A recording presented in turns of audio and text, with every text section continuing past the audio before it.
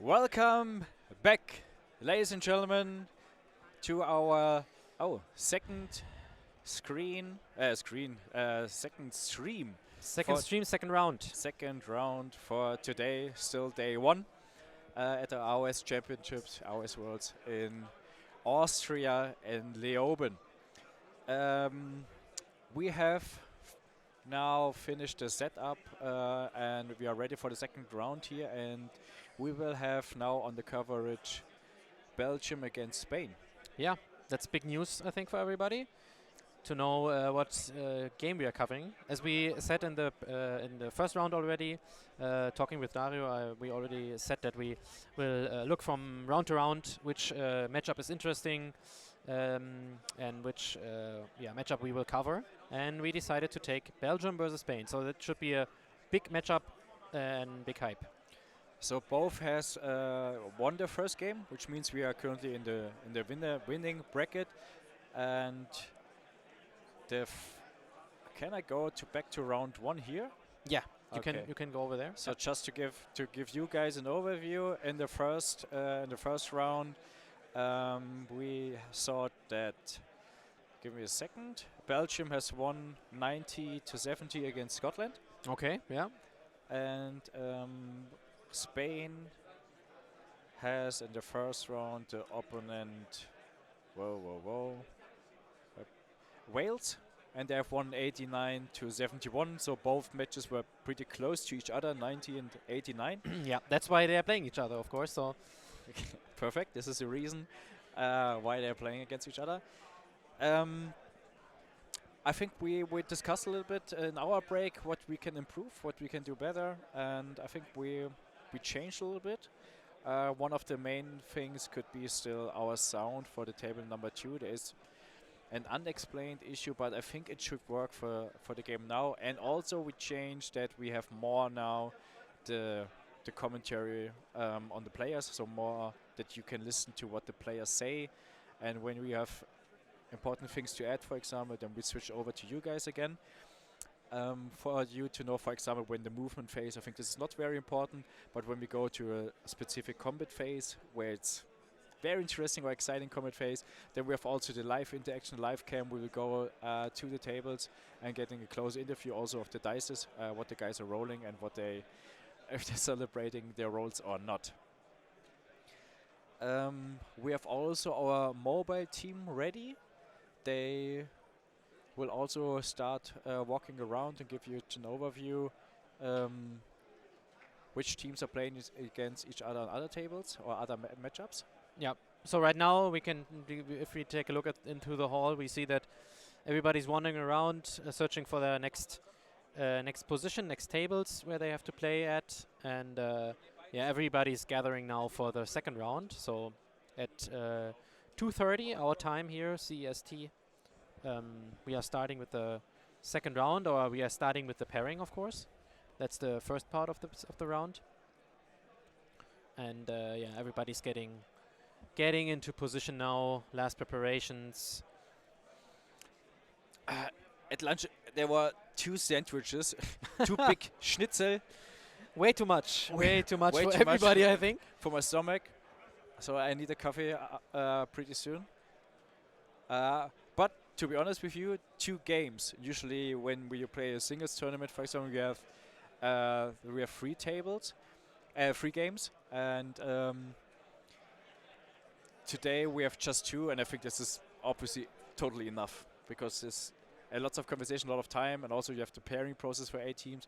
So I think to have 2 games a day is totally fine, and this is what we cover also as well for tomorrow and for Sunday. Oh, Owen is asking us if we can show the room again. Yes, we're still preparing it, OJ.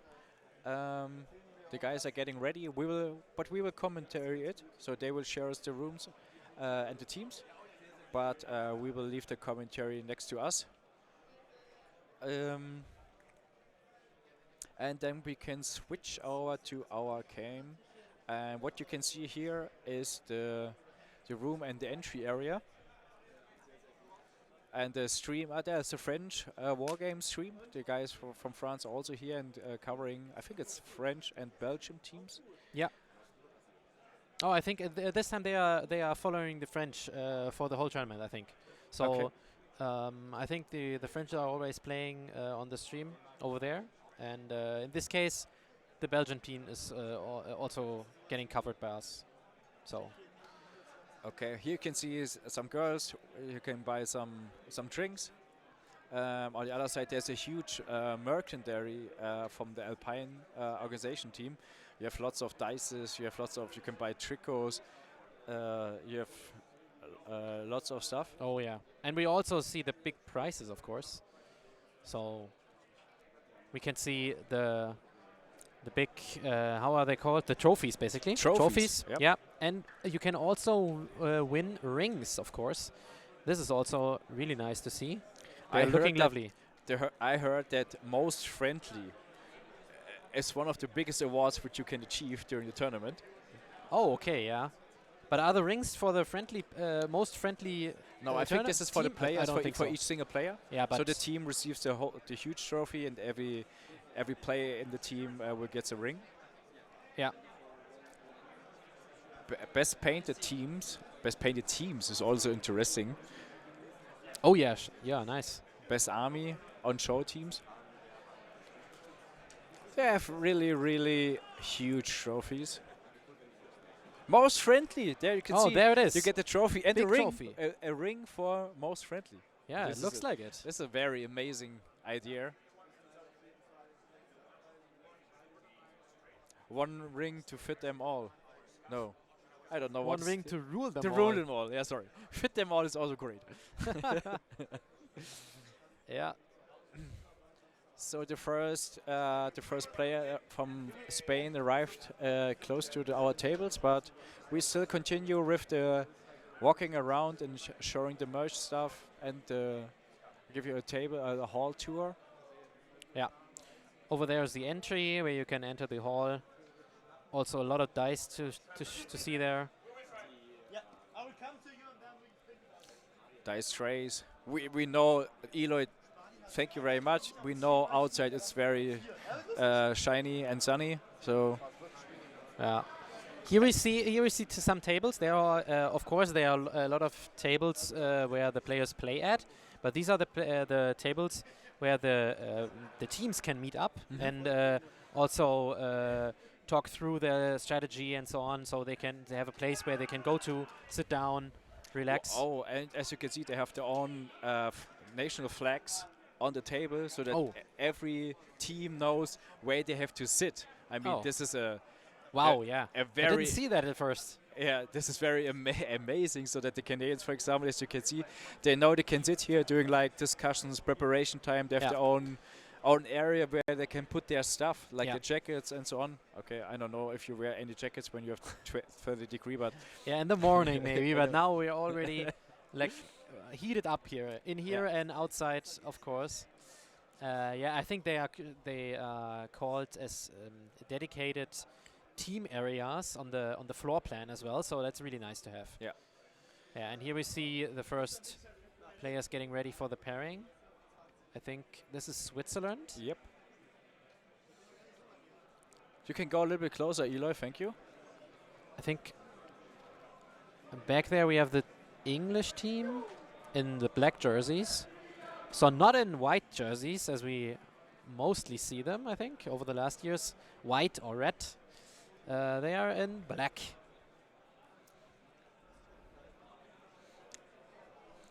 From my perspective, this is the most exciting time for the whole event, because now you know who's your opponent, and now you try to prepare anything for to maximize your pairing, the matches for you, what your players should match.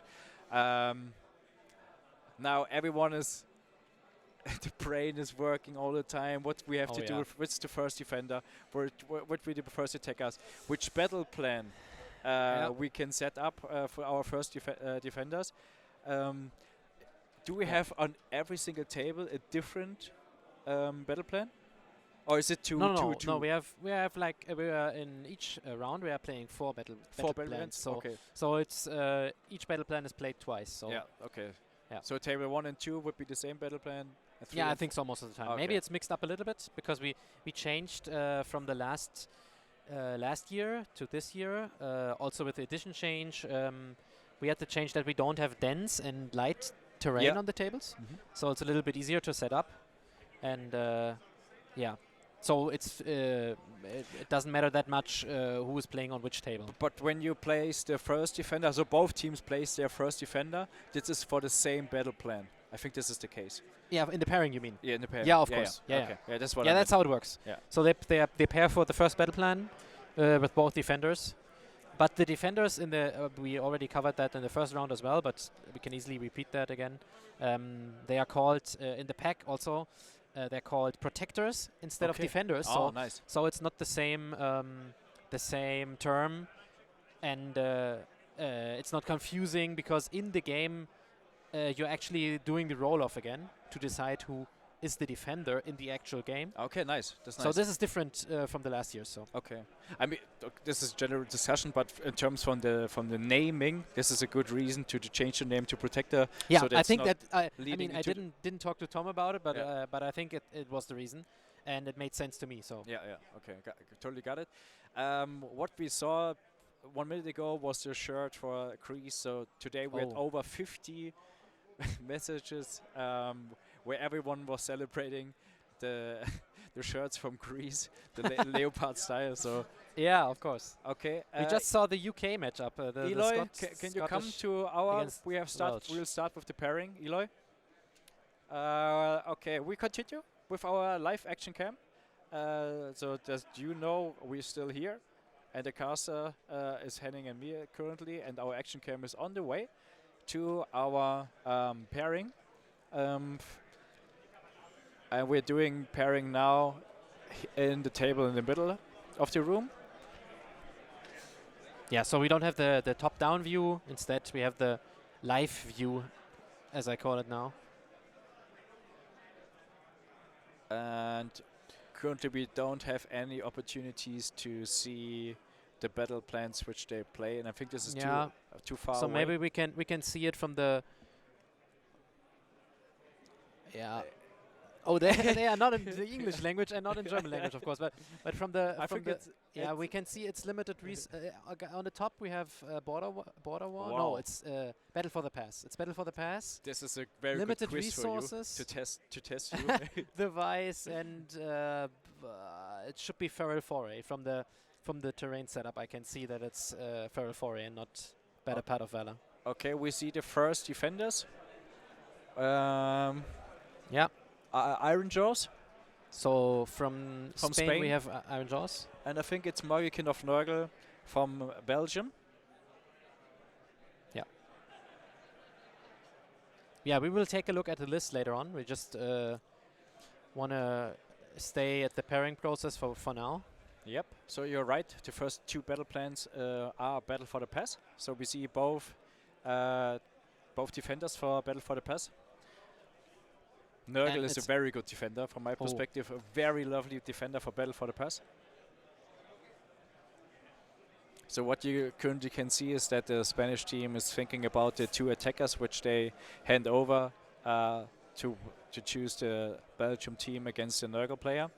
And the same goes in the other way around. So Spain has now two options, two attackers from the Belgium team. They choose the defender.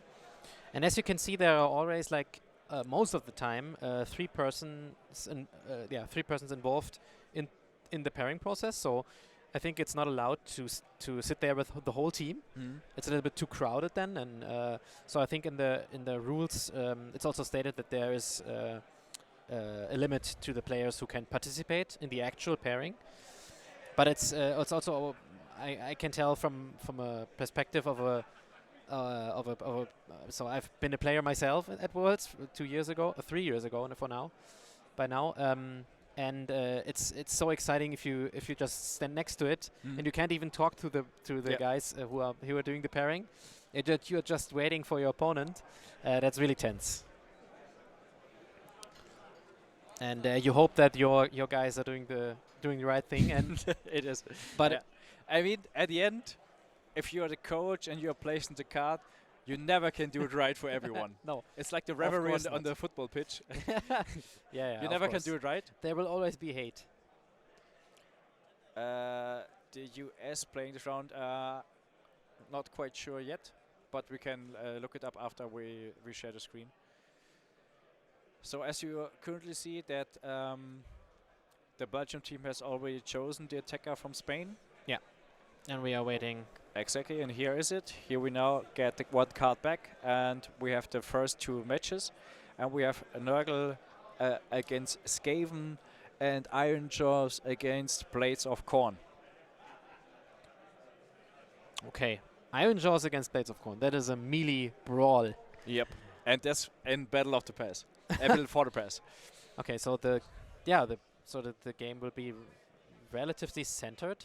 So there should be a good mosh pit for the Iron Jaws. But interesting choice for putting Skaven as an attacker for Battle for the Pass. Okay, I don't know currently the Skaven list yet, but usually just in terms for shooting perspective, very interesting choice.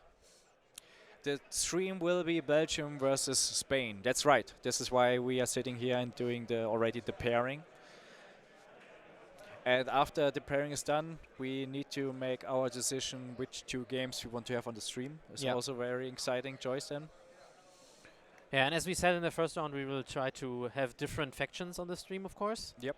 It's not always possible, but we will do our best, so it's a little bit more exciting and more interesting. So for everyone, we had already Silvernet, Luminet, Stormcast Eternals, and Flesh Eater Kurds. Yep. So therefore, it depends on the matchup, of course. But for us, it's very interesting that we make it possible to show you guys many different factions. Second vote for IDK. The fish people. I'm sure we will see them, even if it's not this round. So then we see the next defenders for limited resources. That looks like Flesh Eater. Yeah, Flesh Eater Kurds and Stormcast Eternals for Belgium. Yeah, so playing limited resources. It's a very tough game. Exciting battle plan. It is. I think this is one kind of where you mostly need to think about what you should do in this turn and in the following turns. Just in terms for scoring. Yeah. It takes a lot of brain power to have in mind on which objectives you've been and where you want to go on the next turn, and you have to plan ahead. Yeah. More than in other battle plans, I think, because of course in every battle plan and in every matchup you have to plan ahead, but even more in this one. There's one very clever trick is when someone is very aggressive, offensive, and controls many objectives, then give him the double turn so that deletes everything of his. Yeah. We will cover the battle plan and then we will explain that a little bit more. But you can cover this with Dario afterwards. Yeah, it's complicated. So both teams still thinking. Here you can also see Emmanuel, who is doing our whole point overviews for all matches, so that he's not on the cam all the time, so that you also see his face. He's doing a very important job for us because he's running around and covering every 8 tables here, so that we can give you current results and the status of the game. Yeah. And our good-looking Robert is also on the stream, the nice guy. Yeah, and Manuel is also trying to keep track of the results from the German team, because we already have one eye on them, of course. Yep. I hope everybody understands that. Yep. And now we have the 2 attackers which was hand over. Now again, both teams now have to make their choice which attacker should match with their place defender. But in the first round, I know there are 7 or 6 factions left. Now you know which battle plans are following. Like the Wise is also very special battle plan for the next matchup. Yeah. And you don't want to have a faction in playing the Wise which is not good on the battle plan. Exactly. Because it's a really special battle plan. So this is always a very good strategy, just in terms for team matches. Do we want to have a good matchup for the faction perspective, or sometimes it's also very interesting to think about what battle plans these factions have to play, and maybe you have an advantage in specific battle plans against the opponents. Yeah. Yeah, so normally you say that you plan to pair more into the battle plans than into the factions, but We have Gits against Stormcast Eternals and Flesh Eater cards against Cities of Sigma. oh, cities. Oh, that's interesting. Cities of Sigma for limited resources. Yeah, okay. Yeah, we will take a look at the list later, but Now it's currently I exciting. cannot Device? say it. One of your Device, favorite oh. battle plans. Oh, it's not. It is not, but let's see what the teams are cooking up. Maybe IDK. Maybe IDK. I mean, they wanna sit back at first anyway. Yep, They can, and they can be in the middle really fast. Yes. So, but I don't know. Maybe it's even for IDK it's a little bit hard because they want to go in like in the third battle round mostly. It And depends how tough the enemies are. Yeah. So it depends. but they can easily swarm them over. So, let's see. Obladi Oblada. I think you're right. Have you ever heard someone who's playing Device? Who likes playing Device? Yeah. No, Not I don't really. think so. Not really. I don't think so either. But limited resources mixed. I think there Yeah. are people who hate them battle plan and people who love limited resources. yeah, it's just really challenging and a lot of like bookkeeping. So you have to keep track of everything. And I mean, in a competitive setting, I think it's a great battle plan, and it's great that we see it played here. But for just a casual pickup game in the club, it's mostly not the right thing. But yeah, it depends. It depends if you're playing in a tournament or if you're playing a Friday night with your friends and drink a beer. I love International Warhammer. Yes, I think this is a very good sentence we also support. And this is the reason why we are here. So let's look at the defenders. We have on the Spanish team Seraphon, and for Belgium, Slaves to Darkness. Okay. Interesting picks. So we are on the Vice. Yeah. Okay. So Yeah, now I you have mean 3 cards left, and usually you know which should be the last defender for the battle plan, where you have 6 objectives. This is, oh no, Feral Foray, yeah. Feral Foray, 6 objectives. This is quite a big difference to the Vice, of course. It is. So usually, and this is what I thought, the Belgian team was pretty sure who would be the defender for the last battle plan. Yeah. So they had no opportunity which cards to place a hand over for the attackers. Yeah, and it's always a little bit of a mind game because It is. the opponent most likely knows which which card you are taking or putting down. But sometimes it's more like a risk. So when you think what they think. Yeah, of course. That's what I mean by mind games. Yeah, I love this kind of mind game. This is one of the best thing what you can do in the pairing. So we can now see that we have the defender at the last battle plan for Feral Foray, for Spain Stormcast Eternals, and for Belgium Flesh Eater cards. And this brings us to the decision which attackers they choose. Okay, It's so interesting that they open. Okay, because it's clear which is the last defender, yeah. So also interesting to see the Belgian guys just sitting down with the lists, like on written or printed on a sheet of paper, and the Spain sitting there with the laptop open and look like the big professionals. Yeah, they have like big macros calculating all the stuff in terms of strategy and the artificial intelligence is coming in there. Yeah, but it's also nice if you just sit there and know everything from the top of your head. So exactly, there's no judging. Save to Darkness against Silvernet. Then we have Seraphon against, I think it's Skaven. Then we have at the last Foray, Flesh Records against Ida Deepkin. And we have Stormcast Eternals with Distributors of Siege. Just to answer the question in the chat real quick, so do we have the plan of all the games over the weekend? So we can't have the plan because not every nation is playing against every nation. So we will have to see how the bracket and how the tournament works out.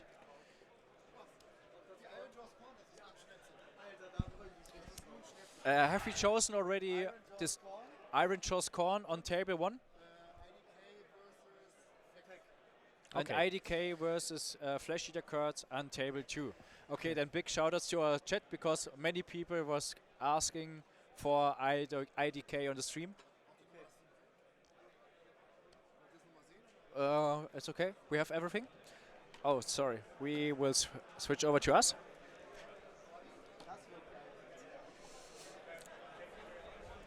Yeah. Okay. Okay. So we have the matchups done. Pairing is done. We play on table 1 Iron Jaws and on table 2 IDK. Yeah. Yeah, it's okay. Can we go just a little bit on the mobile cam? 2 minutes walking around, 2 minutes mobile cam. Ohne reden. I think Iron Jaws vs. Corn is very exciting. I know we talked about it. This is more like close combat, but close combat on Battle for the Past could be really, really exciting. I think we have huge combat phases. Yeah. So the chat was talking about if there's any rules in the pack regarding AI and the usage of it. And I have to be honest, I didn't. I mean, of course, as everybody's saying always, I read the pack, but, but I never read the pack. but I can't remember there being something about AI, the using of AI. So if you have something prepared and it's working really well, I think it could be a big advantage, of course. Yeah, and even more over the years, as Martin said. Yeah. So, which means now we're new on the stream. We have the Iron Jaws. We haven't this yet. Nurgle is. No, what was the second? Iron Jaws against. No, we have Corn. We have Corn. Corn, also new.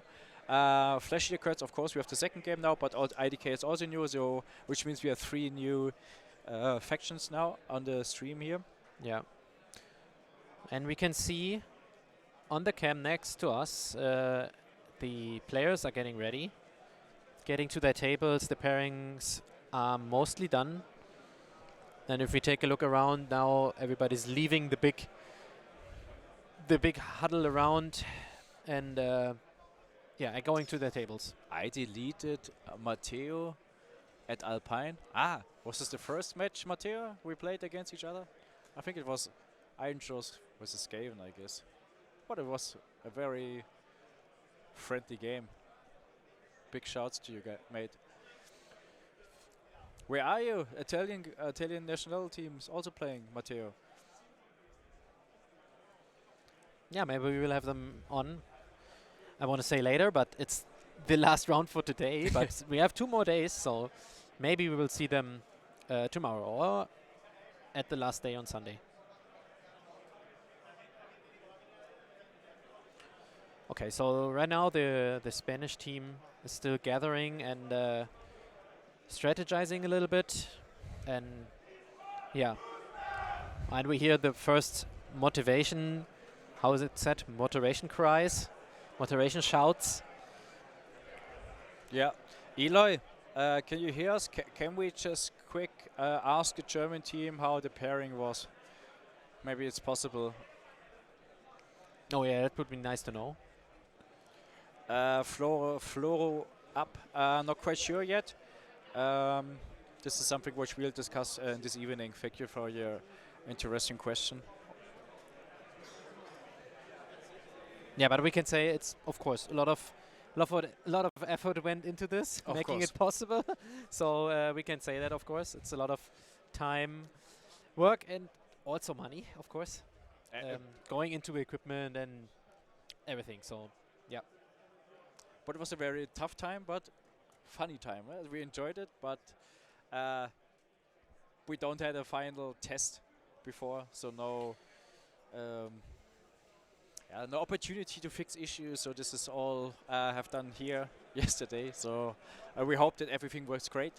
So therefore, it's very important to receive or get some feedback from you guys, so what we can improve, what you can do better, because we want to make it as good as we can for you guys, so that you enjoy watching our stream. So we are just for the reason here that you can get insights and views on AoS worlds. So this is why we are spending our time here to get this amazing event online for everyone, every spectator gets the feeling and Okay, information about the AoS worlds. on the camera right now we saw, I think, the Austrian team against Denmark, if I was right, and then we see here the Australian team in the typical yellow shirts, of course, against the blue shirts. That's Finland. Be nice to see. And which you couldn't hear right now, the Spanish team was also doing their motivation circle and doing a little bit of a shout out. And now they are, I think, ready to start. Lots of noises are going on, so every team is now celebrating their own and doing some motivation speeches or calls or shout outs. Very interesting. Got some interesting feelings on my arm. Yeah. Okay. The chat is still talking about the AI thing, and what they said is that it's not really useful right now using AI because there's not that many data to be put in or to use for it. But of course, as they said, if you would like feed an AI to do the job, it would be really useful. Yeah. But I think one of the best arguments against AI is that you still have dices, and you have. Of course. That's why it's just to put you in a little bit of a better situation. You think you are. You think you are. Yeah. Yeah. Of course. But because there's one big thing which I think it's not for all these statistics and data is the skill level of the player. And maybe you have an offensive or a defensive playstyle, for example, because you can play each list differently. So you can have high win rates with Iron Shots against Korn because you played otherwise in other Iron Shots plays. So therefore, it's for me, it's not very easy to say when you have 8 Iron Shots players against 8 Korn players, and that in terms of these conditions, that always Iron Shots wins, for example. Yeah. I was a little bit distracted because we just saw, I think, the Northern Ireland players gather around and do their little preparation circle. We see that on the. We have the England, Team England. Team England circle. We see Steve. Oh, and Phil is giving a little bit of a speech, I think. Yeah. And Tom, of course. We are pretty close. Thank you, Eli, for the insights. Yeah, that's nice. I think that's mostly the coach and the captains talking and just bringing everybody in the groove and motivating them. Yeah. Like in any other sports, I think. So that's a nice thing to see. And that developed over the last years, of course. It's also cool for the feeling of the whole group. So when you're part of a team, then it pushes you, it gives you better feeling. Yeah, and that's also the nice thing about teams. So like, it is a lot of fun to play as a team. Yeah. And I mean, you're alone at the table. You're playing one-on-one basically, but it's still something you do together then, and everybody is working for the team, getting as many points as you can. Yeah. And this is, I think, also a very big difference to get one step closer into the topic is because on a singles, when you lose a game, you are maybe out for winning the tournament. For teams, it's a complete other perspective because sometimes it could be your task of losing the game and collect as many points as possible because you know your teammates had, for example, better matchup and they win, and you win as a team. So no one at the end will go to your game and say, oh, you always only played 8-12, for example, because this could be part of the strategy. Yeah, of course. And this is a big thing you have to understand if you're playing in the team format. Yeah, for sure. And you need to sometimes you need some time to get into the thinking of that. If you normally only play in the single mode and you know that you want to win the game, and in the end, if you are like 20 points down, you say okay, whatever. But not in this case. In this case, every point matters. So everybody's playing to the end and trying to get as many points for their team. Oh, Florian is still recording. He was pretty close to us. Now we can see that Dario is just giving the guys who's playing on the stream just some rules, because Robert is close to them. This is pretty new for us, because Robert is doing the table boss. Yeah. And he will write down what kind of battle tactics they scored and how many points. And we have an online document where Robert will put everything in. And you guys on the stream, then you have the option to see what is the battle tactic, to give you guys a better overview just in terms of what the players are doing on the stream tables.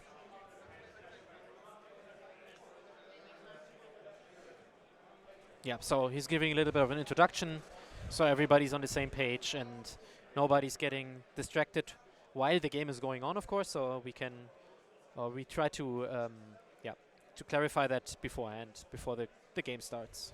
I really love the action cam. It's so good It's to nice. see. It's so nice to see the whole, Yeah. the whole venue and everybody doing their thing. And over there we have the French team playing on stream as well. I'm not sure What who is they're playing. Oh, against Canada. Okay. Oh, So they are playing on the French Wargame stream. yeah. France against Canada. Yeah, we see Rich here. Just yeah. Okay. Okay, so we see the players are already getting started here. Oh, there's one player who's playing in the Greece shirt, but I think he's still belonging to the Canadian team. They changed the shirts after game Oh, one. after game No, one I don't know. already. Oh my God. Okay, that's a little bit confusing. Normally you change the shirts or you swap the shirts after everything is concluded or after one day, but of course, why not?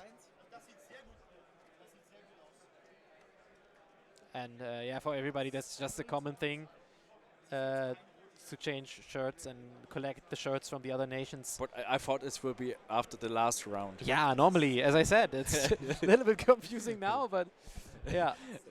Imagine everyone is changing the shirt after game one against the opponent. At the end, everything is mixed all the For time. us, it's completely confusing. If you Yeah. take a look at the hall, and everything is colored, and Yeah. you cannot tell who is from which team. If you switch in game one, there's an opportunity that you receive your shirt back after At round the 6. Yeah. Yeah, okay, that would be funny. Yeah, that's true. Here. Thank you.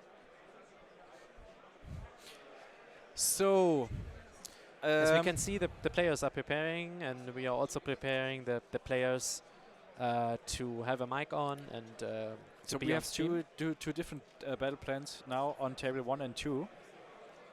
We have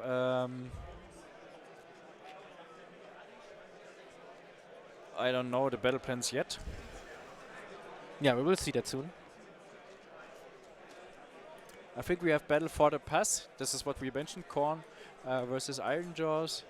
Oh yeah, and sure. IDK was I think the last battle plan, which is Feral Foray. Feral Foray. Okay, nice. So I don't have to watch limited resources, and I don't have to watch the Vice. It is great. I'm It was so a lucky. It's a very great I am so lucky today. choice. Oh, we can already see all the pigs. All the picks. Oh, nice. And we will have Dario on for the game again. So He's and playing the list. he is a big expert. So This would be even more in Iron Jaws. So he will give us the insights, I think. Really nice to see. so. Yeah, I it's think all pigs. Exactly. I think we will close with the this is the Korn army. Many colors. Many colors, many different bases. Many different bases, yeah. So somebody put together an army from different people, maybe. Yep. So I think you can now take over. Yeah. Because I think you have also to prepare everything for both tables, like the names and the. I'm ready. So Yes. then, from my perspective, thank you guys. Enjoy the second round. I'm still here and do all the technical stuff, and I will hand over. Would you want to switch the Yeah, position? we will switch as well. Yeah. Then I will just change it. If you go back. Looks good to me. Okay. Okay, then we are back soon.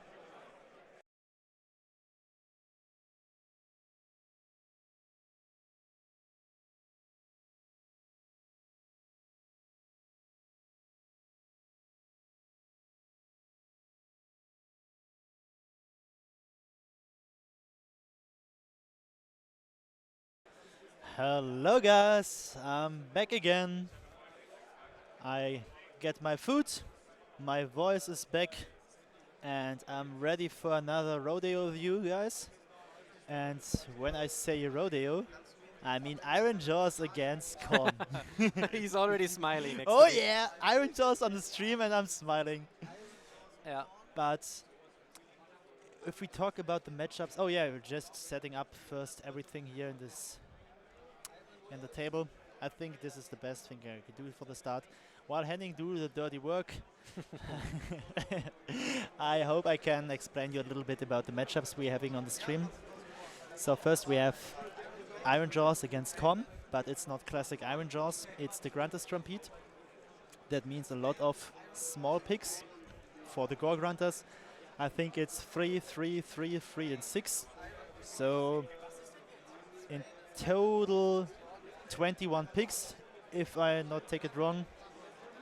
And the problem for the pigs is they need to charge to make some damage, because the Grunter Stampede once per game they can do a lot of damage, because every one of the Gore Grunter units can make d6 mortal wounds on impact damage. For food it was fried rice, I think. I hope so. Everything else would be not good for me. And Okay, You- so Dario, you already talked about the list, so we can take a look at it. yo, perfect. Perfect. So we are taking a look right now at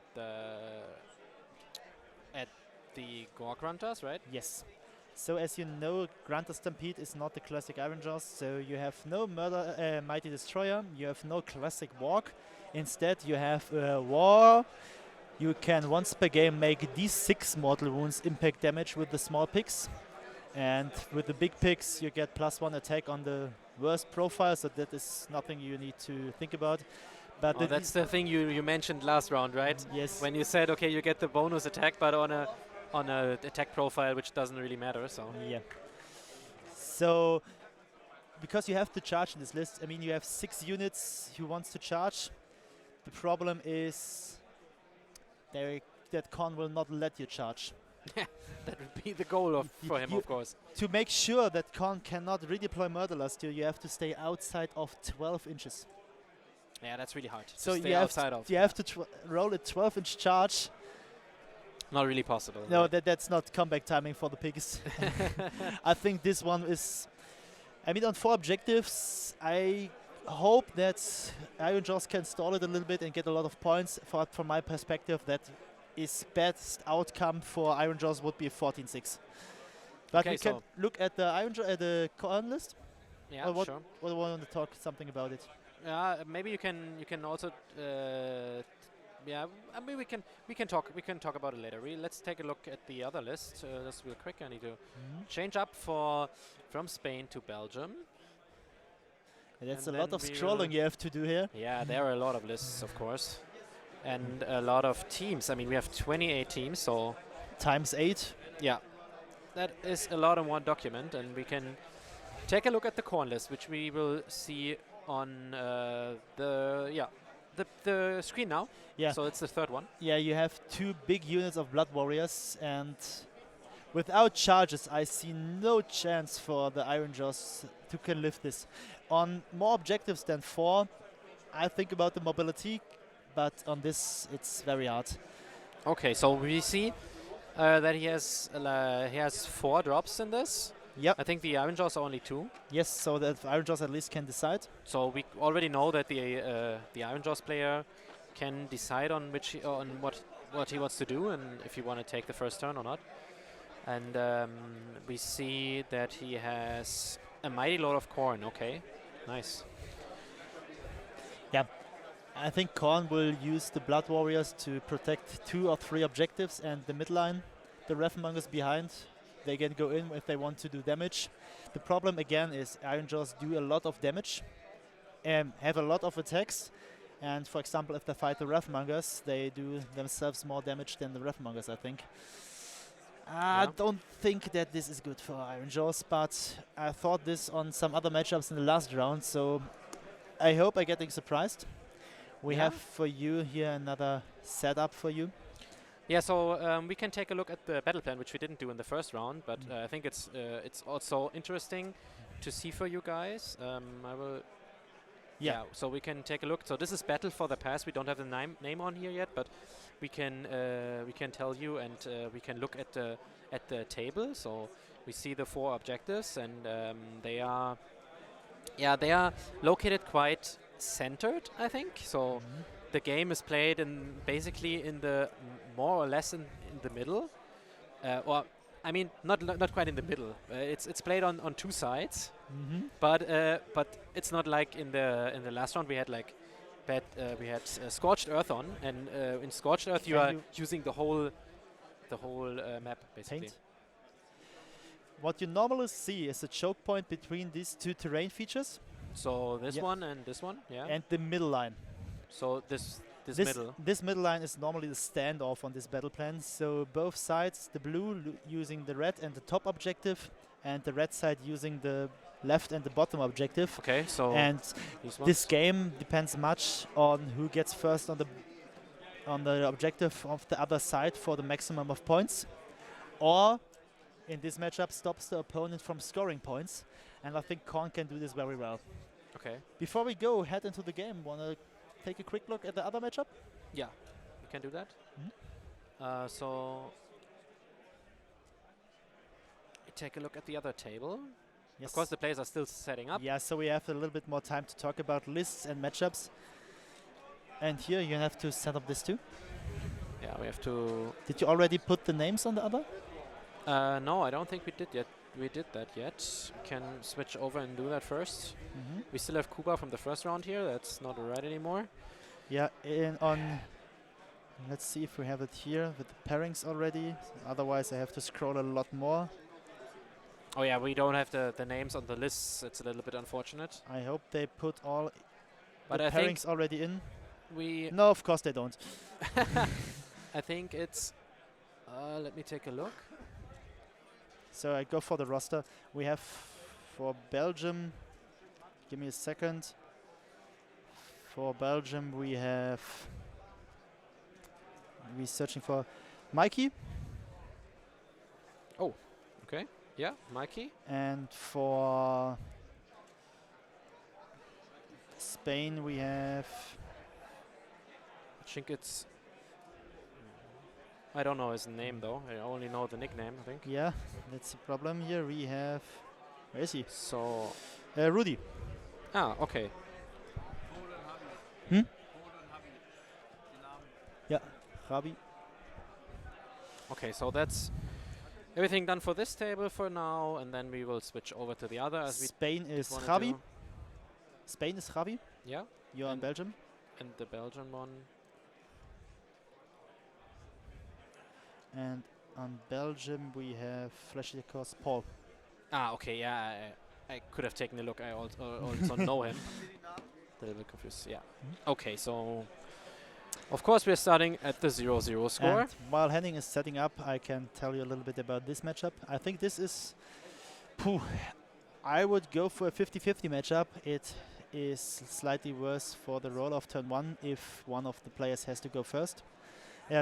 Patrick Koch in the chat, brother of Manuel Koch, who is here with us. Of course, if IDK is in play, he's in love.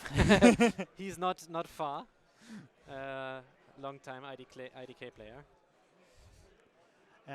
This matchup depends, I think, a lot on the roll-offs. It can swing in both sides. I would slightly give it to IDK on 6 objectives.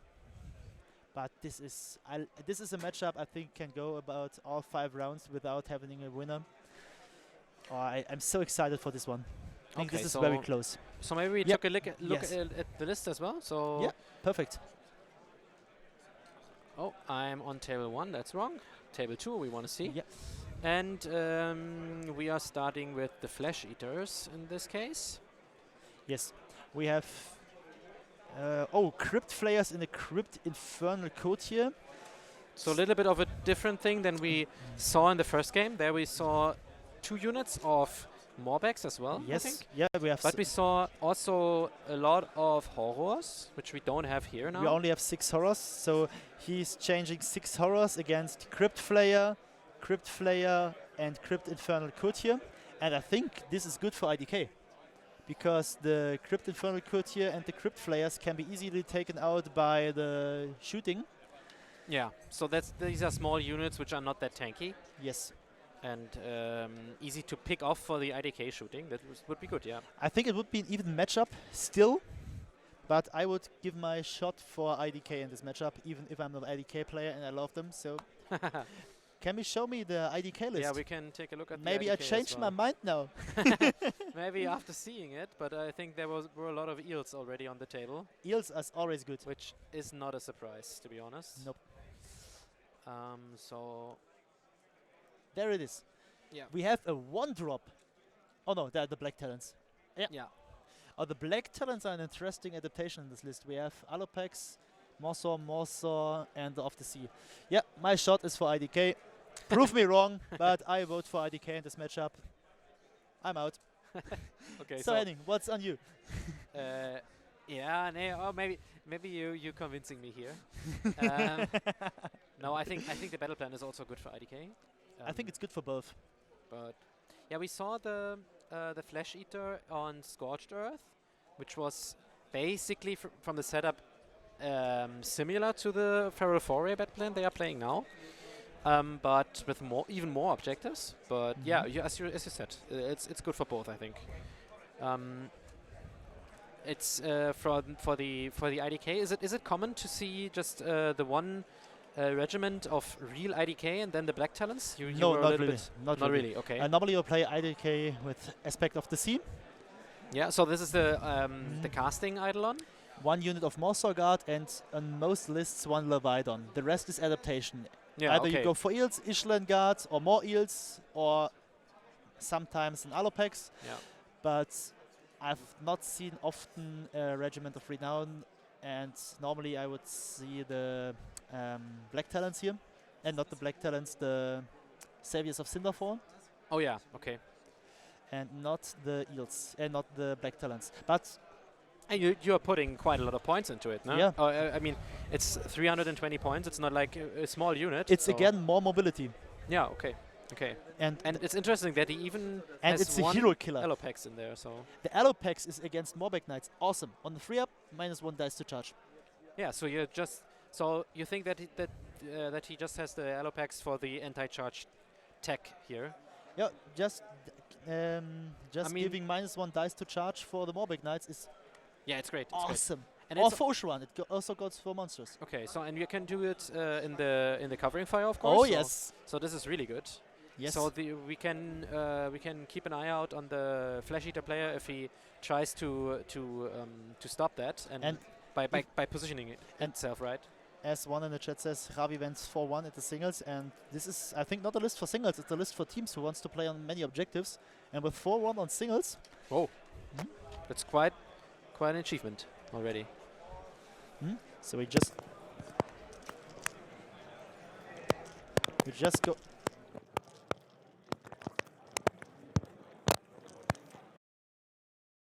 Not so.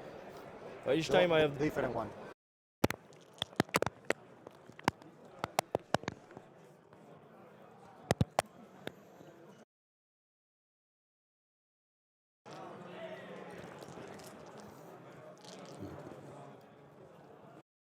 Try it yourself. So Okay, just a little sound check, so we have the opportunity to give the sound back to the players. As we saw, one is fine, one is not fine, but we try to Yeah, manage we're it still again. working on it. Maybe I think the one table wasn't talking right now, so Maybe. it's not that. I give it to Seba.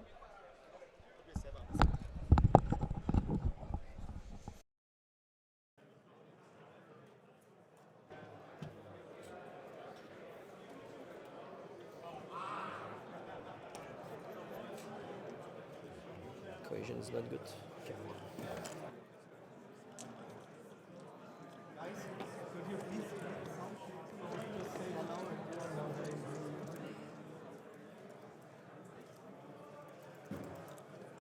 I'm playing for the team Belgium. I'm here. Rudy. Okay.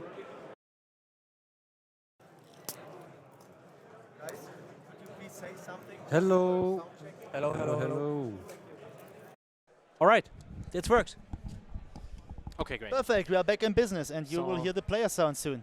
Yeah, so this is nice to have always, just for you guys to listen into how the players are dealing with the game. That's always interesting to hear, I think. So Yes, we will it try is. to switch on them. Just real quick, I think we didn't talk about the battle plan yet, about the second one. So I will turn off the list for now, and we will take a look at the battle plan, which is played at the second table, which was Feral Foray. Just Yes. have to put this on real quick. So we can see the battle plan is a little bit similar to Scorched Earth, as I mentioned. So we have 6 objectives, which are quite far away from each other. But maybe Dario can give some insight into how you normally on how the battle plan most often is played. So Yeah. So most often the battle plan is played. I'm sitting in the woods and trying to cover as much of my own territory and threatens the opponent territory. yeah, okay. But the problem is, I mean, you can So see this. just real quick, the woods. He's talking about the big tree terrain features we have So here. good to have you at my side. Because you can of course get into cover and be a lot safer there with your units, and then just strike out at the right moment and attack. Yeah. The problem is on this matchup, you have also in this world you only have one wood you can stand on, and the defender can decide if it's the wood at the front or the wood at the back. Yeah, okay. So let's show that real quick. So we have 4 obscuring terrain pieces, as it's normally called. Yes. We normally call it woods. Yeah. And they are working in favor or not in the favor of a player, of course. And now can you show me the we will take a look at the Genau, actual table because now. this is now surprising. Yeah, because it's a little bit different at Worlds. We don't have 4 woods, as we call it. Yeah, Here? we only have one on Yeah. both sides, so 2 in total. And the defender, I don't know who it was, decides that the wood is placed at the back. At the back. So just to make sure the viewers can understand that. So this is a terrain piece. This is a terrain piece. This should be it is obscuring, but it should be able to put units in, but Yeah. not at this world. Okay, so it's still obscuring, which Yes. could also help, of course, or not help if you want to shoot. Yes. And in the back, as Dario mentioned, the defender, I think, Yes, decides. the defender can decide. Okay, so the defender can decide, and they can decide if the obscuring terrain, this one, and this one down here, where he's standing on right now with Yes. a lot of models, if he wants to put that in the back, or if he wants to swap them around. I hope this is Yes. good to understand. Yeah, So it is. and in this case, of course, the big unit of I think ghouls it is. Yes, it is good. He wouldn't be able to place them like that if there was the big rock, as we see on here. So the big rock here is not in the back, so he has a lot of space to put models. But he can also hide behind the rock now, as the IDK player can do too. Yeah. So we have the blue objectives, the IDK objectives here on the table, which we can see really well. I thought our table coach just put the battle tactics and the first turns in. Can Okay, you so just we check? are already starting, Mhm. and So- we can take a look. We are currently on table 2. Yes, so I think then because of Feck starting, I think IDK gave Feck the first turn. So maybe Feck was the one who puts the terrain back. So Yeah, maybe. wow. But did they both have 2 drops? I can't remember right now. I think Zaruti, the defender, always can decide if the forest or the obscuring terrain is placed on the front or on the back side of the map. It's important for Feral Foray or for Scorched Earth, I think, and Starstrike. Yeah, so it only matters if you have 4 obscuring terrain pieces on the map, and as we saw in the first map, there we don't have the 4 obscuring terrain pieces, so there it doesn't matter. Oh, I think this is a nice decision here. What is he doing? I think Feck is going for take the land, take the flank, take the land on this objective. Or what is just he a doing? second, we can. Yeah. Yeah, he's So, take the land. Paul in this case, I think. Yeah. Yep. Paul is starting, so he has the first turn with the flesh eaters, and he took take the land as his first battle tactic. And now, Seed of Tides. Just checking. Yeah. Some rules. Yeah, and now Javi makes a counter cast and putting the Leviathan next to the take the flanks, take the land Oh. objective. Yeah. Just to make it real hard for him to Yes, get it, with right? +1 to cast, and I think outside of unbind range. Yeah, it's I- an easy it's- thing to do. Yeah, but it would also be an easy thing to do if he goes for take the flanks. Oh yeah. So It just just depends on the positioning, right? Yeah, you could just put the turtle at the other flank. Yeah. So Okay. it That's- doesn't matter what he's doing if the counter cast goes through. We have a big problem here. Yeah, that's of course, and that's because the Eidolon, I think, where is the Eidolon placed right Here, now? yes, right in the middle. Right in the middle. It's a little bit hard to see for you guys right now. Sorry. Here's the Eidolon, and as long as the turtle, so the Leviathan is, I think, wholly 12 Yes, within it of the has to be Eidolon. only 12. So he can just pick it up and put it somewhere else. Last and season you it's could really only nice. teleport heroes, but now you can teleport everything. Yeah, That's so what I the- was checking so right the- now. Yeah, so the spell changed, right? So Steed of Tides changed, and that's why he can pick it up and put it somewhere. And so it doesn't matter where the Leviathan is placed as long as it's wholly 12 of Oh. of the Eidolon. The Leviathan will not die against ghouls and Morbeg Knights. For example, only best case 12 Morbeg Knights can go in. They all have -1 to it. The Leviathan stands on a 2-up save and 5-up ward. Good luck killing it. Yeah, it's really hard. Yeah, you will not kill it, no matter what. And if you try to go for it, the eels have enough threat range to kill all of your Morbeg Knights in one go.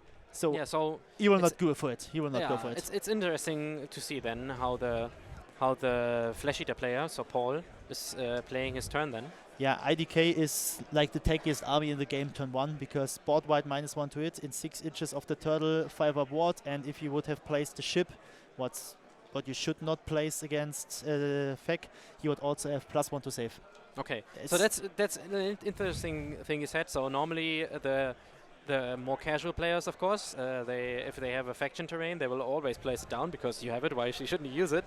But in this case, you say that it's a disadvantage if you place it down because it's the disadvantage is basically bigger than the advantage you get from placing it.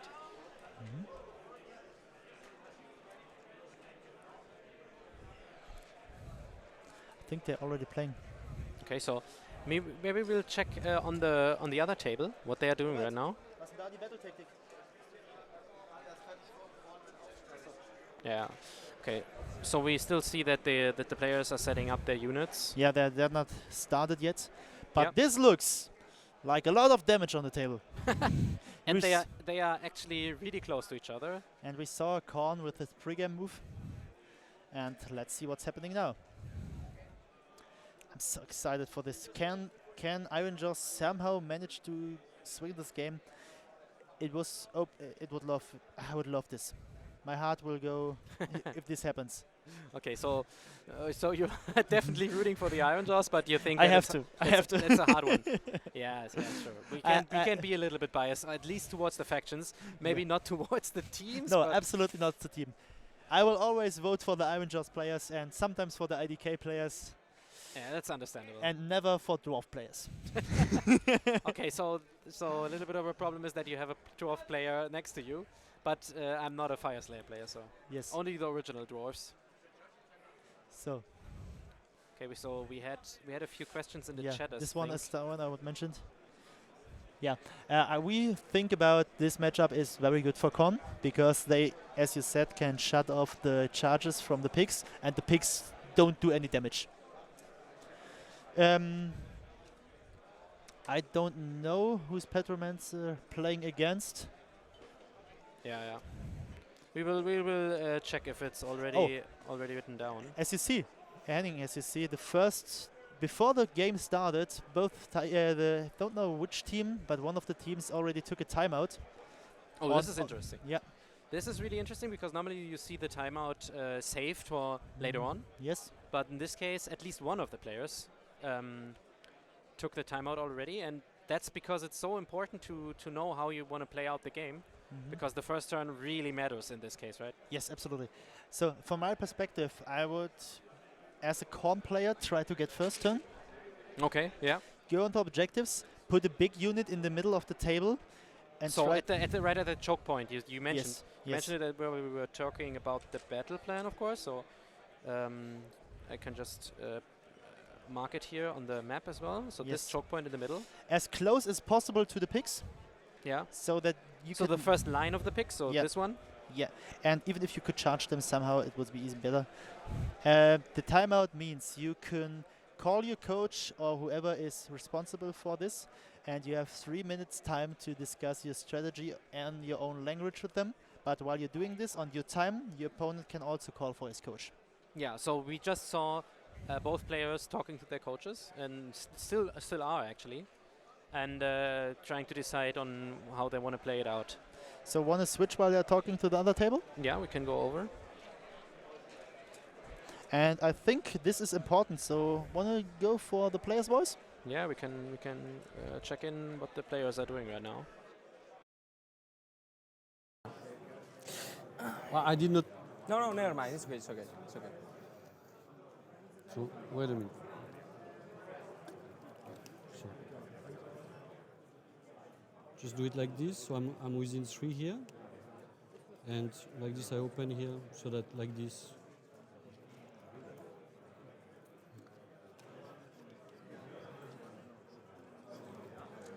This guy is also within 3. Just one guy.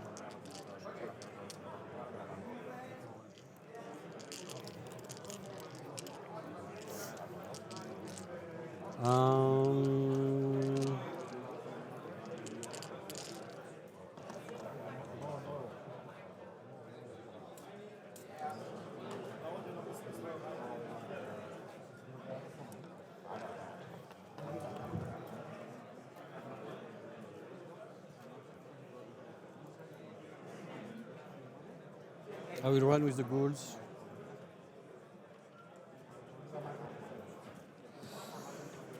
Move 8.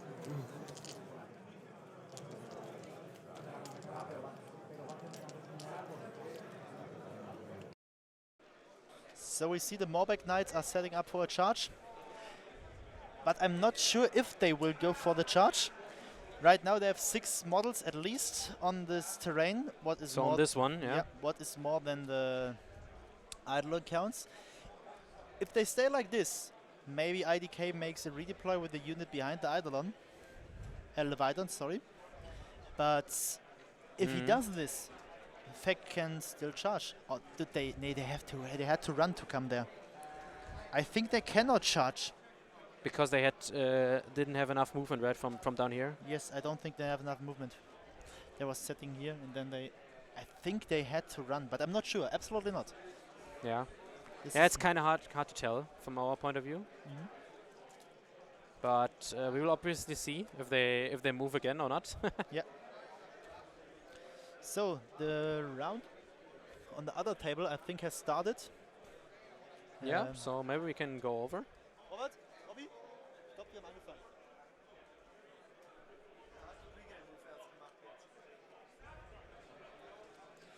So the round. Yeah. So the round starts. That's why we need the battle tactic there. Yeah. So our table boss is now right ahead of this game. Didn't pick a battle tactic right now. This one will be brutal. Who has started the game? Who is the starting player? Maybe he's still deciding. Okay. No, he gives the handshake and then puts on the clock, but it looks like Korn is the starting player here. I Okay, think so Korn he's has taking taken- measurements, so that would make sense. I think Korn has taken the turn. Okay, so Want to go for the voices of the player? yeah, just need to check in real quick. So Mikey is the corn player for Belgium, right? So Yes. we are on Mikey. Yeah. Yes. So he is taking And the first turn. It's taken the first turn, Yeah. So let's listen in. and he's going for seize the center, as I mentioned before. Okay. Looks like I know the game. Okay, so let's check in real quick. I think, yeah, maybe. Let's try it. What he's going to is going to say.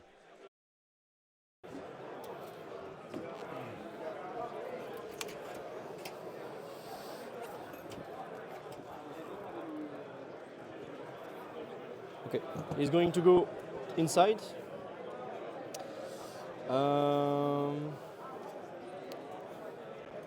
C'est horrible. Yeah. He's going to cast the axe on the 4. I got +1, 6. Goes through.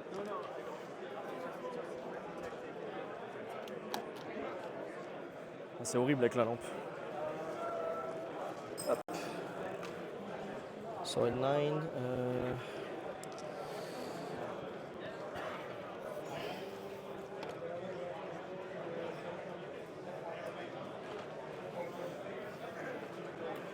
Okay. I'll try +1 rend on the Blood Warrior. 2, I will bank. D3 mortar wound on this guy. Nope, nothing. And that's it for my hero phase. Would you like to do something? Nope. Okay. Let's go for the movement. So you're moving off 10, right? Because you have +1. I will move 10 and 11 Yeah, first sure. turn. Then Yeah, sure. I didn't want. Because you had the +1 the first round. Everything safe Yeah, on yeah, 3 sure. half instead of this one. Sure.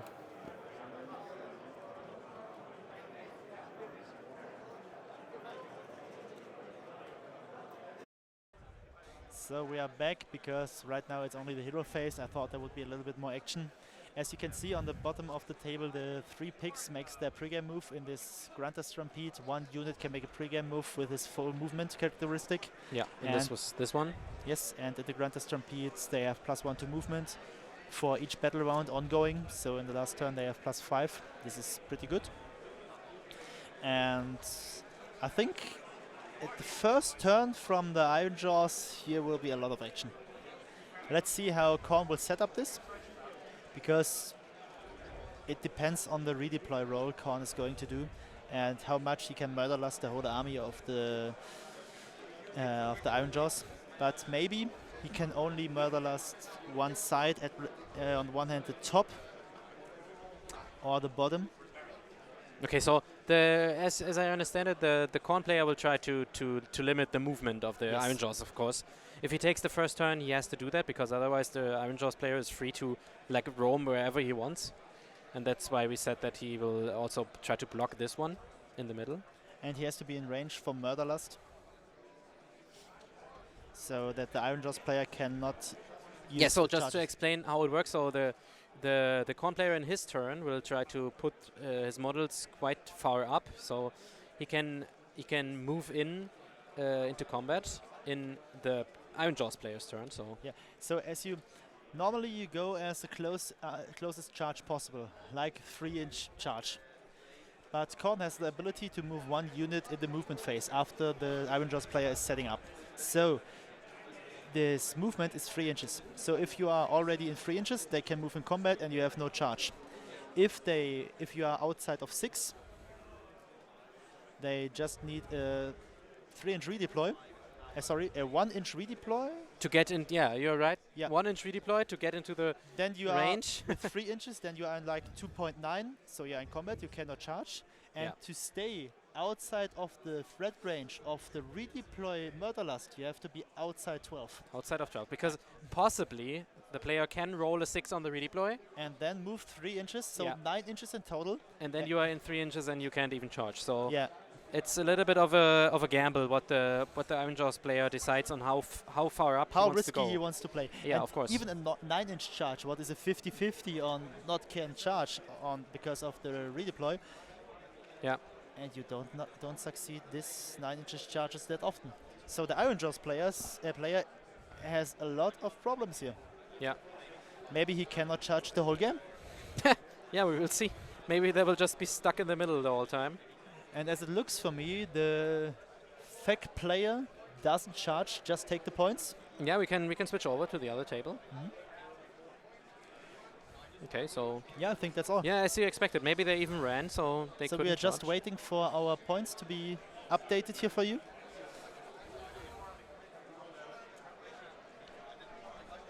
And then we can give you more informations. But I think now, I don't know if it's the right decision for IDK to go full ham now. I mean, they can be patient, right? So Ooh. What do you do with the Morbeck Knights? so it's interesting that the. I mean, I think, but maybe you can say something about it. It's interesting that the Flesh Eater player basically left the bottom. Oh, I'm wrong here. Just a second. Left the bottom right side completely open. So He- we have the score for you. Oh, okay. He goes for 8 and takes the land.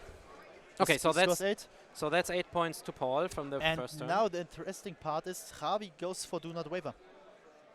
Okay, so that actually says that he will fight at Yeah. 2 points at least. And you see he puts the Eidolon over and now he will cast -1 to save on both unit Morbecks. Oh, that would be really spicy. Right? Yes, yes, yes, yes. Okay, so just to explain. Yeah, Uh, and he succeeded. You see, Okay, he so succeeded. he put down 3 tokens. There are 2 unit Morbecks and 1 unit Crypt Flayers, and all of them have -1 to save now. Oh, this will hurt quite a lot. Yes. So we're talking about these little tokens, which we think is a debuff, and this is of course made by the Eidolon, which teleported over here. I call it right now, if this turn runs good and Javi wins the roll-off, the game is over. Yeah, because he will just do basically the same thing again, right? Yeah, but then on this unit. Yeah, of course. Because He will just go over here and then move over here. Yes, he can use one of his units or even the Alopex to block the middle, Yeah. to block this middle from and stopping the ghouls from going to the eels and the Leviathan. Oh, this is a good move. Okay, so we basically see a A counter charge probably of magical intervention here, right? yes, By Paul yes. to, But to stop the eels from coming in onto his Morpex. I don't think it's that easy for him because maybe he's stopping a lot of damage, but they have impact damage, they have shooting, and all of this can remove the barricade again. Yeah, of course. I mean, if he needs to stay a little bit, he does. No, he needs to stay a little bit more back, but More big. more back. Really nice pun here. But yeah, you're right. He can just shoot it off. Yeah. But it's like on. I I think don't think shooting is enough. I think the Eidolon is not in range, and only the Leviathan and the Turtle is not enough. Okay, so the Leviathan and barricade. Eel. So just to explain, that's it's a manifestation he put down here. So this is a I don't know. It's the something barricade. It's called, and he can put it down as a manifestation and block movement with it, of course. Yeah, he can fly over it, of course. That's true, but it's still in the way, right? I don't think he already casting it because he thinking about, but he's not happy with the result that would come out. So Yeah. Yeah, maybe the players are talking about it. We can give it a quick listen. yeah.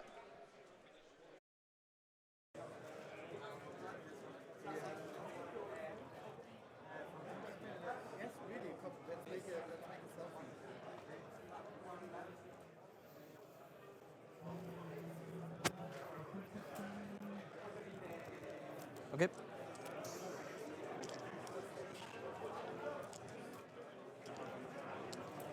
So they have or they don't have? They have War 5, so they don't have? No, they don't have. They don't I have. failed. Okay, movements. I needed a 3 up. 5, right? Yeah. Okay.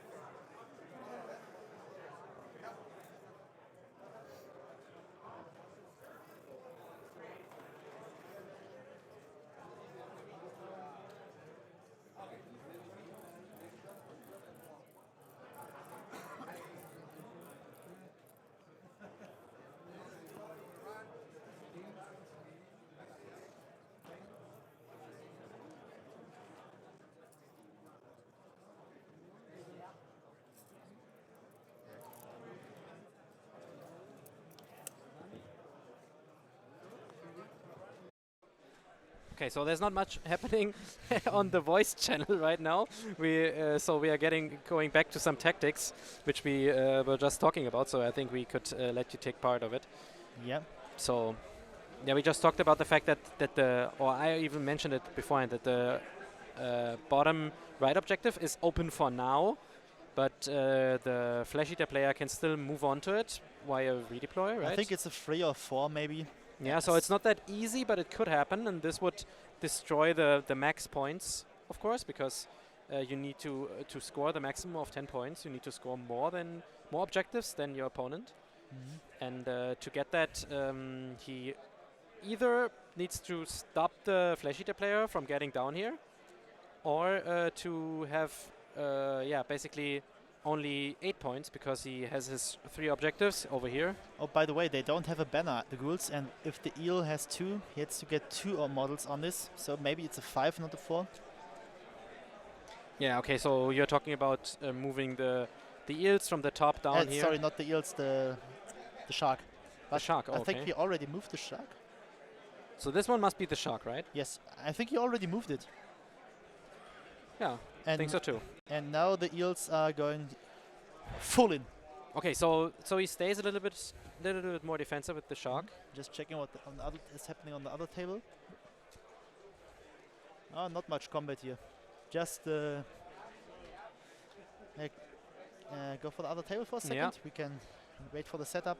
He succeeded the charge with the X. So the first unit of pigs is pinned. So down here, we Yes. were talking about the pigs coming around with the pregame move and maybe threatening the back objective. And for now, the pigs are busy, basically, Yeah, and killing the axe, and it's not they even that easy. they will not kill the X. No, I mean, the pigs are really not doing any... I mean, they can do damage, but they are not, They're not equipped here for that. for staying in combat. No, They're here no, for no. pin or for And charge. Yeah, and Not- moving away again, so... Yes. And they cannot do this in this game. So Yeah. which damage? Yeah, That's that's the exactly question. what we were talking That's the about. question. So, so this is really nice for the con player. So they're basically done for now. Hallo, machen wir doch die ganze Zeit mal wieder. Ja. War schon. Ja. So our boss is giving us some advices or I mean calls. How do you call what is the regisseur in English? I think it's the same word. It's the director. maybe? Director, the regisseur, Yeah. So something like this. He tells us what we have to do, otherwise we will not get food in the evening. yeah. So it's really hard here We have to live on water, nothing else. Water and dry bread. until we have another chance in the morning tomorrow to do the job better, of course. Yeah. Okay. So the con player moved up a bit, as you said. He's taking this objective. And he's also taking this objective, like very far back though. So there's still a lot of space for the Iron Jaws player to move into. Yeah. Can you check if we already have a score on the left side? So No, we don't have. no, not yet. So the con player is still not finished. Yeah. I'm very excited what the con player will do for battle tactic here. You mean the Iron Jaws player? I mean, I'm just. Yeah. Okay. Sees the center, he cannot play. Do not waver, can be risky. Yeah, we can. Of course, we can talk about it. So maybe so since the center is blocked, basically, of maybe course. attack on 2 fronts. And something to be said about the battle plan. We can take a look at the battle plan real quick again, because interesting in this case is that it's really hard to take the flanks, which is normally way easier, because you have to be at the left short battlefield edges, of course. So you have to cross the whole board for take the flanks. Yeah. So you basically have to go from here to over here. Even though this side is easier, of course, this side, it's really hard to go over there down in the bottom left corner. Can you just check for the scoring? We have a scoring. I was Yeah. told. So We have okay. only 7 points here because the pigs piled on the objective. Those sneaky motherfuckers, of course. Yeah, that's Yeah, the that's- price you have to pay if you charge the pigs. Yeah, they got movement, right? I I'm mean, pretty sure that was not on his in his mind that the pigs could pile on the objective because control score 2. He has only 2 models on it. Yeah, He that- just lost 2 points by making a mistake. yeah. So and that's how it goes. Even these world-class players are doing mistakes, and I mean, I think it would have been possible to put more models Of on course. there, right? Of course. So it's just something he didn't see. So And just for example, the player who wins the tournament yesterday made the same mistake against me. yeah. I could move 3 inches with Mighty Destroyer and then 4 inches for a redeploy, stealing the objective with 1 pig. He has only 1 model on it. Yeah, of so course. that was a and 1-point turn for him because he messed up. Yeah. So that's what the game is about. Still lost and he wins the tournament, so it's fine. But even the best player can make mistakes. Okay, so and right now we see that Rudy is checking on where he can put his pigs. So he's deciding on what to do in this turn. So want to go for the other table? I think there's a little bit more action right now. As you can see, the eels are setting up. Oh wow, this will hurt. Let's see how much stands behind. The problem after I this see turn. here, maybe he reaches only 1 unit of Morbid Knights because he cannot go to the left side. He has to roll high charges to have an opportunity to go for the other unit of Morbid Knights. I would have loved to see that. Oh, the turtle with the fiber board on all eels is also nasty. Yeah, because they are standing all really close to it, right? So Yes, it's 6 they inches are of the turtle. and all the eels. in the bubble. That would be a 5 board for all eels. And then they are hard to kill. And as I mentioned, if they get the double turn here and lift and all be free, Ushuan is gone, the next unit is gone, and we have a huge problem for the Yeah. Fek here. So this matchup is of course really swingy because the IDK have a lot of damage, but the IDK also can die real quick if they are exposed. They are a little bit defensive here with the turtle buff, but as we were getting asked in the chat, if IDK loses the double here and the normal turnout stays, it could also be good for the Flesh Eater player. Yes. But Ushuan, talking about Ushuan is down here, so he has quite a way to go around the objectives. He has a big base, and he can't just go over here. So he would move like over here and over there, and this is a lot of movement to go. Yes. And even with redeploy, covering fire, there's a lot of tools in the IDK hand. Yeah. And I think we have a battle tactic on the Iron Jaws against Korn matchup. What is it about? We are going for attack onto... How is it possible? Oh, because the objective down was scored by no one. That's how it's possible. Because they both had two and it control was 2 on yes, and it's Yeah, wasn't, that's it didn't belong interesting. to any one of them. Yeah, That's nice. a good choice. That's a good choice. That's really nice, yeah. Now the question is, do you think he thought about it before he makes the redeploy the move in this? Or Yeah, just say, I don't know. or just did he play it edgy badgy? Didn't get this point. Mhm. Oh, by the way, I don't get it either, so I can go for attack onto France. It's, I mean, it's or perfect. was it part of the great plan? We Yeah. don't know. Yeah. It's perfect in this situation.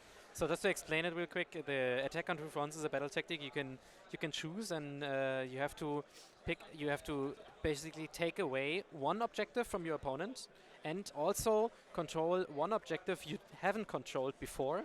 But it's only necessary that one of these two objectives you are controlling at the end Action is on the other side now. was Action on the other controlled side. by the opponent player. So Wait. So we can wait. So I have to mention one thing about this situation here. I really want to tell you. Right now, I think Korn messed up a little bit with the deployment. Because right now, you see Iron Jaws setting up down. Iron Jaws can use 3 picks to setting up at the top, and then setting up 3 picks in the middle. And Korn can only murder lust on one of these 3 units. That means Iron Jaws will get the upper hand on 2 sides. yeah. And I think you should have put 1 unit of your Blood Warriors far ahead, so you can stop nearly everything. Yeah, that's what you mentioned at the start. So that's why we were a little bit confused or surprised by the movement phase of the Korn player. I mean, maybe he couldn't get. I mean, he could have just ran them, right? Ran them Yes, of 6 course. up 1 and unit it's of fine. Blood Warriors as far as the front as possible, Yeah. so we can threaten all of this. Yeah, and now we go over to the action. Okay, so we'll take a look at the tables right now. This, of course, is the table we are covering as well. Yes. So this is IDK versus Flash Eaters, we can see here. And you can see Neve and the Black Talons and both unit eels and the Eidolon and Leviathan are fully trying to commit, and we will go for the players now.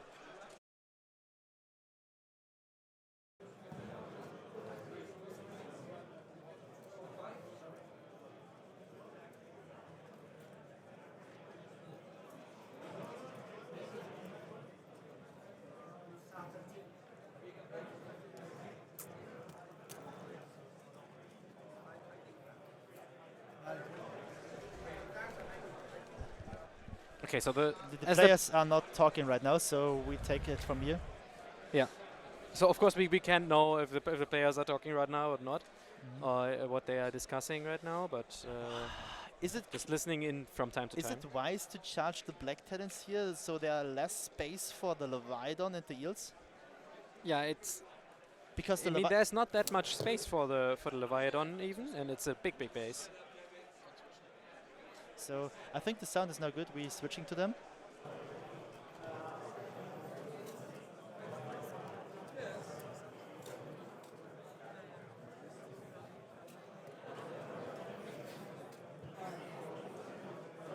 Fine with that? Yep. Yep, if you can put better here. Yep. I can make mortal wounds, but they are only on infantry, okay? More shards. Yep.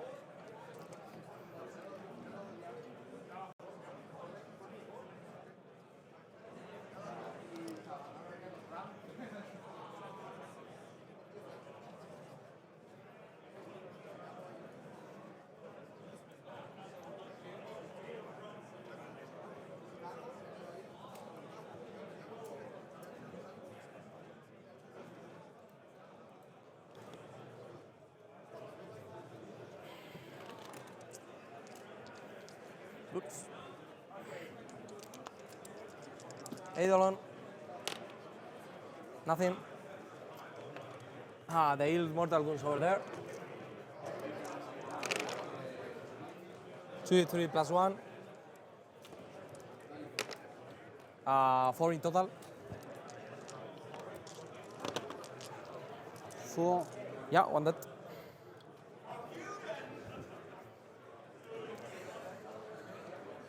Anything more from my part, so combats.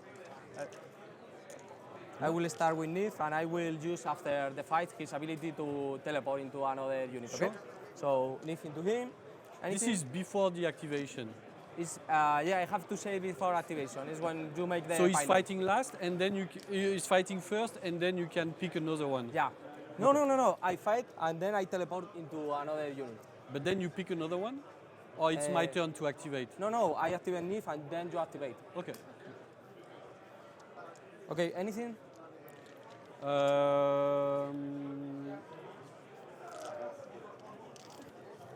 Yes, thanks.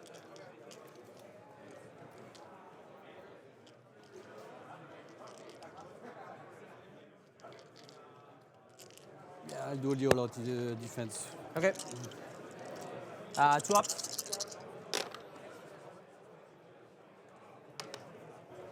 This one for this one. Then I have critics on 6. Yeah. 3 ups. 3, -3 because the spell. Minus 2 yeah, base, well, this counters Ushoran. They Yeah, both okay, have minus plus 2 1 then. save. Minus 2 then. So -2? Yeah. On 6s. So on 5s. On 6s. I'm 4s. I have -3 because -2 base and -1 from the spell. It's -3. Yes, but I have +2 save. That's to say, okay, yes, with the all defense. Sorry, yeah. 2 hits. It's 2 hits. Okay, 3 taken. Yeah, 3 plus. He go back. Yeah.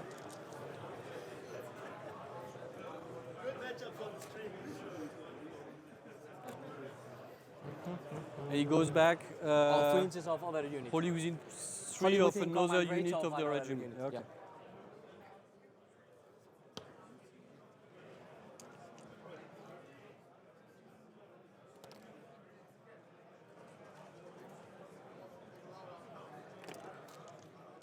Okay.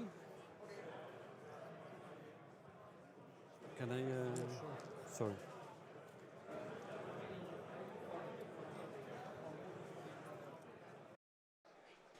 So I just take a small trip to the tables. As it looks like the Iron Jaws and the Corn players are having the fun of their life. They both cannot understand what's happening there. As long as everybody's in good spirits, that's really nice. Yes, and at the other table, I'm still not happy with the setup from the IDK. But Yeah, as we see last here, games proved me wrong sometimes. Maybe this one will prove me wrong too. Yeah.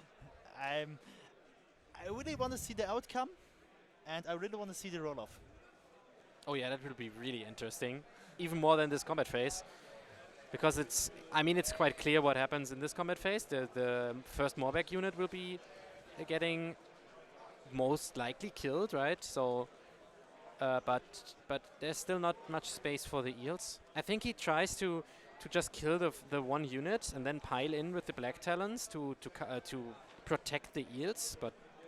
Yeah, let's see what he does. It doesn't matter because the Morbecks can retreat and charge and go from the back. Yeah, and go from the back and even go on the objective, right? But right now you see the other eels on the back of the Leviathan. They are not in Holy 6. Okay, so maybe we go back on the overhead cam and we can explain a little bit more. No, that's the one. You This see is the right one. the blue eels on the objective. They are not in Holy 6. So right now they're not protecting, they're not have the 5 ward save. This can be spicy. This can be very spicy. I think in the movement phase they're still. So we are not going over there for a second. We want to see the matchup here. Want to see the combat? Hear the combat again? What do you think about it? On this one? Yeah. Yeah. Oh. Excuse me. No, I mean on the other table the combat. So here. Yeah, go ahead. Like, One rent? you don't want to do Yeah, all yeah, your well, attacks yeah. first? No, there are different profiles. So Yeah. Okay.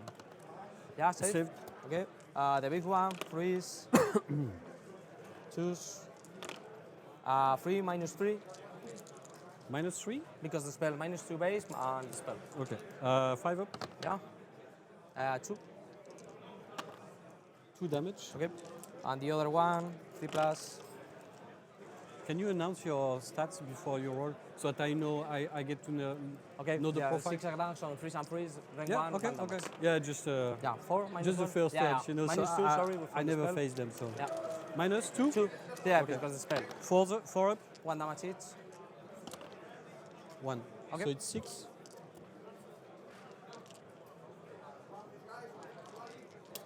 Yeah, I don't have anything Yeah, one yeah, to yeah, activate, totally. right?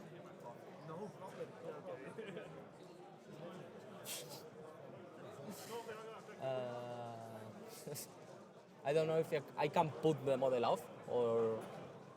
For me, it's fine. Yeah. But just I don't know if the ref. I mean, no. We can. I mean, we can tell if you want. Yeah, because I mean, it takes space. You know, like. Yeah, no.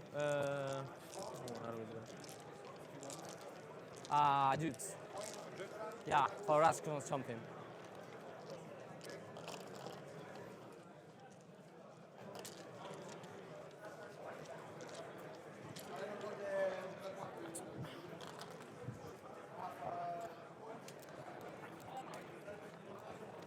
Sorry.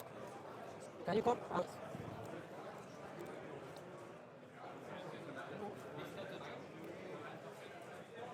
No. Yeah, but this is referee. Yeah. Can I put off the model when it's necessary being on the table? The turtle. Yeah, you want to do that? I can put off. Yeah, you can put off. Okay. The important part is the base. Yeah, it's the base only. Okay. Perfect. Yeah, okay. Just to know. Okay. Level on there. 7 attacks on freeze and choose -. I hear we're just getting a murder lust with the Refmongers.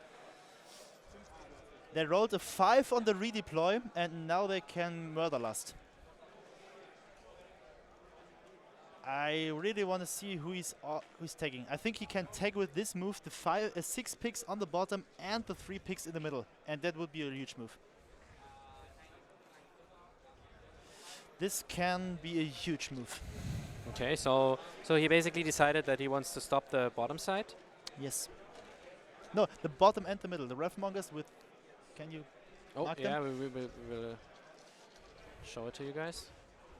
Let's see.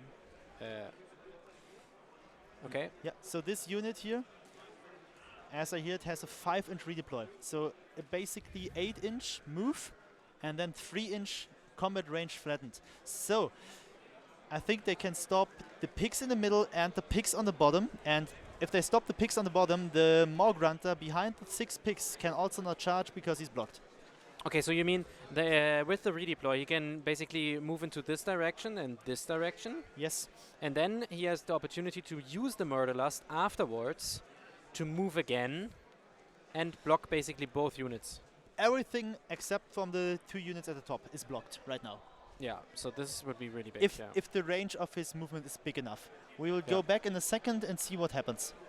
But now we want to see the combat on the other table.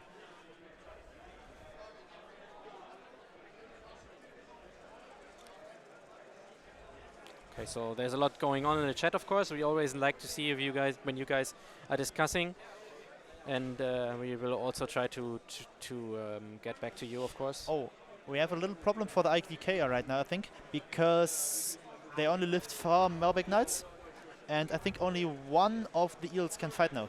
So the Morbeck Knights will be survive. Yeah, and that's what that was what were scared of, right? So because he blocked himself a little bit here, I think he hoped that the Eidolon maybe is taking out all the Morpeks, but it would be. You mean the Leviathan? lot. You're doing the same as me. Oh, I'm sorry. Of course, the Eidolon is at the top. I'm sorry. So Eidolon is here, and yes. we are talking about the big turtle, and the big turtle is here, and this is the Leviathan, of course. So we both know what happens if you don't kill a full unit of Morbecks. Yeah, they come back. Yes. Yeah, that's what we saw in the first round as well, right? Oh hell Oh, no. and they are done though. They are killed, but most Oh, likely yeah. by the eels, of Yeah. course, not only by the Leviathan. So he's lucky. Yeah. I didn't expect that 1 or maybe 2 eels can finish them. Yeah, but I mean, it wasn't more than that because they are standing here. Wow. Really nice for the IDK player. So, and we got some scores from the Team Germany, but I think they're not that important right now. I think we have enough to do on this table here. There's nothing happened that is. Yeah, that but we should have told we you. didn't give the guys the matchups though. I think. Oh yeah, maybe we that's- can do that for the just for the German audience who is also curious on who is playing against the Polish team. So the obviously to say the German team right now is playing the Polish team, which we saw on the stream in the first round. That's a tough matchup. And we already saw they took out the Swedes, so this was a really good performance by them. And now they are facing up the German team, and we have the matchups here. Yes, we have Mark with Blades of Corn against Nurgle on Battle for the Past. Also Battle for the Past, Michael with Seraphon against Slaves to Darkness. Limited resources, Darwood with with Beasts of Chaos against Zinch. Also unlimited Ogres gegen Luminev. Then on Vice we have Stormcast with Waller with Stormcast against Feck, and Colin with Skaven against Seraphon. And on Feral Foray, Doma with Feck against Soulblight, and Toby with Zinch against Stormcast. Yeah, and we also have a few standings. But I don't think they are that important for now. Yeah, so maybe only we the go first back to the turns are table. played and we don't know what's really happening except on the scores. So, he just wants to stop the top units, and yeah, the Iron Jaws managed to get all the points. Why did he not stop? Maybe the move was not big enough. Okay, so the guys are talking about time for a prio and prio for FEC. By the way, because of the prio for the FEC, they are taking the timeout. Oh, okay. So we don't Yeah, know that what's makes happening sense, there. right? Wait a second. Robby, haben wir den Score? Nee, wir haben Timeout jetzt. Aber ich dachte nach dem Roll-Off. Ja? Nee, also der ist immer noch nicht fertig. Ich habe gerade drauf geguckt, wir haben noch keinen Score. Okay. Er hat vorher ein Timeout genommen. So the fact right now, the IDK takes the timeout before the final score is set, so they did not make a roll-off right now. So because of the timeout, we can switch to the other game and see what's happening here. This is spicy. There's so much going on this table. And So many models. And if somehow Iron Jaws manage to get this, I'm the happiest person alive.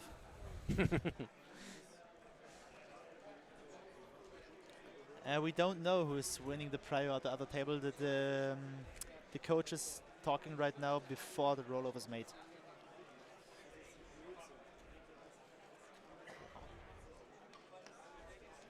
I think the timeout is over, so let's see what's happening here. Yeah. Oh, so a big charge for the pigs here. Flo, do you know if he calls the VAG? Can you ask him? Okay, so we've seen the Iron Jaws moving in here, of course, and we can also check out on the other table who took the turn. Yeah, Iron Jaws took the opportunity to call for the war, for the big war. Okay, and they are going in. So yes, they're going full ham. okay, but So yes, but that doesn't mean that he had the opportunity to charge with them, right? yes, And you were expecting that the bottom unit, The so 6 this one here, would also be in combat. yeah, but they weren't, of course. Right now we have no clue about the rest of the games, and we could give you the scores, but I think the scores don't matter that much after the turn 1, so we will wait some more minutes, like when they are in turn 3 or something like this, to give you the scores, so we can focus on these games. But because you will not get that much information about the score after turn 1 or turn 2, Yeah, we take a look at that later. if something very special happens, we will show you, of course. But I think this one is very important here, because right now, I don't know how, but the Iron Jaws making the matchup good for themselves as it looks for me. Yeah, it's interesting to see. Yeah, only 2 units for making the impact damage. That's fine. You get all, because later in the game you will not be able to do any more impact damage. That's all you got. Yeah. And just a quick reminder for me and for the audience as well. How does the WoW work in the special In the Granta Army of Stampede. Renown? The Granta Yeah. Stampede, you mean? Yeah. So this is different to the normal WoW, right? Yeah, the war gives the opportunity for the Gore Grunters to get these 6 instead of these 3 mortal wounds. Okay. And the other ability is the more Grunters have 1 more attack on the profile. Food goes 4 attacks, 5s, 2s, no rend damage d3. Now they have 5 attacks on this, so you can. Yeah. Okay. So that doesn't change very And much. of but course, reroll charges for all. Okay. So this is also really useful, Yes. especially in an army where you basically want to be on the charge. Yeah, on useless attacks. But the useless attacks killed a lot of units yesterday and on Wednesday with my army. They can do a lot of damage. I mean, if you roll 2 5s, 2 2-ups, the opponent fails 2 with no damage. So the 6, they did a lot of damage, like 5 damage, 4 damage, 3 damage. That's good. Yeah, that's also helping. Cool. Every damage you need to get. Yeah. So maybe we take a look at the other table. What is I want to happening say there the right now? same thing. So, can you go for the score? We don't have the score yet. Robbie. Robbie.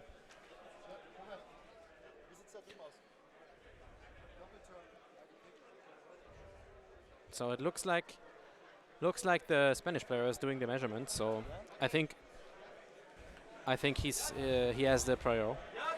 Yeah. So that wouldn't mean double turn for IDK. Yeah, we now get the scores for the table and maybe a double turn, and who wins the roll-off?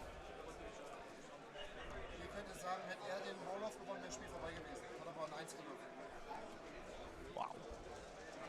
Okay, so we just got the information in the Siege Stormcast matchup. If Stormcast has won the double turn, the game would be over. But he But rolls they a 1. didn't. So the classic 1 on the roll-off. So we have a do not waiver, 8 points scored for the IDK, and now we are waiting for if he gets the double or not. I think he's measured. I think because the live swarm is there, maybe he's got it.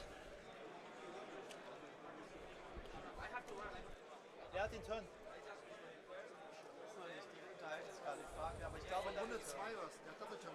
Hat er. So we're still waiting. Of course, there's a lot of discussion going on at the table as well right now. I think IDK wants the roll off, but now he's measuring if he will take the double turn or not. Okay, so that's of course important important to decide. So he's thinking about taking points. Okay, and on the other table, we see that the players. We don't see it, but we see it. You don't see it right now. IDK taking the double turn. IDK taking the double turn.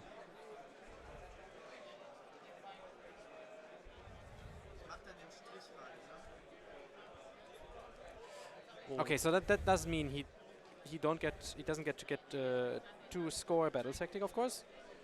Yeah, But IDK wants the roll off and was thinking about giving or taking the double turn. And I'm now very excited what will happen. Do you think he will go into the ghouls or do you think he will go to the other Morbid Knights? My expectation is the Leviathan and 6 eels go into the Morbid Knights and the other 6 eels go into the ghouls. yeah, so they move all down here, right? Or So other thing is the Leviathan, the Eidolon and 6 eels and the Black Talons go into the Morbid Knights, the Leviathan to protect the other eels and the blue eels go into the ghouls. okay, so but I think if I see it right, the Eidolon teleported because we are already Where's in the the movement Oh, phase. he's down there He's down here. to put -1 save on Ushran and oh wow, this will be spicy. Yeah, it's really crazy to see how much the Eidolon can do on its own, right? So just by teleporting around, I mean, of course he has to get the spell. Yeah, It if doesn't. the spell goes through, the Eidolon with 4 shots damage free, the eel, the Alopex, yeah. Alopex with 2 shots damage free, and then if he succeeds the charge on the Eidolon, and wow, this can hurt a lot. If this, so if basically this, this shooting, yeah. yes. If this goes well for IDK, again, it was a huge play. And if not, you also have the opportunity to just teleport away. Wow. Yeah, of course it can backfire a lot. Okay, and the Eidolon, no, the Leviathan, I'm sorry, moved over the terrain piece, I think. Right? Wow. Down Now here. we have a big problem for Big Daddy Ushuran. Yeah, so I think maybe he tried to do magical intervention to put something down here to block the teleport, maybe even. Oh, the teleport happens before that, so he couldn't have done that, but he could have still blocked the movement for the Leviathan. Yeah, they're looking the same, and basically right now, unfortunately, because of the light and the IDK, which are painted pretty dark, we can't really tell that easily. But from the base sizes, you can always tell. Oh, sorry, the judge call was on the other table. Nothing to do here. Yep. Wow. It's also hard to identify the Leviathan right now because it took the actual model off, as we see up here. It's the classic problem, and it's much easier to just play with the base, even though it doesn't look that good. What armies are we playing? So my army is here the Iron Jaws. I go for Kragnos, 4 big picks and twice 3 Gore Grunter picks, and the Shaman. And Henning is an Archeon lover with Slaves to Darkness. Yeah, I'm a big Slaves to Darkness fan. But yeah, and at the moment I'm trying the new Soulblight stuff. So Slaves to Darkness and Soulblight are my two main armies. And 30 Blood Knights. I see it coming. That's a little bit too much for me. The scoring you can see on BCP, but only on BCP. Yeah, maybe we can pin or give into the chat the BCP link real quick. I will do that. You are awesome, Henning. This one will not work because you have organized.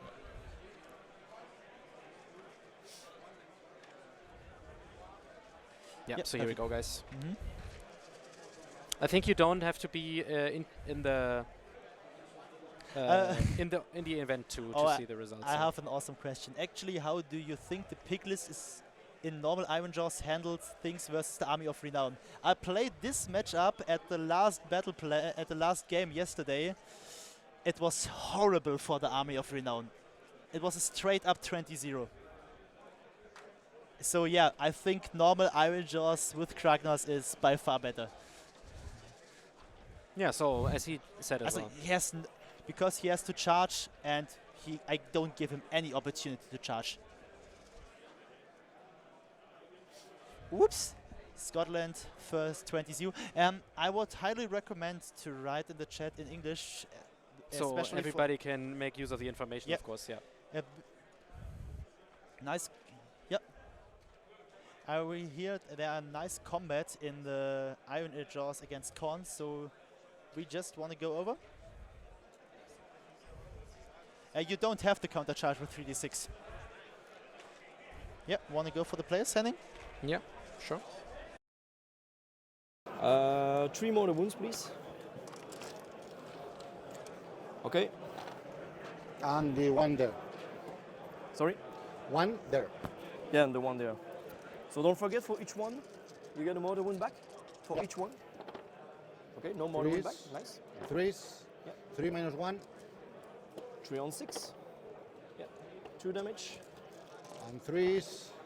One mortal one for One me. mortar wound, yeah. And twos. 2 Norren, 2 damage each. 3 or 2? 3. Okay, on 5.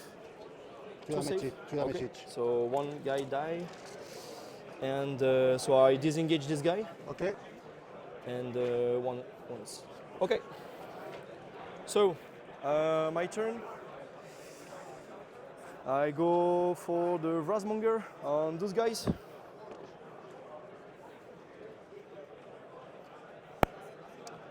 I will not try to engage this guy. Yep.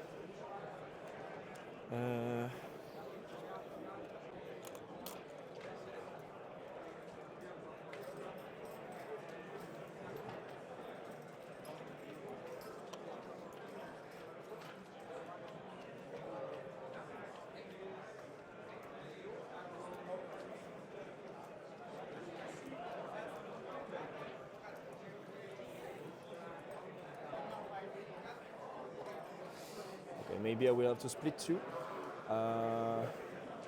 So, I have 4 guys on this pack, and I have 5 guys on this pack with the champion. Plus 1 to save there. And as I roll within this, Yeah, 1d3 for you. 3. Yeah, sure. This guy. Okay, no, not this guy. You have 1 wound here. I don't know if this is from them or not. Yeah, it's for them, yeah. So, 3 wounds each. Yeah. So you just kill one. Yeah. Or just. You kill one. So 3 on them then, and 5 on them. Okay.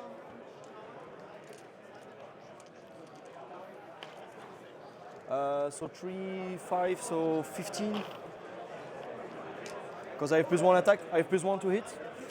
So on the 3 up, crit to it.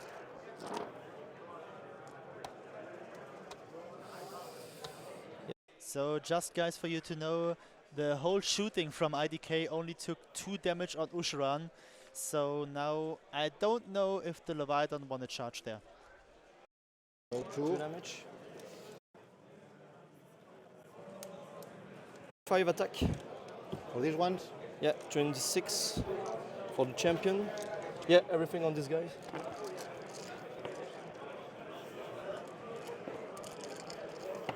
Oh, come on. Oh, thank you. So 3 up, 3 to it.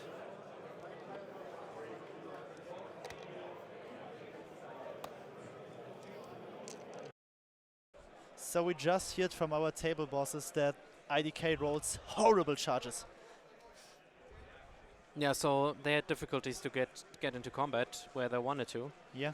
And this is of course big. You can still have a lot of issues getting into combat even though you have a lot of movement. Yeah. If the charge rolls don't go right. I think double 1 into 3 and not able to charge and something like this was horrible. Okay, so this is news on this table. Why faction terrain and army of renown -1 dice to charge can be awesome. And against Korn, Korn cannot teleport, Korn cannot deep strike, so why not taking it? It's nice to have.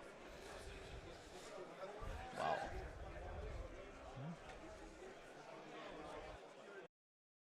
Oh, thank you, thank you. 2 models. These guys are out of combat now. Okay. There is no cohesion here, so you cannot do that. Yep. Yeah, so this guy were engaged Yeah, with yeah, my a good little warrior, bit. Yeah, so I you know. cannot do I that. know it. Yeah, do it right.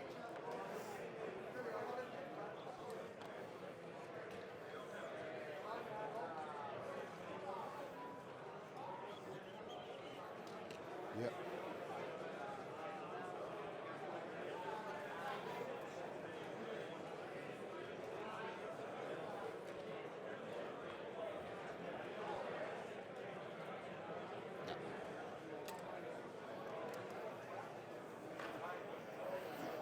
So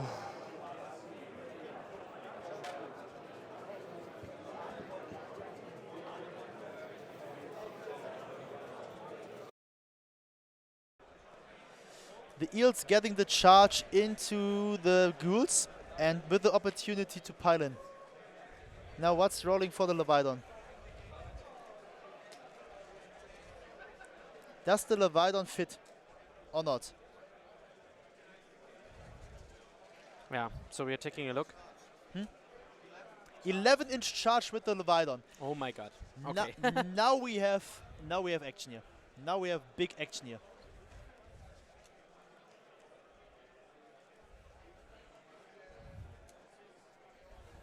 I think this is game deciding now.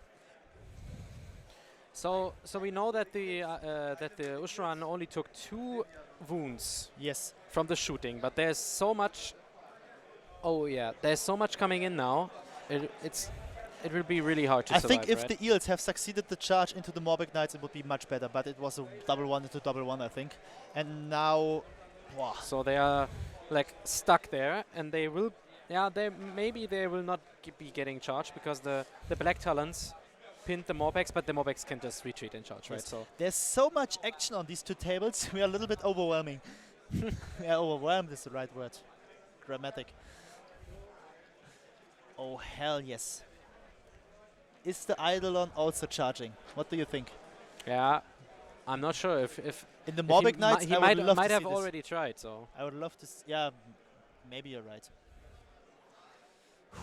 What will happen to Ushran? yeah, maybe we can listen in. Maybe they are talking about Guys, we want to the see your charges. bets in the chat. Ushran, survive or dead?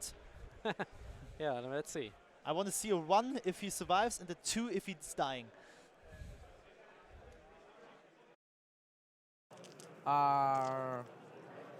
Nothing more for me. No, anything in combat. Yeah, well, I cannot do anything. Okay, So, I go with the Leviathan first. so here, yeah, you are outside, so I cannot do the strike first. Yep. Okay. Do you have abilities in combat? Nope. Okay.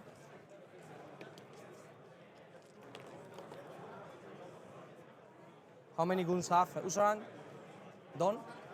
How Sorry? many guns left, Usaran? 14. 14.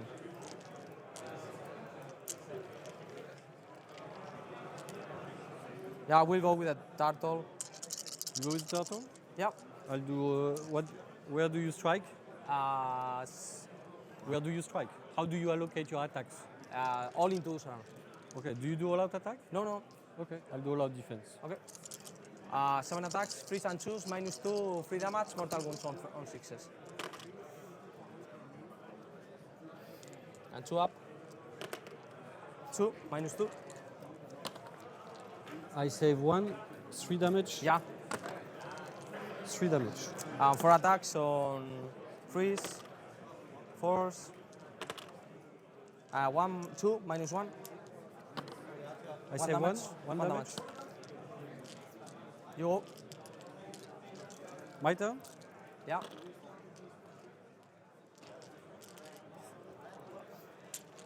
I'll attack here. 4. I will attack the heels with Yeah, okay. the short. Do you do anything? with unseren. Yes. I piled in. You've put him at the limit. I've piled in. There was this. It's on the camera. Yeah. All of defense. All of defense. He was watching. Yeah. Do you do all of defense? or Yep. no? Yes. So you don't have command points. No. then? Okay. 3s, 2s, 1 minus 2. Damage. This 3 plus 3, so 4. 2. Okay. 4, 3, 1. 3s. And 3s. Wow, just 2. Great. 4 damage. 3 more. So Three more. 1 dead and 1 wound. So 5 damage total. Yep. Wow.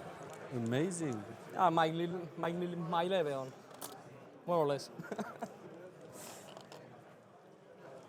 Okay. Deals. Piling into unseren.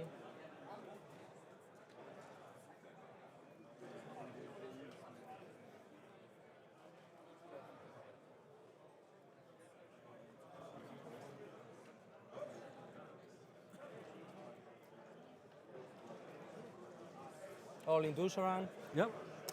And the captain is not there. Is not there. 3 ups. Okay, so big rolls now because he wants to kill unseren, of course. Your stats. 2. Minus 1. 3 up. Saved. Yep.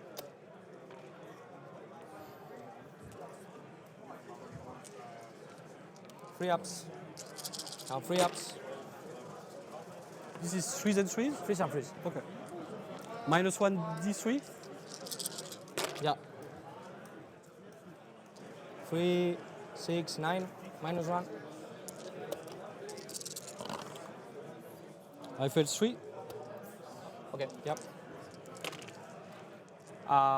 6, 8. 8. 2, 2, 4, 6. 12. You go. Yeah, that's my turn actually. So you see only 12 damage on unseren, but he is not able to get out of this combat, so maybe he dies in the face of the fact players. But now with the eels did not manage to charge the Morbeck Knights, and Yeah. wow. And now the Morpeks are roaming free, not having lost a single model. And you can bring back another model, other unit of Morbeck Knights. Yeah, you can which he threat- lost before, yeah. You can threaten the other objectives. Yeah. And with Ushuran's spell, you can use the Leviathan to strike 7 damage-free attacks on their own eels. Yeah, Pooh. so Pooh. these guys are up for everything, for anything he wants, basically. Yes. Oh, there's still a combat to do, I think. Yeah, I think there's still a combat to do. Yeah, but they forgot about it, I think. And then, yeah, as you mentioned, the back objectives here are all really open. for 3 Morbeck Knights to come back to life. Yeah, and they are really easily, happily take over these objectives. So that's really spicy now. But as you said, the unseren is stuck down here, Yeah, and he basically can't get out. So he can with a, but then the ghouls have to retreat and Ushuran have to retreat, and he will not do this. yeah. And I mean, we don't know about the command points right now, but there could also be a counter charge. I mean, he's really pinned in. Yeah. Because there's also the Allopax over here. So even if Ushuran didn't die this turn, the game is not over. Absolutely not. But I think with only, or did he? He didn't even stop. Oh, he does. He does score at least 6 points. But not more. So Ravi gets 6 points this turn.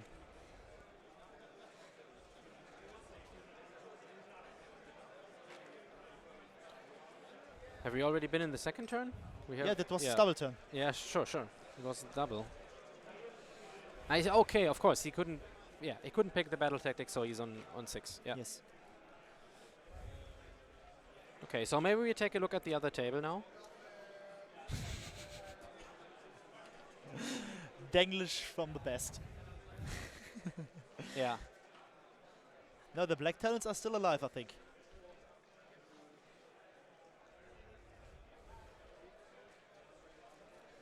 Black talents are still alive. And over here you see 6 pigs.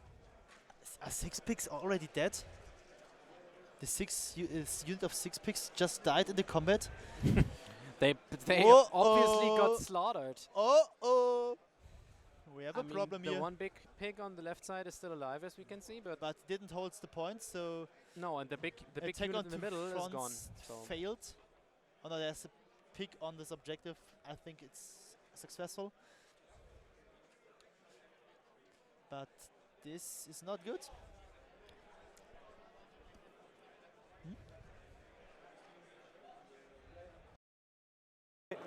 And you have the gorgers.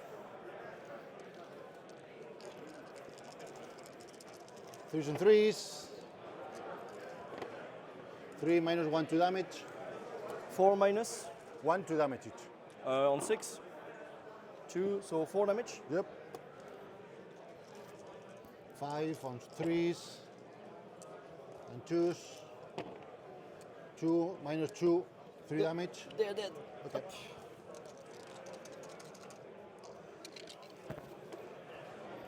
I think everything is done. Yeah, I have nothing else to activate, so yeah, it's the end of your turn. 9 for me. Yeah. Okay. I lose 1 CP. Roll off. Yep. Up. Good luck. Good luck. 3. 5. You decide.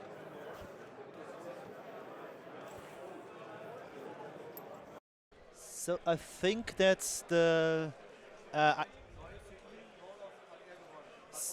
So Korn, Iron Jaws wins the roll-off and scores 9 points here. So let's see who's getting the turn.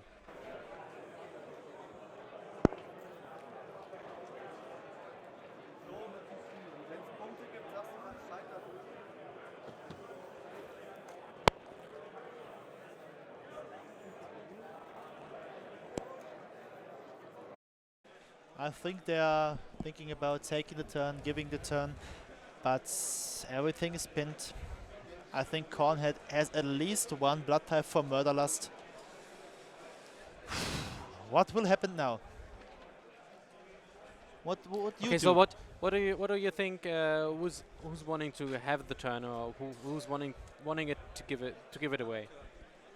Iron Jaws are taking the double turn. Okay, so there we have the question answered. That was fast. Yeah. Twice a double turn in 1 on 2. Something you not see that often at Age of Sigmar 4 right I mean, that's really aggressive, right? So double team Spain, double turn in 1 of 2. This is the destruction spirit I'm feeling. yeah, of course. But yeah, let's see. The question is, can he do enough with it? No, there is not another game today. 2 games per day. Yeah, there's 2 rounds each day. So we are playing on Friday, Saturday, and Sunday. So that means 6 rounds in total. And we would not be able to cover a 3rd game with this intensity. No, it's really exhausting, to be honest, to keep up with everything. Even for me, who played GT before this. Yeah, for you it's even harder actually. But we had a long travel time as well, and it's exhausting as well. Even with the pairings and the rounds are set it up to 3.5 or even 4 hours. Yeah, it's 4 hours actually. Yeah. With the preparing and the pairing, I think you cannot fit 3 games in a day with this intense team format. Yeah. And so it's better this way. One game in the morning, and then 1 game in the afternoon. I think the only chance for Iron Jaws is now if he pins the Blood Warriors at the top, or just stop them from getting out the objective and trying to slaughter the middle. And he has 6 picks at the back who can go in here. Ich würde nach Runde 3 mal einen Zwischenstand geben. Aber das hier ist so intens, wir kommen nicht mal mit irgendwas hinterher gerade. Habt ihr das mal durchgegangen? Wir haben die Matchups mal durchgegeben, aber erste Runde sagt man nicht viel aus. Okay, dann gehen wir zu 2. Danke dir. Okay, maybe we take a look at the other table. Yes. I think they are deciding right now what they are doing. Yes. Oh, and we see a lot less ghouls now. But why? Oh, maybe the spell from the Eidolon. Yeah, he could have been in range, right? Yep. And the battle tactic? Yeah, should have taken one, because this one was brutal, I think. So, okay, so we need to change the active player, right? Yes. We are on the Paul's. It's right. It's right. Yeah, Paul is right. okay. No, we are already in the turn of the flesh eaters. Yeah, so we are right. 2 eels left. Yikes! I think that the Leviathan hit them. Slay the entourage. Well, yeah, I On the think eels, maybe. just, the Usharan punched back. I think, right?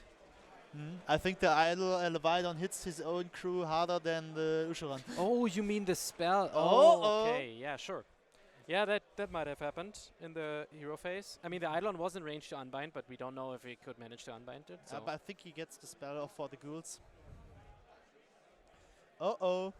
And these 2 games are swinging a lot into both sides again. Yeah.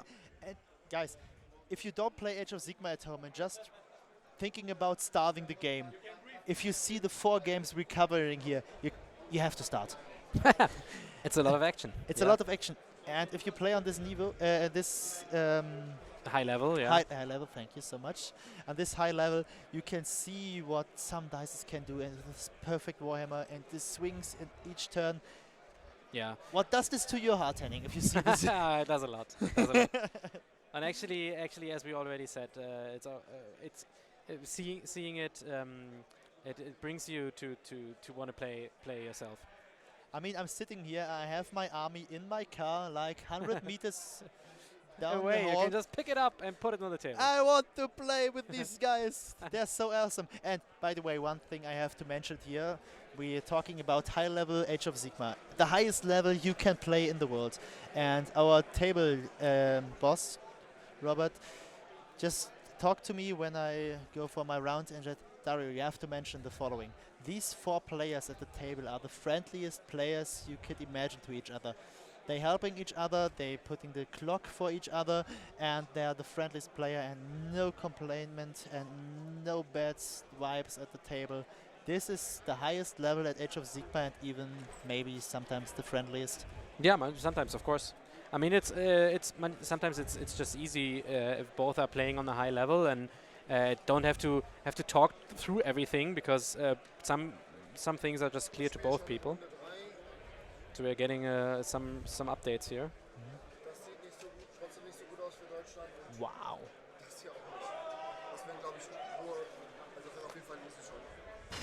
So just checking some updates from Manu, who brought us some news from the German team. And not good news here so far. Unlimited resources. Pascal with the Ogres gegen Lumineth Realmords. It's 26-16, but Lumineth Realmords is still playing. And as Manu mentioned, it doesn't look good for the Ogres, which should be a green matchup. Oh, well, that's hard then. Yeah, and also the Vice Wolle with Stormcast Eternals against Feck looks like a high lose for the Stormcast for Wolle. Okay. We don't know what's... Also quite hard, yeah. We don't know anything else of the other tables. This is just the information Manu got out. But from the scores, everything is possible still, even with 2 losses. And we know from these games how fast the games can swing. So keep your heads high. Everything is still possible, and we keep you updated as soon as possible. Okay, so maybe... Oh, how the hell did Usharan manage to get out here? Oh, wow. There's a big play. The damage spell from IDK opens a gap for Usharan to leave. This is actually funny. Oh, wow. So, yeah, maybe this actually happened, right? I mean, as you said, the Eidolon must have used the spell in the opponent's 5 up a mortal wound on each model in the unit. Yeah. So like 10 mortal wounds on average. And this killed a lot of this unit of a big unit of ghouls, because of course the spell is much more efficient against a unit of many models. And yeah, he cleared the path basically here. Wow. Wow, wow, wow, This, wow, wow. this is actually what had happened, I think. Yeah. This is big. So you see Ushran barely fits, but he fits. And if he fits like a cat, it sits. Yeah.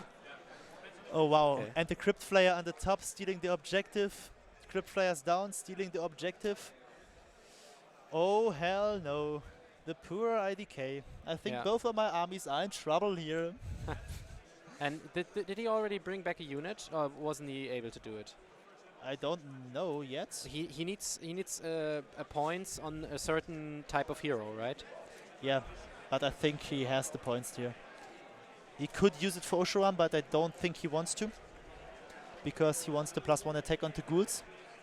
Okay, so he wants to keep the points on Usharan then. Yes, but I don't know if the Cardinal has enough points yet. Yeah. Okay. Okay, and And they shoot the eel, the Alopex. they screamed at him. The Alopex who loves to shoot, getting shot. Yeah. That's. I mean, he took the Alopex took a few wounds already from the ghouls when he charged in, so he was on low wound count already. And you need the Alopex on this matchup because you have right now you have nothing to protect your back. Yeah. Your backfield, nothing. Yeah, so this looks quite good, surprisingly for the Flesh Eater player, right? Yes. Okay, maybe we take a look of what the players are saying right now.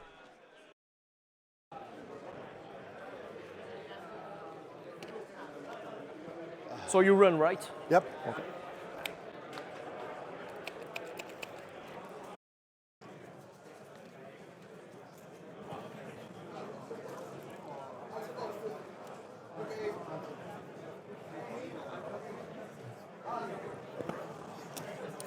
I will use no. I will use nothing.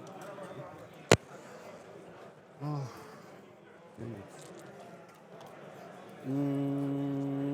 The mortar wounds on charge. 2 mortar wounds. Okay. You were full? Yeah. Okay.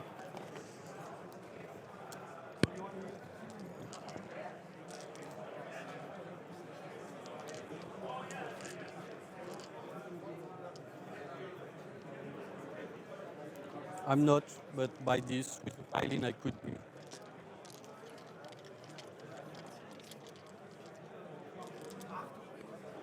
The retreat and charge is in round 4, right? 4.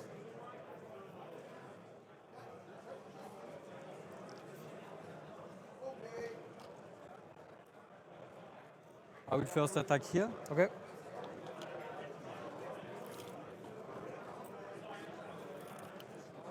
I'll see if I can put them inside the bubble.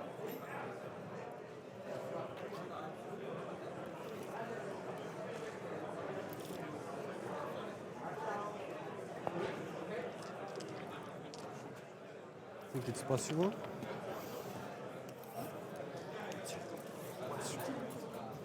You are more than. I think you are more than. This is 20 24. 27. But you are more than 27, I think. No, but you need to measure from the base. Yeah, you can be sure after. Yeah. I will do the Before piling the, first. before the piling. Can you be sure that before the piling, please? I cannot really because there is the terrain. Look, I just do 3 like this, and this one. You agree on 3 like this?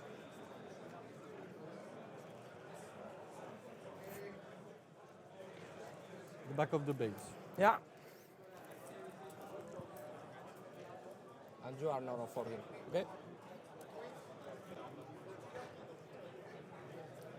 You're right. Okay. Okay. Yeah. So I have 5. 3. And you are touching the objective. You can be here. It's impossible. You can be here. It's impossible. You was touching the objective with this mortar, so you can be here. Ah, yeah. Okay. Yeah, you're right. There was one that could not attack. You're right. So you see both players are trying to squeeze everything on every inch out of this, but as you see, this is high competitive, this is game deciding situations, and you have to be awakened from, so you have to see what the others are doing, you have to be, what's the right word? You have to see what the other guy is doing, but you also want to make sure that he's not doing too much, but all is friendly. Yep. But you have to look for a lot of things here. And the move from the fact player a second ago, I'm pretty sure it was not bad. Bad feeling. It was not intent to do something he's not allowed. Yeah, it was a little unfortunate. I think he already started piling in the first model. Yeah. Before they agreed on whether they are in range of the aura that he wanted them to have in. But this And can already happen. This can happen at the heat of the fight. But then you have to make sure if the other guy says he was the objective, this is not possible. There was no discussion. Just okay. I'm sorry, my bad. I go back. Yeah. I think that was quite clear. Yeah. Yeah, you have to normally vigilant and careful, but on this level, we all know these players should know it better. But we all know it's very, very stressful to play at this one, and this is always that things can happen, and we are thinking about the best of the guys, and so just talk about the situations and find a resolution, even at home or at this level, and if both players. And it's of course we can also mention it's always good to just play to just communicate and talk through your intention of what you want to do, and not just do something, and then if you talked about a certain range or something in the turn beforehand, then it's much easier to say, okay, we talked about it, now it's relevant, and and let's take a look at the other table. Something's happening there right now. I don't know if something is happening, but yeah, as I expected, perfect. But not perfect. What happens to the Morgrunter, Gorja?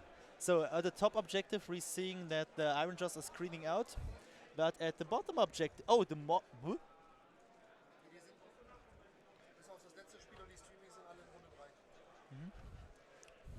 Okay, so I think what Dario was surprised about was the how did he come here? the Morgrunter being down there. How? I mean, absolutely no idea. He must have moved through the Blood Warriors in the middle. But he cannot. Maybe there was enough space. I don't know. No, he cannot fly over. And how can he move through? No, maybe there was enough space between the Blood Warrior unit in the middle, or the Wrathmongers. I think there's one Blood Warrior left. Power and the big Blood Warrior unit. Power through can move through combat ranges, but not through units. Yeah, of course, but maybe there was enough space to fit through the base. Yeah, but the ability to fly over units has only the Hacking crew, and he doesn't have an Hacking crew. Hey, but maybe he didn't have to fly over them. It isn't a Hacking crew. A Hacking crew has to be with the two orcs on the side. Yeah, I mean, and maybe the he's using a different model, but we all don't hope so. A Hacking crew is not able to get in this army because the points are not enough. Oh, okay, maybe that's. I know this list. I played it against yesterday. Yeah, okay. Yeah, okay. So then it must have been just the more normal Gouger, right? There has to be a little bit more space. Wow. And now with the Task Boss going in and the Gore Grunters maybe going in. So it's Baffle is just chatting. Maybe there was more space before Murderlust. That could be true, yeah. Maybe he had enough space and then the Khorne player moved. This can be awesome. Because now he's in the backfield. Oh, this game is so intense. That's where he wanted to be, right? Yes. He just didn't have the opportunity normally. But and if the Wrathmongers in the middle die this turn, or close to that, he has only 2 units of Blood Warriors, both useless right now. Yeah. On the field. Yeah. Then the grind starts, and I think the grind can right now be won by the Iron Jaws. Yeah, and this surprised me a lot. There's still the big, as you said, the big unit of Blood Warriors on the left side, but I mean they can't really do that much. Yeah, let's see. Oh, Iron Jaws, here we go, here we go. big double maybe. Maybe the double is effectively worth it in the end for him. Because you see the Blood Warriors on the left side, they cannot go to the top objective. The top objective is gone for our Khorne. Because if they go to the top objectives, Iron Jaws can ignore this for the rest of the game. And they are Yeah, they will useless just take all the other 3 objectives and they will take the backfield objective because as well they're and too, score they're max too points, slow. right? They're too slow. And 2 big pigs can wipe the other unit, and the 3 pigs and the task boss can wipe the Wrathmongers. Oh wow! Yeah, and This- there's also the 3 pigs left on his home objective, right? And there's no teleport or something to threaten the back objective, so they can I get into the game as well. I think the loss was in turn 1 when Korn. If Korn takes the first turn, he has to go deeper Yeah, that's what we were talking about, right? because now Iron Jaws can pin him in his own territory. Yeah, and basically the Korn player wants to do what the Iron Jaws player is doing now. The pig players is going for the prize beast on the Morgrunter Gorger. Yeah, I mean we didn't ask them, but that's quite It's obvious. the obvious. Yeah. And if And he that means it's really killy, right? yes, it is. The 5 attacks on 2s and 3s and 2s ran to damage 5. It hurts a lot. It hurts a lot. It should take And it swings like a war scroll as this with like basic 4-ups to hit. yes. It just puts the whole war scroll onto another level. It makes 5 more damage on average, Yeah, and that's a lot. that is a lot. Yeah. I think they are. Otherwise, they would have charged. So you mean on the top objective? On the No. on the bottom. Oh, on the bottom over here. Okay. Mhm. Yep.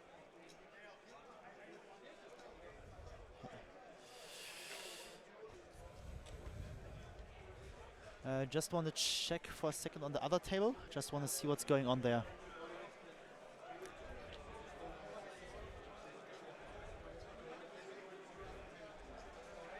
You cannot Mighty Destroyer. He's playing the Army of Renown. So what do we see here? Nothing really special. This was not a good turn for Fake, I think.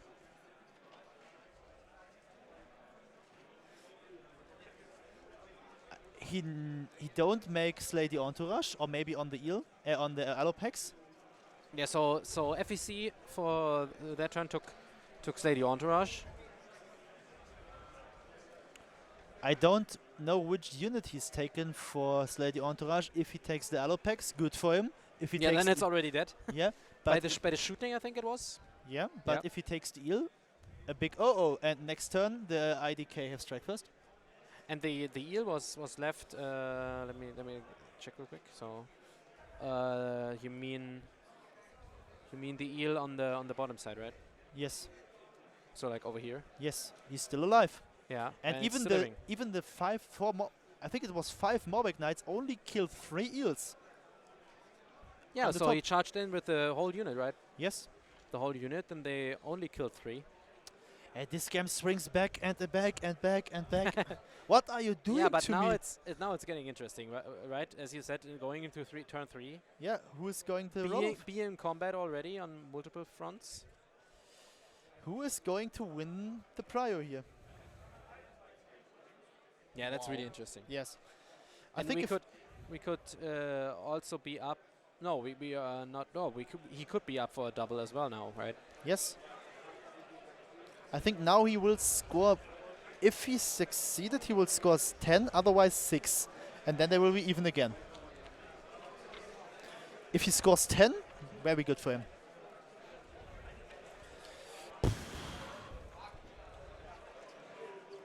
I mean, guys, I'm sitting here, hoped for an easy matchup to make a commentary about, and you're doing this to me. To us. That's... Wow. Yeah, it's interesting though.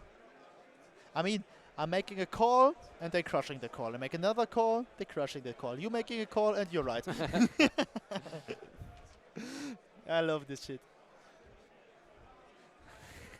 It's so funny to see the Eidolon just jumping around the battlefield, Yes. and now sitting in the bottom left corner.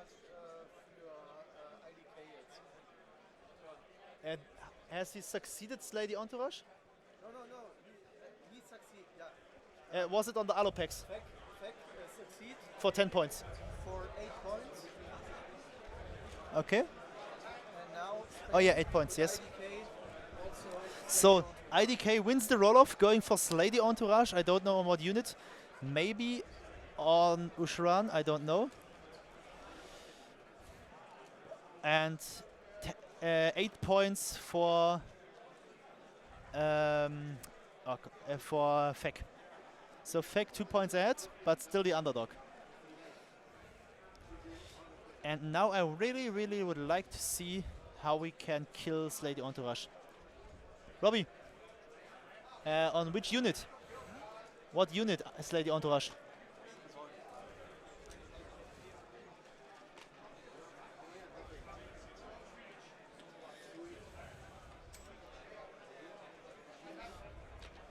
So we are waiting. Yeah, strike Yeah. first on. And that's why it's so dangerous now, right? Because even if he is doing not well this turn, Fek cannot go in. I mean, Ushuan is Ghoul- still only on Slay half the his wounds. So. Entourage on the ghouls. Slay the Entourage on the ghouls. I Okay, think so and there are not that many ghouls left, no, right? So they will succeed. The question is now, what will happen to the Morbeck Knights with the eels? They can be a huge threat. But I think they are now casting and doing some stuff. Want to check for the picks? yeah, let's go. The Wrathmongers in the middle are wiped. The Wrathmongers in the middle are wiped. I repeat, the Wrathmongers are wiped. So now IDK, now the Iron Jaws are in the driver's seat. Basically in control, right? Iron Jaws are in the driver's seat. But I think with a double turn for Korn in the next round, they have an opportunity. But I think only with a double turn.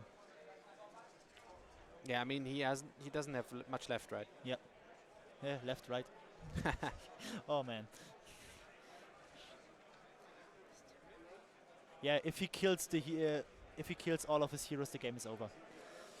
Wow, this IDK game is intense.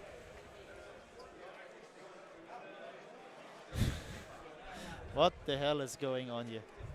Yeah, let's take a real quick listen in. So we are 9 plus 1, so 10. If you kill one, I have 9 points on the objective, yeah. And 992. I was on the objective. Yeah, sure. Yeah, you were on the objective, yeah, sure. Yeah, it's okay? Yeah, okay. 1d3 there. 3. So 2 die.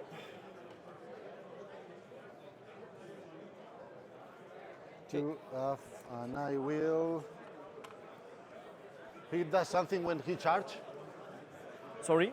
He does something when he charge. I'm sorry, I don't understand the question. He does something when he charge. No, he does nothing when you charge. Yeah. Okay. No, he just activate the Blood Warrior with +1 to wound. You know? Yeah. Okay. I will stay there. Okay. Perfect. So Okay. fight for me. Yes? You can go. Yep. Tough match. Thank you. 9 plus 5. 5.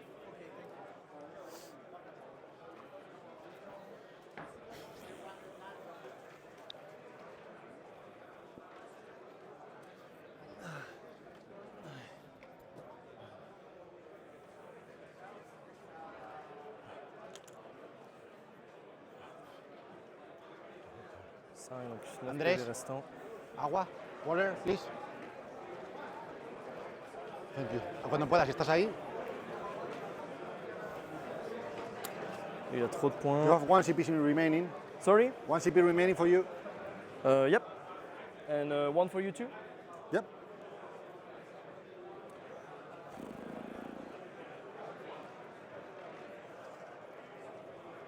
Is the mic open? The mic is open, yeah? No.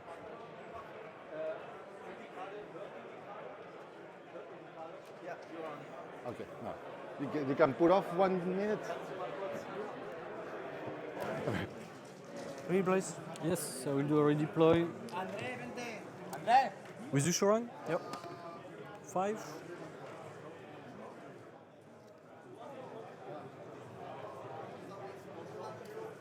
No doubting? Or, yeah, okay.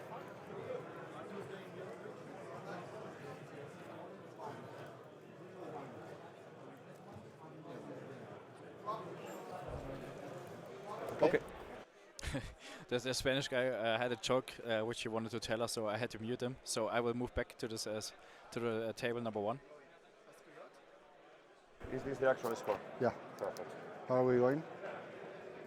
We will have to see. Ask me in 10 minutes. I need some rounds and some notes. Okay. Ordonner la charge, c'est reprendre l'objet. So maybe we'll have troubles in the tool form.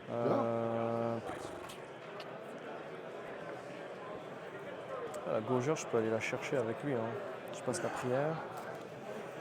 5 attaques en +1, +1. Je peux envoyer peut-être une comète.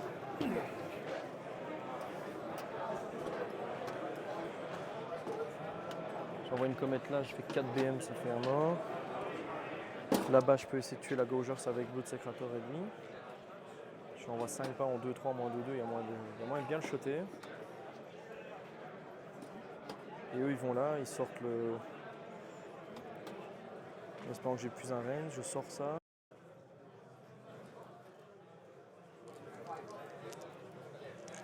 Anything more?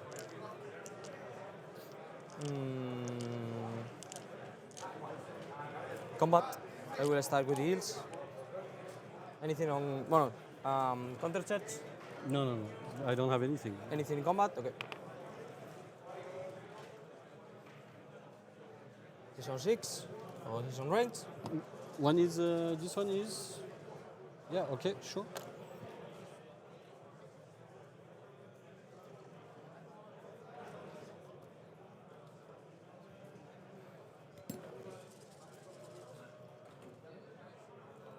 Okay. Anything? Do you do anything yourself? No. No? Anything? I will do all of defense. Okay. Captain is there, so 3 +2 +2 is the double blade. Is the double blade and this Okay. head, this helmet. 3 ups. 4 ups. 1 -1. 3 up, saved. Yeah. Frills. 3 ups. 3 ups. All 8. Rent. -1. I have +2, so it's 3 up. Saved as well. Okay. I go after. Sorry, it's my turn. No, I start first. You strike first, yes, sorry. The Eidolon. 3 ups. 3 ups. 4 -1. 1 goes through. 3. 2. The other profile. 4 5. ups. 4 ups. 1 no rent. Saved. Okay. So 5, so 1 die and 1. Okay. Leviathan.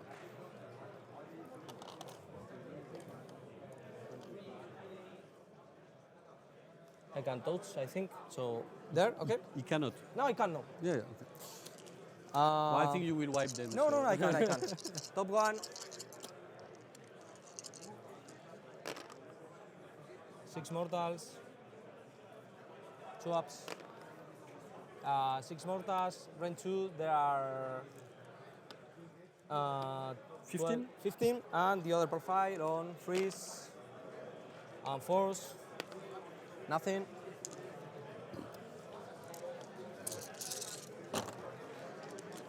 That. 12. Okay. Dead. That's your tactic? Yep.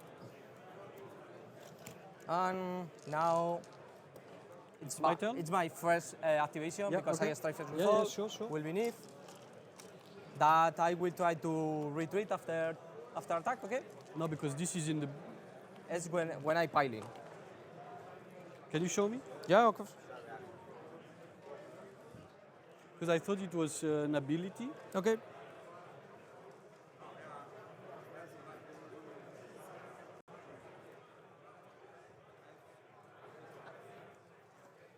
Okay, you are telling that you have to make it on the start.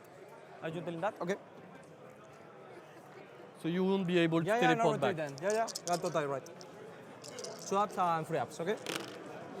1 critic. Yeah. And 3 ups. 6 -2. force, twitch. That's the only profile? Yep. Okay, so 6 damage? Yep. 6 damage. Yep. So it's 7 total. You just have this left to hit. Yep. Es al inicio. It's on the start because it's ability on combat. Don't worry.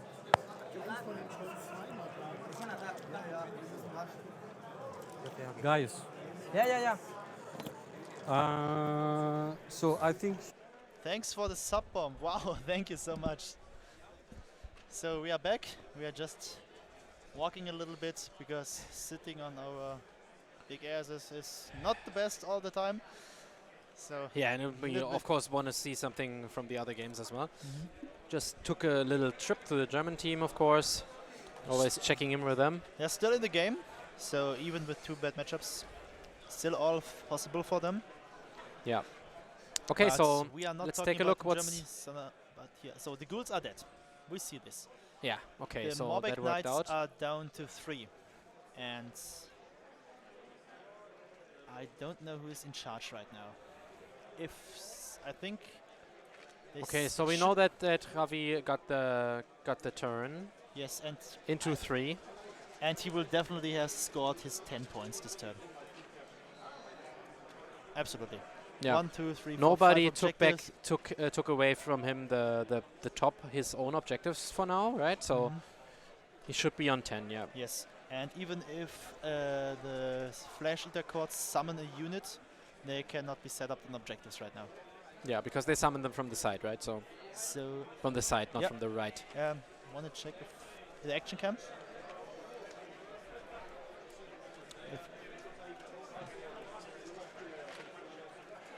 No, it's not. No action cam for now. So, what is the opportunity here? I really love to see if the Iron Jaws has the opportunity for a counter charge here. If yes, Korn is in big trouble. If not, let's Okay, see so- if the task boss survives. Yeah. So the turn turn is on Mikey's side right now, and he took Offering of Carnage So he for wants as to battle tactic. Kill 2 units. I think the top Iron Jaw score granters are dead. Yeah, I mean, Straight dead against that much Blood Warriors. should be enough attacks, right? I mean, But- it's still possibly 15 wounds to get through. On a 2-up save, maybe. But I think Yes, he will so. use the all-out defense on the task boss. Slay the entourage, Dann und 10 points. Yes, thanks. Yeah, so as we expected, on the other table, the IDK player got the 10 points we expected. Thank you so much.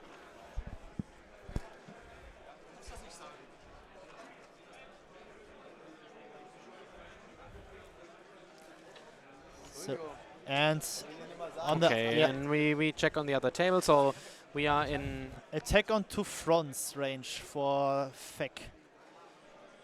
Okay, he can easily done it, retreating with the Morbid Knights to the top objective, and Ushuran goes to the Eel and Leviathan. And I think the Leviathan hitting on the eels again. Otherwise, they would not be dead. So now is the big question. I think Ushuran and the Flayers will just go onto the objective and not in combat. But so then he will definitely get this objective. And this is interesting how much command points does IDK has left. If he has 2 or more, this is not possible. Because he can still countercharge him. Yes. Yeah. And if he has 1 command point left, it would be a risk, but I would go for it to counter shoot on Ushuran. That possibly 12 damage. And if this I mean, I think he's on 12 wounds suffered right now, or on Yes. like 10 wounds suffered. and that means you could kill him with 2 shots go through. Yeah, And 2 shots so- go through is possible, absolute. Yeah, okay. So, yeah. He don't need to be scared from not being on the objective. He could pile in. Oh, we got a Kingslayer for Alariel. Archeon with the sword. Henning, what does Oh. it make to you? Yeah. That brings me joy, of course.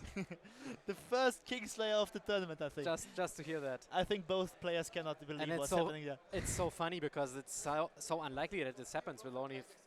He rolled 4 dice to wound and was 3 6s, so it's like a double Kingslayer. You are dead and you're not coming back. Yeah, so maybe that also means that you can't roll the 4 up now. Yeah, I think that should be a rule there. With the 666. With a 666, you have no recursion left. Yeah, and if you roll 4 6s, you can't use a L'Oreal in your upcoming match as well. So this is the extra rule. Your body is destroyed, your soul is destroyed, and your whole extincted. Yeah. Okay, that is really crazy. Your whole body and soul and your everything is gone. And the next teleport. This Eidolon is just going places, right? I think he's going more meters in this game than I am in the last weeks. Yeah, you see, the fun part is he's not going, he's just teleporting all the time. I wish I could do this too. Yeah, it would be really nice. Okay, so he's measuring some distance to Ushuran. I think that's just threat range, Yes. maybe. Yes. There are still the flayers left on the bottom right side, so like here. And not much more than that is left, right? I Kingslay at Scarbrand and immediately get hooked. Who wouldn't? Yeah, that's understandable. Fun when magic works. Yes. Yeah, I mean, it doesn't always work, but when it works, Yeah, it's really impactful. The lists can be seen on West Coast pairing. Yeah, but we pinned the link to best cost pairings. But in the only chat. if you have the account, unfortunately. Yeah, you have to. You need to create an account, which is not, which is free though. So you don't need to pay for that. You don't need? I don't think so, right? You have to. Oh, you have to. You have to. Yeah, you don't have to. You don't only have to have an account. You have to. You have use to the pay. subscription. You have the Yeah, subscription. so the subscription has to be active to look in. Yeah. But I think somewhere in Discord maybe the lists are. Yeah, yeah. public. We already said that we will provide the chat with the list document which was created to see for everybody. We will put a link down for tomorrow. Yeah, thanks Noah. Yeah. Want to clip off the heads of the models I Kingslayer, but I'm afraid I might get slapped. And you will get slapped. Yeah, and also an Alarial head is quite expensive, so maybe don't do that. Why he's putting the ghouls over there? I don't understand it. Okay, so he definitely wants to threaten the back objective. But he could with the Morbeck Knights. Yeah, so you would have chosen the Morbeck Knights over the ghouls. No, that's not what I mean. I would put them on the lower left objective. Okay, so you mean down here? Yeah, because the Morbeck Knights and the Crypt Flayers on the right can threaten the top objectives enough. But on the bottom left, I don't know if Ushuran will not. What is happening here? Oh yeah, what I said. The Crypt Flayers and Ushuran will go into objective, but not in combat. Yeah. If I think so. Just to take the objective. And now I think that the Crypt Flayers, if he has one command point left, are going close. What? If he charged this one, I don't know what's happening here. He can't charge them because this is his own unit, right? No, the Life Swarm. The Life Swarm. This is a Oh, Life that's Swarm. the life swarm. Okay. Yeah. I thought there's a third Morbeck. No. It's not. It's not. Yeah, it's kind of hard to see. So this is the life swarm of the IDK player. Yes. Yeah. So he could charge over here onto the life swarm and hit the yields, but Why there's no should reason, right? he? He's standing in the middle of nowhere then. Yeah. But let's see what he has in mind.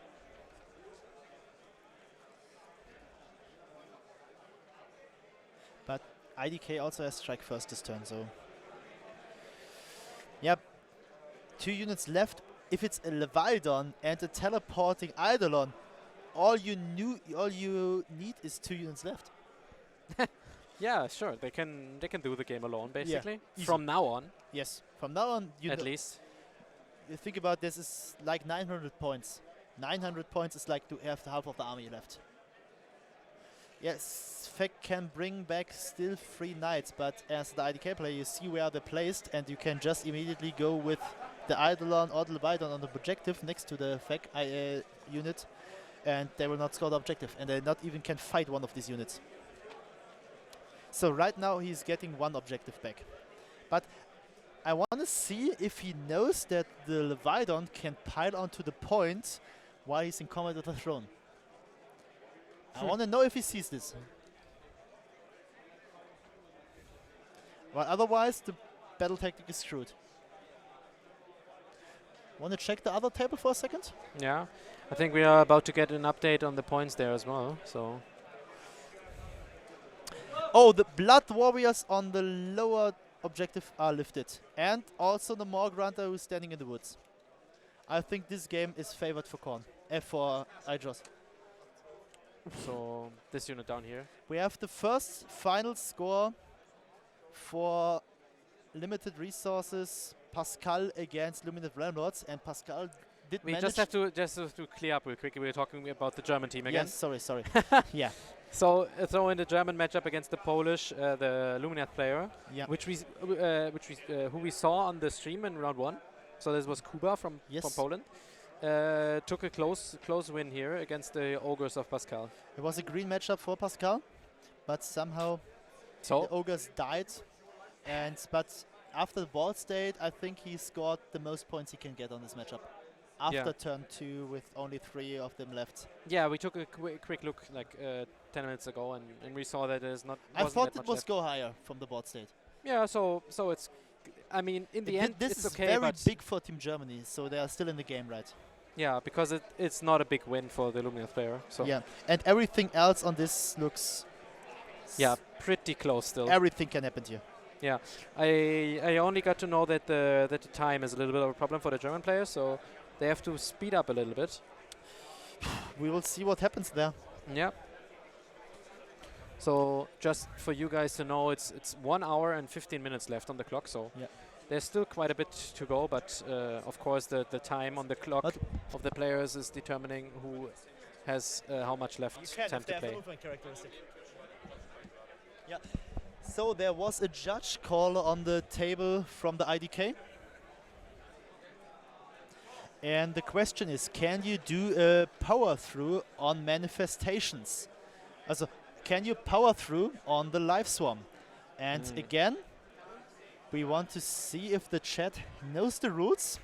If you can power through on the live swarm, I want to see a 1 in the chat. If you can power through on the live swarm, I want to see a 2 in the chat.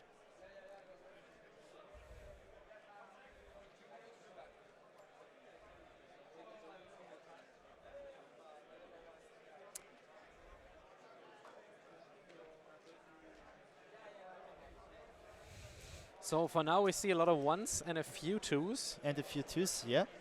And also a 3. Maybe it is 3, right? Oh, there are lots more 2s coming up. So, to make it clear, all of the guys who are riding a 1, you're right, you could have judged at the table of the AoS worlds. You can power through when it has a movement characteristic, but you cannot if it has no movement characteristic. That's how easy the game works. Because you are considered in combat range with the unit if it has a movement characteristic. Yeah, and if not, you are not in combat and then you can't use it, so. Yes, that's why I said especially for the live swarm. And it has a movement characteristic to keep up with the big monsters it wants to heal. And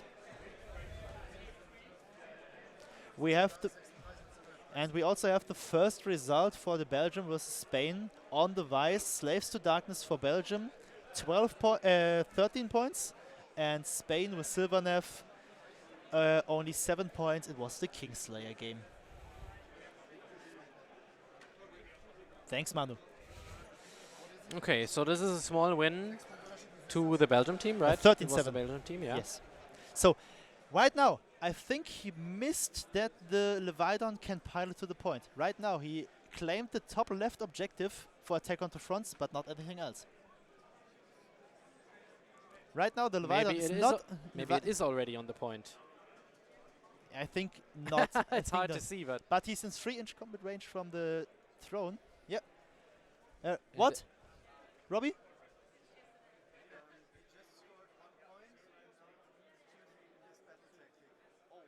So to go for the other battle plan, we just heard that Korn only scored 1 point.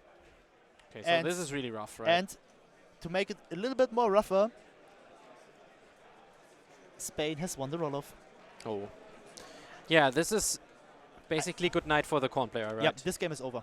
So He has no murder lust left, so the next 3 picks will go top to the... he cannot murder lust because he's in combat, so next 3 picks will go into the Blood Warriors. This Genau, objective he will never see again. yeah. So these are the picks we talked about back here, right? Yep. So these are still left to go somewhere, and he has no reason to hold them back now. Yeah, and then the rest of the corns will be tabled after this turn, maybe.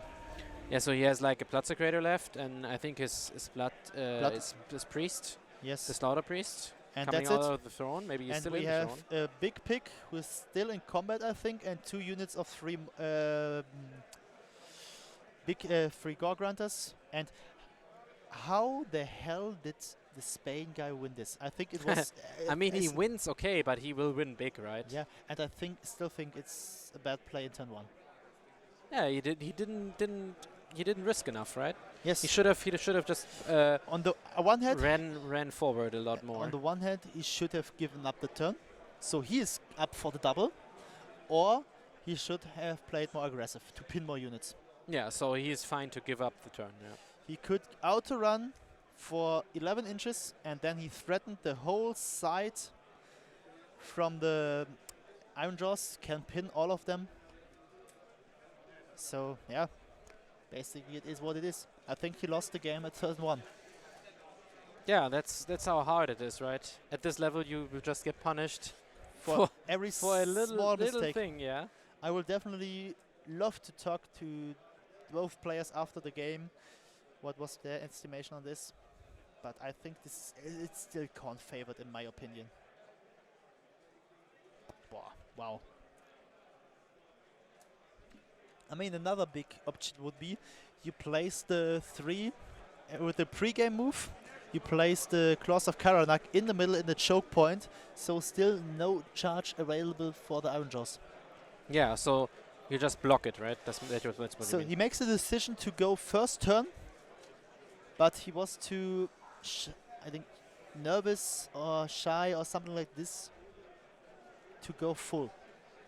And if you make a decision, you have to go full ham, otherwise you're getting hammed. Yeah, just like we see here. And also, like Pershore is saying, Iron Jaws making bacon. Yeah. I don't know if it smells that good if you burn some heavy armored corrupted chaos dudes, but yeah, maybe. Korn doesn't care where the blood flows. So what's happening on the other table? So Ushuran, what? So he kills the eels. Okay, so he actually made the charge, which we didn't expect him to Yep, do. but now the Leviathan goes to the point. So, as you expected, IDK only has 2 units left.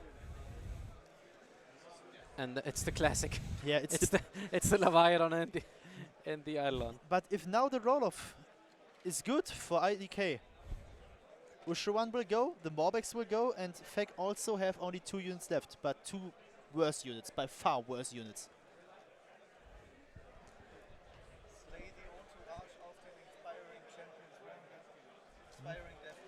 So Yeah. Iron Jaws goes for Slay the Entourage on the Inspiring Deathbringer. Okay, so this must be a small This one. unit left, right? This one. So the one at the front. And I think this should be doable. Makes sense that the Spanish players know how to play the ham list. You get claps for me for that. Oh hell no. That's a good one. That's a very good one. So I think even if there's not match turns played on this matchup, it could be a classic destruction match. Turn 2 and not anything else left on the match. Yeah. Yeah, maybe we'll give a quick listen what the players are saying. Nope. Okay, movement.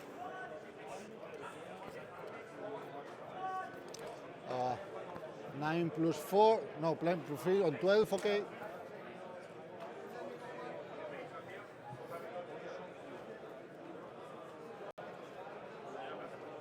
Okay.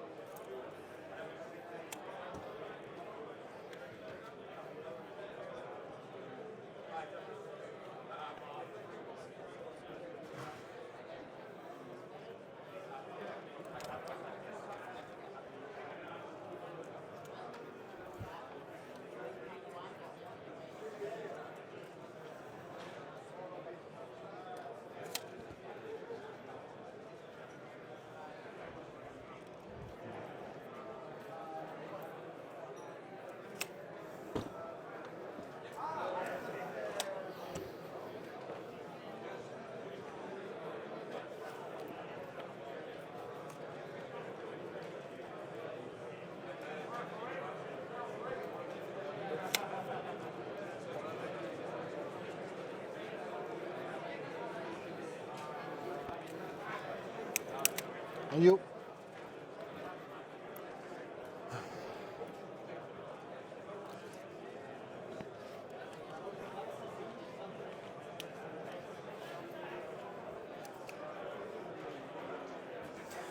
Okay. Going to redeploy the blood secretor. 4, and I will use a blood tight. So 7. So I can go there. Okay. Mm-hmm.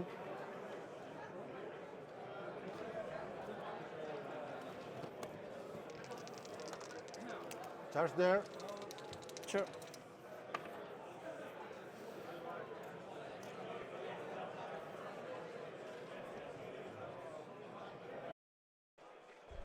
Okay, so now we see exactly happening what we said. The Gorgrunner unit is going to the top. Just Stopping Korn from going to the point. yeah, it just doesn't matter for him if he gets any models in combat because the damage is not significant anyway. He's just blocking him off completely from the point, so he can pile on it. So and IDK score wins the roll-off. Big news, IDK wins the roll-off on the other table. And going for Slay the Tyrants. Okay, so we just need to update the score real quick. So we had 4 points for the FEC player, which brings him to 20 points total. I think this round, both games we are seeing here looking good for the Spanish team. With 1 loss at the Slaves to Darkness Silver Death matchup. They need a lot of points now. And we didn't talk about that at the start, but I think the Belgian team is maybe a little bit favored, just from the previous results. But I think they were pretty closely matched, right? I think there are a lot of new players for the Belgium matchup, for the Belgium team, so I don't know much of them. Yeah, okay, so, I mean, obviously both teams won the first round. But yeah, now it's getting decided how the tournament continues for them for tomorrow, right? Yes. Because the 2-0 bracket will already be really tough opponents. Yeah, the 2-0 bracket will be stacked. So, yeah, let's see. A lot of good teams there. I think about you should have 7 teams then there. I think Poland or Germany. You have America. You have Denmark. You have France. One of these guys. I don't know what the other winning matchups are, but it will be stacked. Okay, so right now there's a judge call going You can on. pick the guy inside. Charge ability? No, you have to do it on. No, wait. Charge ability. So the mortals. Yep. Yeah, sure. Sure. Okay. I think he can, but I'm not sure. So So I think you pick. Yeah, any ability you can choose him for the For attack. fighting. For fight. yeah, I think he can, but I think he can, but I just want to be sure. We pause it, so it's okay. Yeah, you can. Yeah. Yeah, sure. But you cannot fight him directly. Yeah, I that's know. right. Okay, go for it. 3. So just a short judge call.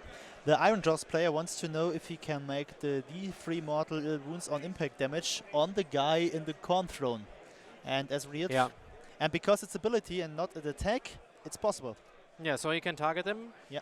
Otherwise, if you are in a faction terrain, you are basically protected from getting attacked right away, just from melee attacks, combat attacks. But yeah, you're not protected from abilities which are doing damage to you. So yes, in this case, he can still damage him. Yeah, and now I think the task boss will wipe the Deathbringer. Yeah, which was his battle tactic, as we remember. 9 more points, and I think Korn will only be able to score 1, maybe with the battle tactic, 5 more points, and then the game's over. Yeah, so right now, of course, the Korn player, we didn't update it, I'm sorry. We are at 14 to 8.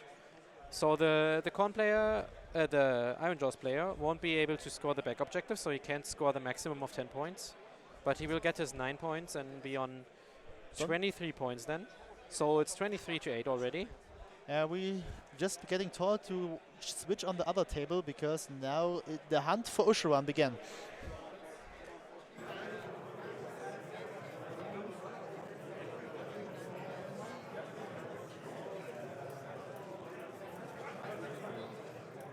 He's priest, right? He's a priest. And you have 3 points. Yes, for the, 3 for points the for the prayers, yeah.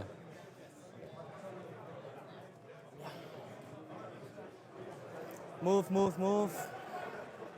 Hold on. Anything?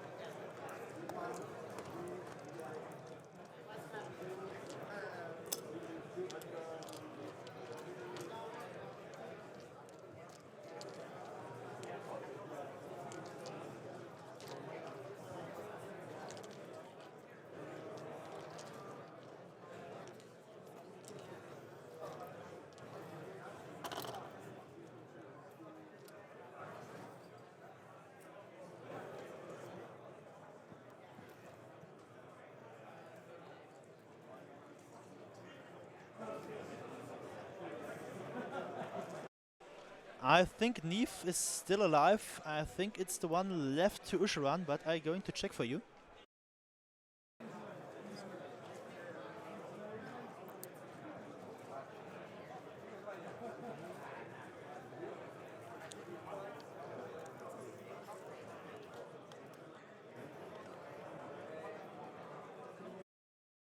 Okay, so Dario just signaled to me that Neve is still alive. And he was right in his assumption that it's the small model right next to Usharan.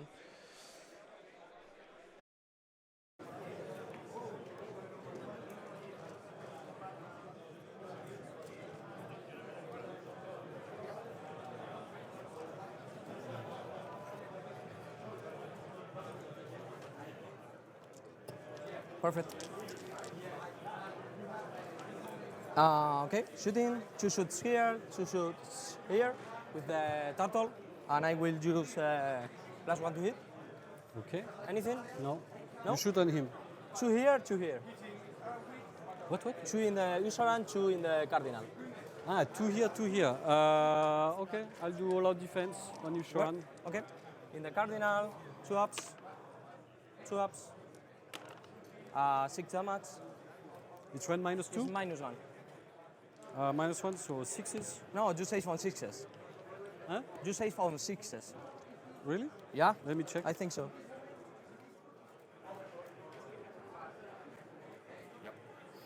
Total. 6. Yes. Yep. So 6 what? Yeah. Is that? Okay. Usuran, 2 up. 2 up. 2 -2. 6 damage. 3, 6. 5. 6. And 2. Yep. Eidolon into them. 3 ups. 3 ups. 1 -2. Yeah, no. How many damage? 3. 1. Okay.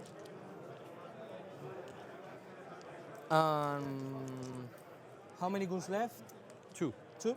Okay. One shot here from Nif, 2 here. 2 here. 1, -1.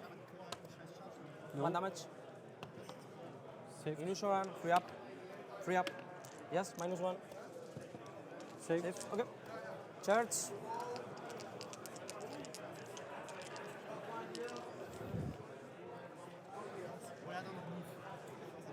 Nif. Yes. Oh, it's 3 now. No, no, into the Morbid, don't worry. Ah, okay, okay. More than 3, okay? Yeah.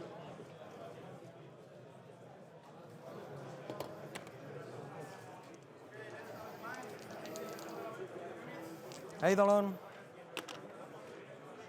I don't know if I'm on 9, on 8, I don't think so. Or maybe yes. Yeah. That's 2. 8. 1.5, can you rush? No. No. Okay. This is a no. Yeah, totally. Don't worry.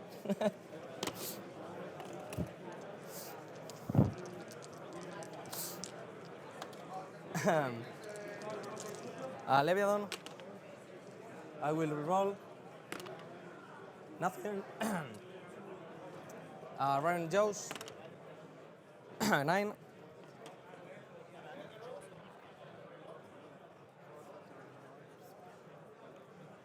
Show me the 9. Ah, yeah, yeah, sure. You just summoned it, or? Yeah. Yeah.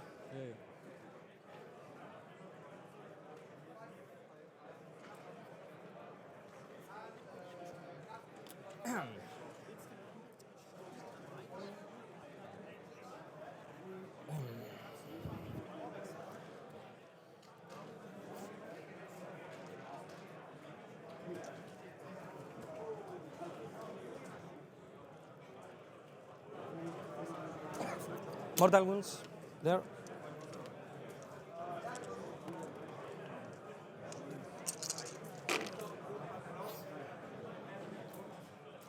Five. 4. 4. Yep.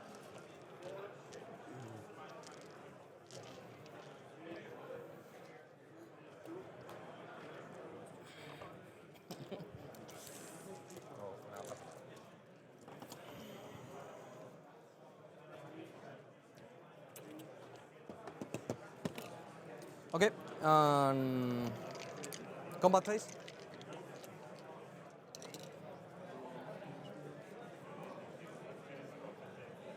And I will use the. I can't because I. Okay, guys.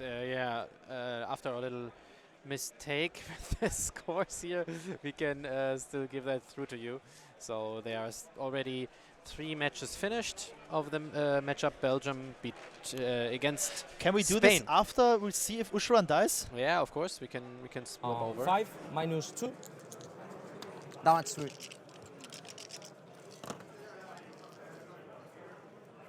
Free damage 6 in total. Damage 3 against heroes.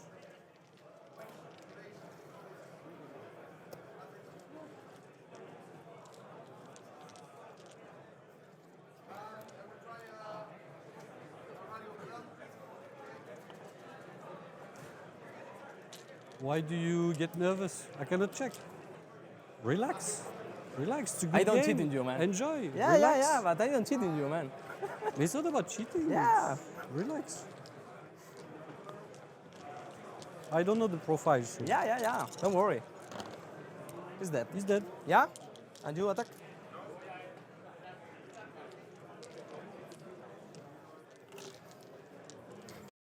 So now we can go for the scores. To give it to you. So as we saw, the Unseren died. That's of course the result here, which is really important.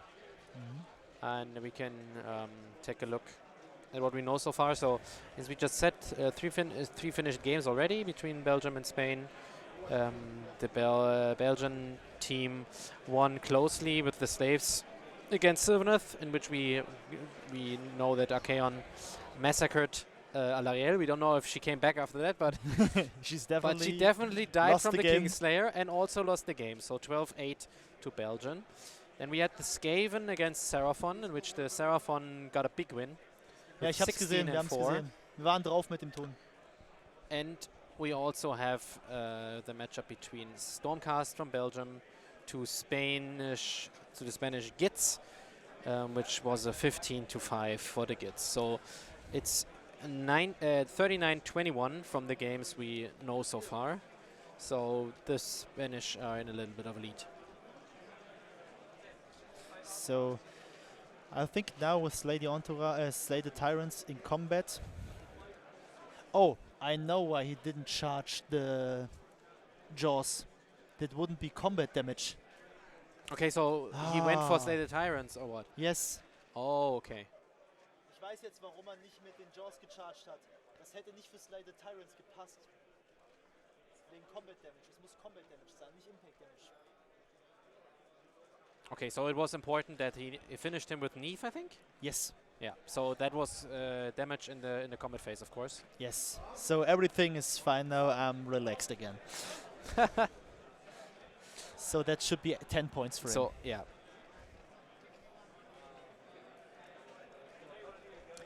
And let's see what the Fek can do. I think they can do a lot of points here. Maybe go for take the flanks. Maybe go for do not waver. Maybe. I think they can score some points here in this game, but it's not winnable anymore, I think. Yeah, he's too far away with the points, right? 14 points. He has just not recoverable. 3 units left. I mean, 2 of them are locked, and the Morbecks are never locked, but 1 is locked in combat.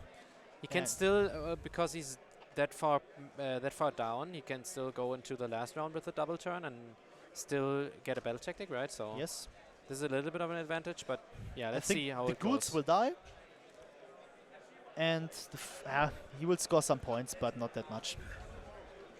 Want to see for the other table? Let's see what's happening there. I think the Deathbringer is dead. Wow, but wow, what's the Blood Warriors wiped nearly both units? Okay, so the turn for Rudy ended with 9 points as we expected. Yes. He's on 23. And now Korn, Mikey chose Do Not Waver as his battle tactic for turn 3. Sounds okay for me. Yeah, so what does he have left? He has the Blood Warriors on the top, which was a big unit. And then there is the Blood Secretor, I think, left. The one in the tower? And the Slaughter Priest in the tower. Yes. And the Aspiring Deathbringer he had died. So he can go with both units and the bottom to the 2 picks. Yeah, they shouldn't die and they should be able to both fight, right? I will see if the Hacking Crew manages to kill the last Blood Warriors. Yeah, I mean, it's a task boss. It's a task boss. That's 7 attacks, freeze, rend 1, damage 2. 4 attacks, freeze, rend 1, damage 1. 4 attacks, force 2s, no rend damage D3. And so it's a lot, yeah. And then the big attacks, 5 attacks, freeze and 2s, rend 2, damage 5. Yeah, if he's on 5 points, which we expect him to be. Yeah, he was in combat all the time, so I think yes. That was a comet? Don't know what happens there. But I think this game is pretty high win for Spain. And as we see, they're already 18 points ahead of Belgium. Yeah, so it looks like a win to the Spain right now. We don't know the others, but yeah, it looks like.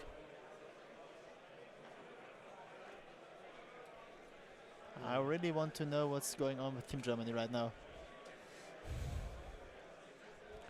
Yeah, maybe somebody of our crew is already on their way. Cello, I think, is coming back from somewhere. Yeah, maybe you can tell us what's going on. Maybe not. Let's see.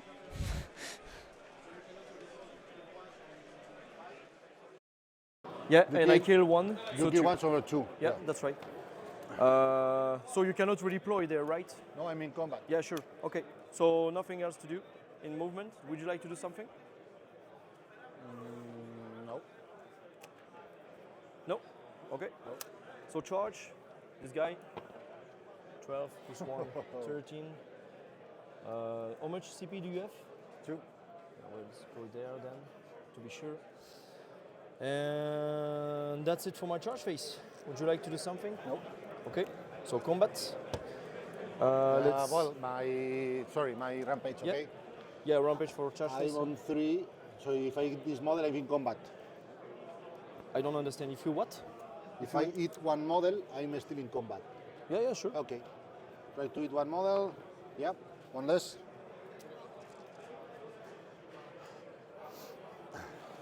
Okay. So let's go for this guy first.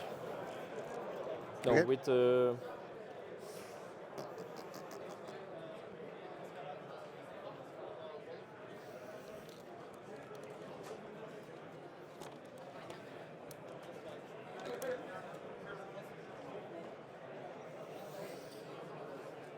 Now let's put everything on the test bus. So I go first with those guys. +1 to save, and 1 death in order to you. 2. I should do my piling first or no? Yeah, I should do my piling Yeah. first, no? Yep. Then we move one Yeah, model. yeah, okay.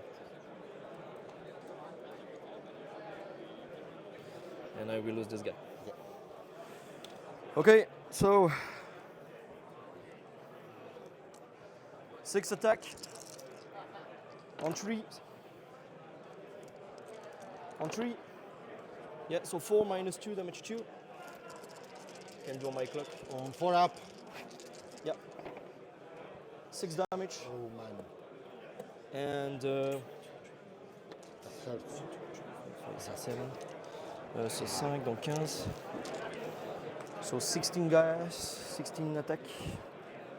I miss a lot of dice here.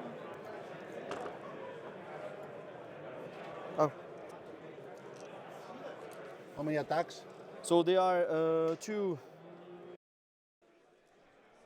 Okay, so just real quick, we have an update on the other table, which is Paul's active turn. He took take the flanks as his battle tactic.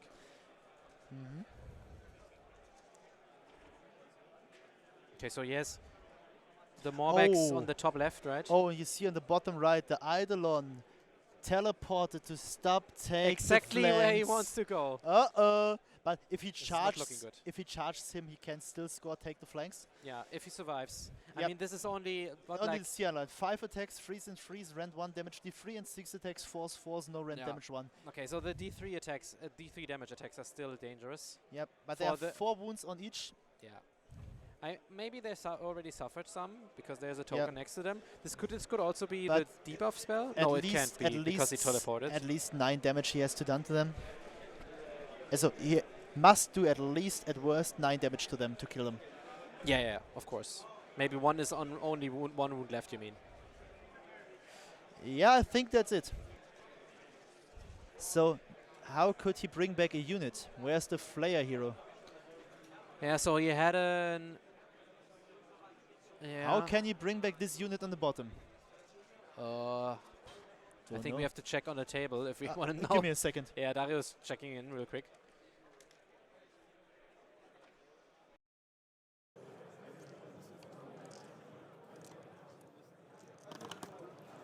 You have 3 minus 2. 5 ups. 5 ups. 1. Okay.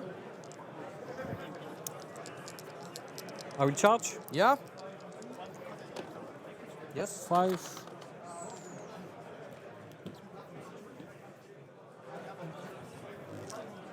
Yeah, thanks.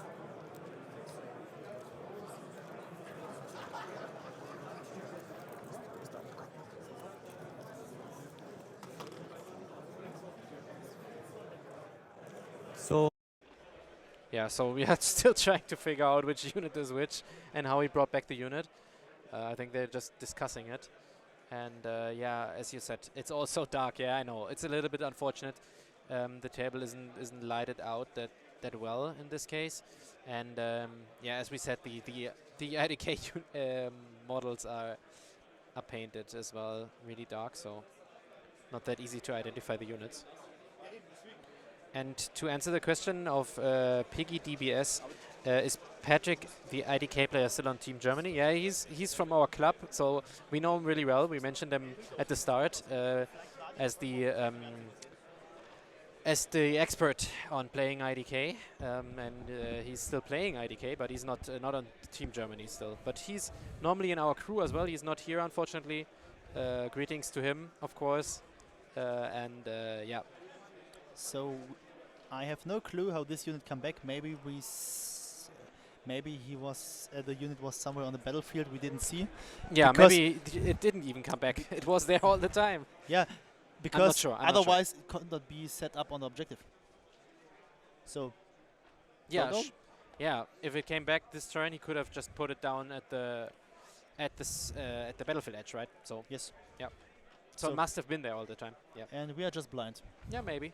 I mean, it's hard to keep track of everything. So We are getting judged from Robbie with the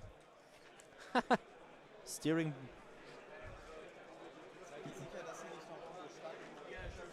No, wir sind nicht sicher. And we are not sure that the unit wasn't there, so we yeah, just maybe live they with were it. still there. So yeah. I mean, otherwise otherwise there must have been something really, really going wrong, and that I don't think that. But I don't think on this high level they do some stupid shit like this. I mean, Javi would have noticed as well. Yes, of course he would. So maybe we are the stupid ones. So let's see what's going on here. Okay, so there's not much left on this there table, of was- course. Yeah, but I think they managed on the other table there do not waver. Yeah, Mikey, we talked about it, that he doesn't have that many options left, but Do Not Waver should be able Yes, for him to complete. But he's only scoring one objective, right? So yes. Because this is control score 5, control score 2, yeah, so 4 points. And if he now loses the roll-off, this game is over. Third round, it's the third round. yeah. So Mikey's Or do you mean the turn battle round or the round for the tournament? Because round for the tournament we are still second. Yeah. Battle round, we are the third. yeah. So normally, if you take a look at the clock and you are in our time zone, I don't know that, but then you will maybe think that we are already in round 3 of the tournament. Yeah. Yeah. Okay. So the tournament. Yeah. Yeah, But we only have 2 rounds per day. Yeah, as we mentioned, we only have 2 rounds per day because it's basically a 4-hour round because we have the pairing and setting up the tables and everything. So the round is longer than the usual one. Yeah. So we have the score in really 5 points for Mikey. Yeah. So 4 for the battle tactic and 1 for his home objective. That's what we expected. Yeah. So that's 5 for him, And let's see who wins the roll-off here. and then 13 in total. I think if Iron Jaws wins the roll-off, Yeah. I mean, you can close this one. the game is only about scrapping some points now for the corn player, of course. Yes. If he But it wins the looks grim. turn, It maybe looks he grim could to do some damage on the big pigs. What do you mean by favorite army? By we love this army, but it's good painted, or what's the strongest army? You have to Or know what did he- precise. yeah, or what did he like the most on stream, right? For now. So So the answer to the first question is Iron Jaws. To the second question, Iron Jaws. I don't even remember the second question anymore, man. The answer is Iron Jaws. Okay. Now I get what you mean. Yeah, it's always Iron Jaws. So Yeah, for me it's yeah. Now, if you being more precise, we can help you with this this question. But Robbie, wer hat den Roll-off gewonnen? So we just heard that Rudi wins the roll-off, and now thinking about his battle tactic. The chat doesn't hear because. So this game is over. yeah, so I mean, he has enough battle tactics left, right? He took attack on 2 fronts. He took a double turn, so he didn't even take a battle tactic. And then he took Slay the Entourage in the 3rd round. So I mean, there's a lot of opportunities still, right? He can Yeah. easily Take the lands. take the for land for example. 1. Do not waver. Already. Do not waver is free. Do Not Waver is free. And But also, he if he should have going for take the lands now, because maybe the Gore Grunter on the top can die. yeah, there's no reason to risk it, right? And there's also in the last round he could also do if he kills too much now, Yeah. then he can also just run in the middle. I Yeah, mean, for Seize the Center. he has Seize the Center left, and he is doing Seize the Center as we just witnessed. So So Henning, to come back to the question, what's our favorite army? Doesn't matter yeah. what makes it that. Okay, that's fair. I need to think about it for a second. You've seen at the event. Okay, so not in general, just at the event, yeah? Also for me, it has my Ragnar's Iron Jaws list, of course, but I make something that's not to do anything, has anything to do with Iron Jaws. So I need to think. Yeah, I mean, for me, of course, it is the Archaon army who killed Alariel with the Kingslayer, and 3 6s. I mean, you can't get much better than that. So, for me, it is that for now. I don't know so far. I have absolutely no idea what's my favorite army right now. The Grunter Stampede, I'm not a big fan of this, even if it's perfect right now. I think I would go for IDK here. I don't know. Let's think about some lists I've seen so far where I was where I was happy to see this kind of list. No. I will let you think for a moment. No, There's also no, a question. I will not answer this because I cannot right now. Give me some more days and seeing some more games, and I will come back to this. Yeah, there was also a question: where can we buy a playmat like this? I'm not quite sure which mats we are using here. It's not the usual. I mean, for us, usually we use like the. I don't know if it's what it is called in English, like the neoprene mat. Yeah, so like it's like with the stuff the map is made of. Yeah, so with like a rubber on the bottom of it, so it can't slide on the table. It's a little bit different here. It's a little bit. It's not that thinner. thick. It's a little bit thinner, yeah. But yeah, that's neoprene. Yeah, okay.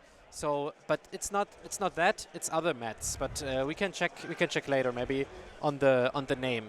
Most of the time, the makers, so the manufacturers of the map, will just print their logo down and have the brand on the mat as well. Maybe we'll find it out for tomorrow for you. Yeah.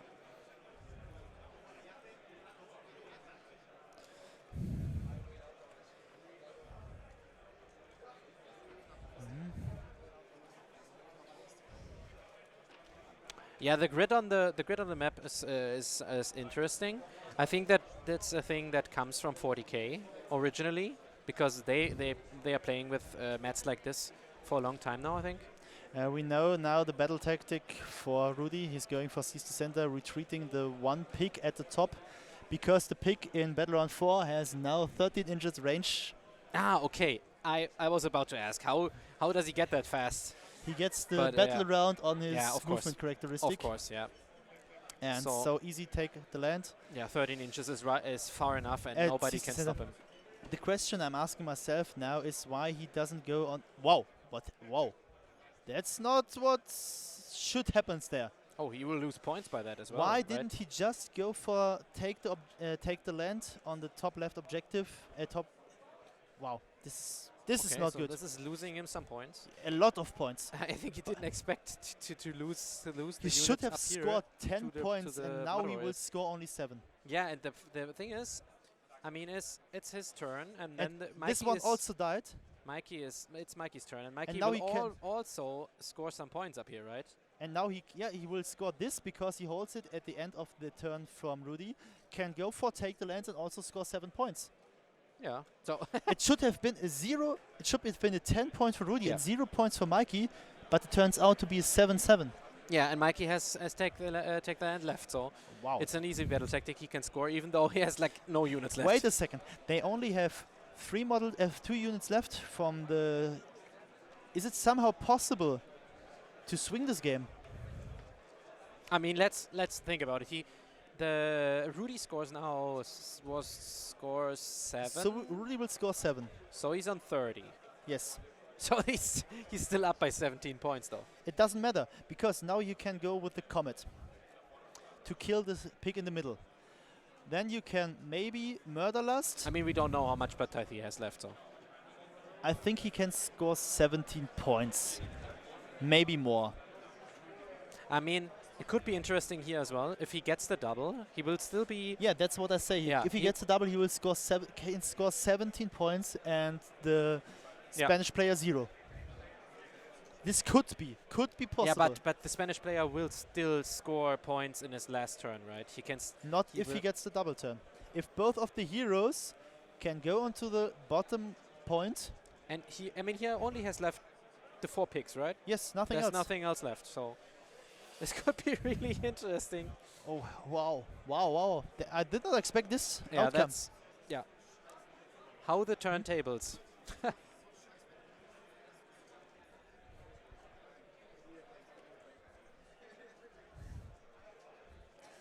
So there are some discussions and judge calls on the limited resources battle plan, how it has to be played, as always. Okay, and Madigan, our judge, is right now talking to the players with like many people looking around Yeah, and being curious. but you cannot discuss with Madigan. Madigan is... if he says something, it is like this.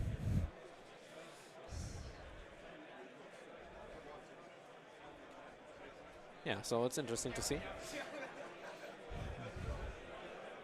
So, do we have the score here? Can you check? Yeah, it's 7 points. He's the center, Yeah, 7 so points. just as we expected. Right? And Korn, as we expected, take the lands. Okay. Yeah, okay, so let's just check real quick with the other table. We I were on think this they will table for a while. Hmm? So there's 10 points going to Paul for his 4th turn with take the flanks.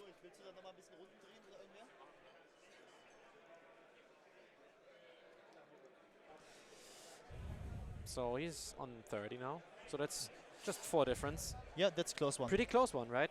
And we know that IDK won the roll-off. And also take the lands, so ADK will score 10 here. Yeah, so And if he's on 44 then. and I think then Fek will not be able to score a lot of points. I think this is a good I win. mean, is there anything left for him to do as battle tactic? He took take the land. He took slay the entourage, attack on 2 fronts, take the flanks. No, there is nothing else left. So Not with this low units. he doesn't have much left. So I think he will maybe What score does he two. even have left as units? I think the Mobex down, but they will die now maybe from the Leviathan. So the Mobex will die in the IDK turn. And top they have some left. Okay, so Yeah, he's- we will not be on any objective right now. okay, so did they die? We don't know right now. And I think he has a Crypt Flare or something else.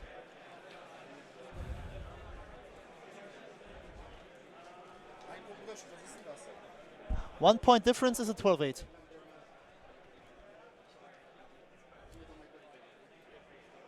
Yeah, okay, so that's kind of special. Maybe we can explain that. Battle tactic differential and same points. Yeah, so Draw. yeah. Yeah, so just to explain to the viewers, we are just talking about how the games are scored in the end. So if you are on the same points, but one has more battle tactics scored, that's an 11-9. And if you have more points than another player, then you are already on a 12-8. So Yes. it's really not that often that you see a 11-9. And even more or less often to see a draw. Yeah, that's really not that likely. So I think the game on the IDK versus FEC just finished.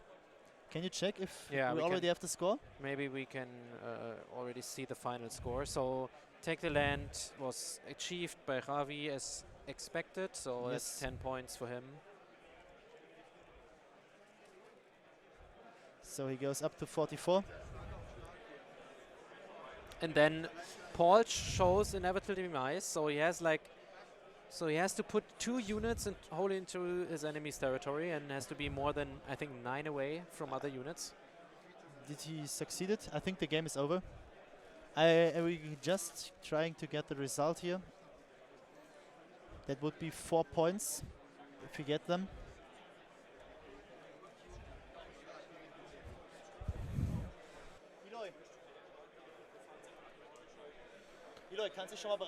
Okay, so we can confirm that the Belgian player scored 6 points. so 6 points. Battle tactic, invadable demise, so just us with 63. So we have 8 points differential. That's a good outcome for how it looks like. So that's only 8 points difference. That's 13-7. So Yeah, so it looked way worse at first, right? and we have another score. Skaven from Spain wins against Nurgle from Belgium with 12-8. Yeah. And can you update the score from this game so we can... Belgium with Feck. Yeah. I think our Yeah. our crew is doing that. So, okay, so the last moments of this game as well. Mhm. So we have As you can see, a lot of Spain wins for now, right? We have we have 4 wins for Spain already, and only 1 for the Belgian side. oh, USA is clapping the Czech team. 6-0, the next cap for the US team. I think the Okay. next matchup you will see tomorrow is Poland versus America. Yeah, because they are at the top. I think the French, I don't know how they are doing right now. They are playing against, I'm not even sure. Oh, against the Canadians, of course. Yeah. Maybe if they are winning as well, they are still not at the top, I think, because they didn't win that high in the first round. I think it's full Swiss, but I'm not sure. But I think it is. Yeah, it is. It is. Yeah, it is Swiss pairings, yeah. All the time. Yeah, from the first round on. So, or from the second, obviously. Yep. And I think the next random round there. is soon over. And if the round is over, we will just go for a walk through the hall so you can see any of the other results, any other games. And as the matchup before, we will then, after the game, going with the captains in a little interview so you can see and can hear. Wow. Oh, wait a second. Okay, so the Corn player's turn is over already. We don't And have the score for him yet, but Rudy took in his 5th turn, take that land, so it must be in the last turn of his game as well.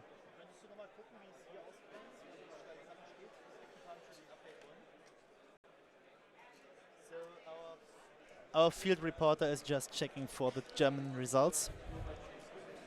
Yeah, I think it didn't go that well for the German team. No, I don't think either.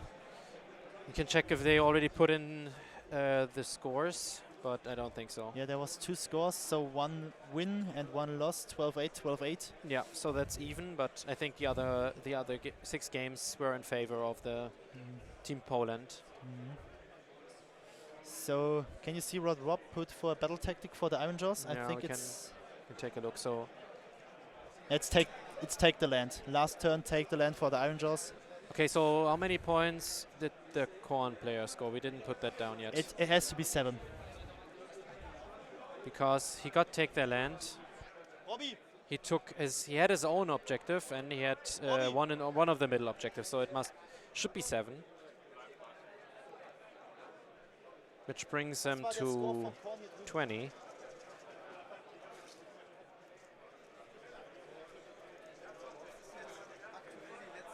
Ja, aber du hast vergessen, vor der vorigen Runde den Korn-Score einzutragen.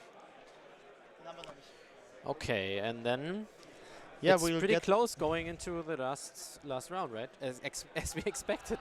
But the Spain player got the turn, so there was no double turn for the Corn player. So yeah, they scored 7 points, as we expected, and now there will be a 9-point turn for the Iron Jaws. And then maybe 1 point for... Yeah, there are a lot of teams with different roster, but that doesn't mean that they are worse than the last years. No, of course not. Absolutely not. But also the change in the player rosters, of course, is mixing up the field a little bit. So And I love this.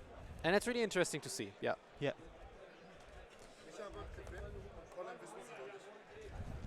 Colin? Oh. So we have the results. So Battle for the Pass, Mark Yeah, just real quick, we are talking about the German Yeah. team again. So the German team results. Battle for the pass. Mark with Korn against Nurgle, 7-13, so win for Poland. Then David, unlimited resources with Beasts of Chaos gegen Sinch, 8-12, so another win for Poland. We already have the result for Pascal, loses 8-12 against Luminev. Then Wolfgang with Stormcast Eternals lost 4-16 against Fek. Dome wins 12-8 against Soulblight, and Toby lost 5-15 to Stormcast Eternals. I heard that Colin is likely to lose the game, and Micha is likely to win the game. But I think it will turns out like 95-65 or something like this. So Team Germany will definitely lose this round. Yeah. I think they already lost. So this one will be a 9 point. Oh, we are just getting provided in the chat with another result. So Bulgaria won Italy 3 of their 8 games, but that wasn't enough, and Italy is taking it 76, I'm sorry, which is kind of close. I think the Bulgarians are here for the first time, or are taking part at the tournament for the first time this year. So that's quite a that's quite a strong result, I think, still. Mhm. So Yeah, Bulgaria is only losing by 8 points is really good. Bulgaria for the first Worlds. Yeah, that's Very really good. nice. They make a close one against, I think, Austria in the first game. Yeah, we can check that real quick. I can't remember right now.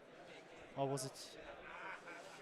So Yeah, against Austria, only lost by 5 points, and again, only lost by 4 points. Yeah. So they're making a good impact So on the first. So for them it's quite hard now because they are on 2 losses, of course. But Yeah. I mean, later on, if they still win like 2 or 3 games, they can still be in the middle of the field and will be at the top of their bracket with the new scoring. So I have a bad feeling for Spain. I think they missed up. They only have control score 4, and if Korn has a banner, they also have control score 4. yeah, if there is a banner still alive, I'm not sure though. Then it would be another 7 point, another 2 points. Yeah, only 7 points. Yeah, another 2 points missed for Slaves to Darkness. For Iron Yeah, Jaws. so he scored the bottom objective and he scored his home objective and he got the battle tactic with Take the Land, so that's 7 points. So he's done with this game. He's on 37 at the end. So yeah, there's a lot of missed opportunities and here there were a lot of more points possible. for this Spanish player, but yeah. And now he wants to kill one of the remaining picks. And if he do it, it will be maybe 9 point swing, which makes this matchup to a 13-7, which is awesome for Korn. Yeah. Makes some mistakes at the end, It's but still a he, good result. but in he the end. fights with all he has for the bacon. Yeah. And in the end, he got what he deserved, right? Yes. And there we had the handshake. Yeah, I think it's just 7 points here. 3 points. I think it's just 3 points. Yeah. Because he didn't get this lady entourage. Yes. I mean, it was quite a stretch, but he needed to try. So let's wait for the final result, and then we can give it to our crew. Okay, so that's 3 points, as we expected. So that's 23-37 between Mikey and Rudy here. 40 points differential. That's 8, 16. That's 15-4, 15-5 should be.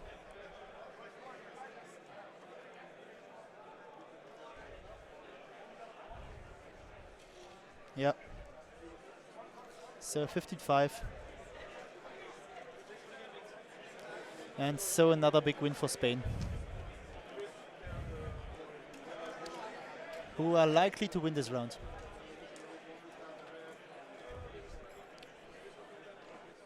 Okay.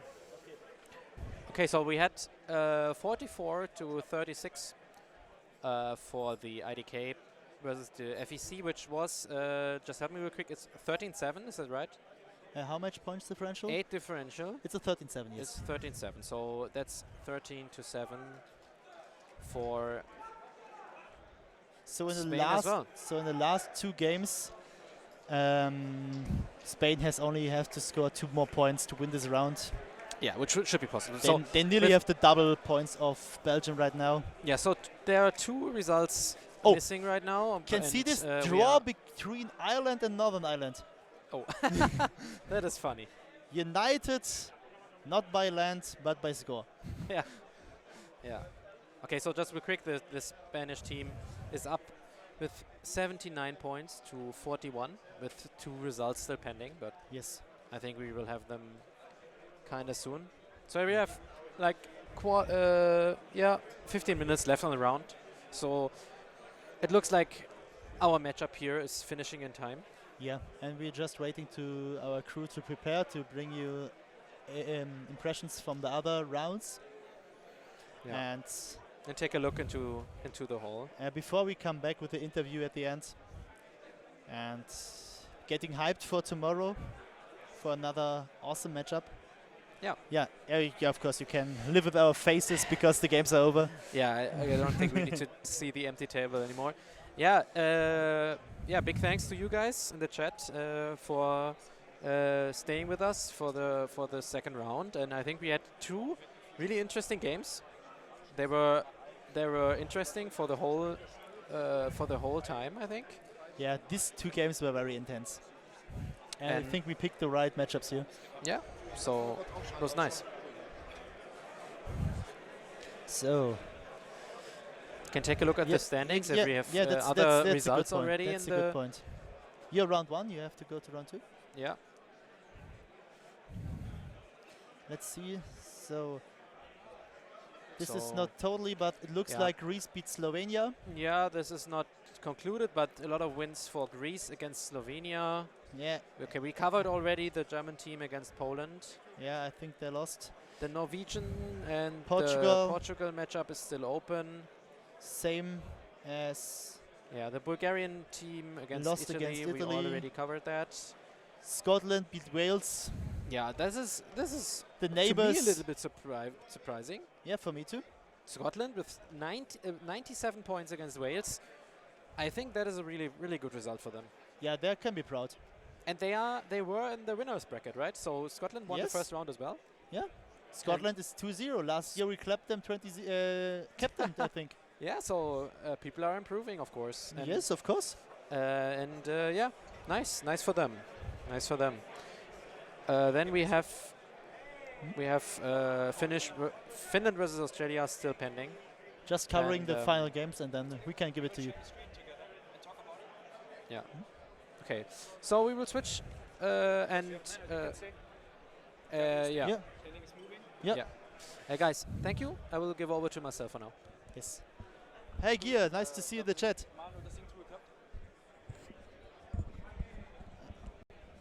And hello, Cello. One hi. pretty face switching with another pretty face. Thank you for the nice introduction. So we will give you a quick overview in terms of the current situation and the current results, and then we will switch over. Eloy and Florian are preparing. As you can see, they will go to our live action cam.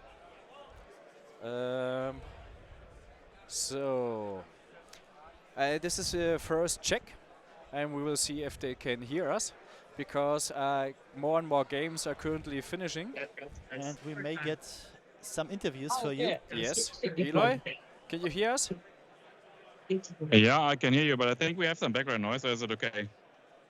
From my perspective, the voice and the noise is sounds good. Yeah, sounds good for me too. Okay, all right. So, which is very important for you for the so that you stay tuned. We will now catch some guys for getting some deeper information in terms of some results, some good overviews, and after that we will have the captains from the previous game from Belgium and Spain also for an interview again. I will ask them for a second. Okay, thank you. So the first question for Eloy is, can you go to Canada? Yeah, I'm trying to find someone from Canada, Thank you very much. but the coach is still busy collecting results.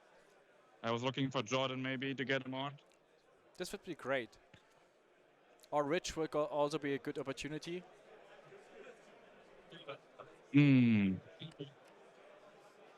They're still debating behind me.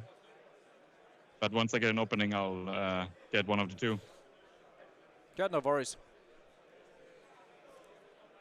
And one interesting information for all the German spectators.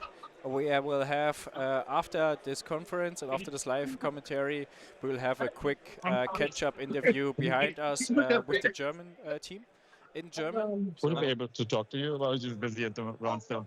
Yeah, just give us a second. Yeah. Okay. Thank you, Eli. That's okay. Yeah, we'll be on in a second.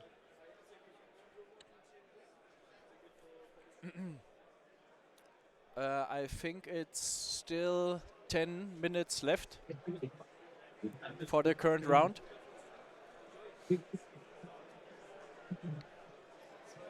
Twelve minutes, thank you, Robert. Yeah, so we might still be a little bit early for some teams to talk to, but they assured me they will get back to me in a second, and then we get it going, and then we continue towards the hall. Give us a cool view into the hall, so when you maybe go in the middle of the room and Florian can catch you. Amazing. I think you're not the tallest guy in the room. Yeah. No, I mean, look at me standing next to Tom. Okay, now he's going. I think he is the tallest guy. Yeah, probably. I mean, all the Dutch are kind of default for them. Grab sack, team Australia behind.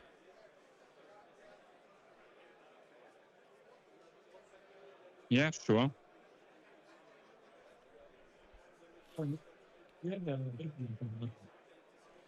That seems so good. Okay, you can start, thank you. Yeah? Mm-hmm. Yeah, all right. So, yeah, maybe just take us through your round. How was your pairings? Anything unexpected? So it was, we played into Finland, which was a bit of a dicey matchup. They had a couple of lists that kind of counted ours a bit more than we expected. But however, pairings went pretty well. We got a couple greens, a couple reds, but our defenders played really well, scored enough points that got us over the line. I think we've got the win. Still waiting on one more result. So that was really good. I played into cows, managed to murder some cows, which was really good. So overall, pretty happy. So it sounded like it was a rather close game in the end? Yeah, really close. I think it was about 93 to something, whatever. Yeah, so no capping going on there for sure, but taking you through the second win for the day. So excited for tomorrow? Yeah, but really excited for tomorrow. Bring it on. All right. Thank you so much. Good luck for the next rounds.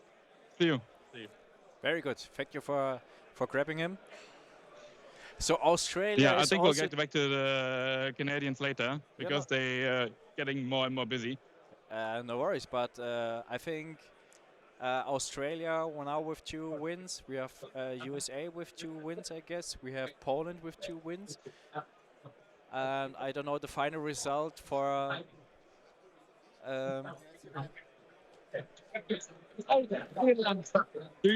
you also part of do you get another opportunity? I think we didn't have now Finland or Portugal.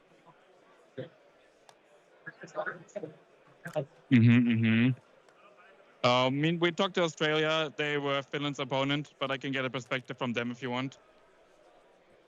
Yeah, let's.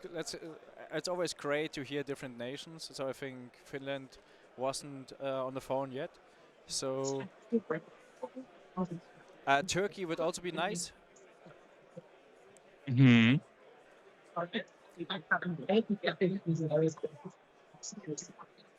I really love the view. And I love your back. Beautiful back. Are they currently playing still? Or no? Serbia would that be nice?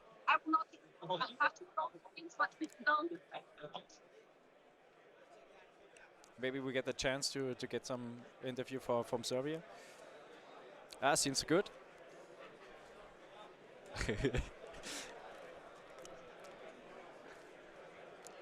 All right, I think this will work. Okay, thank you, Eli. You can start. All right. So we have Serbia or no? Yeah, maybe just tilting a bit. Oh, I'm sorry. I interrupted. The captain. No. Yeah.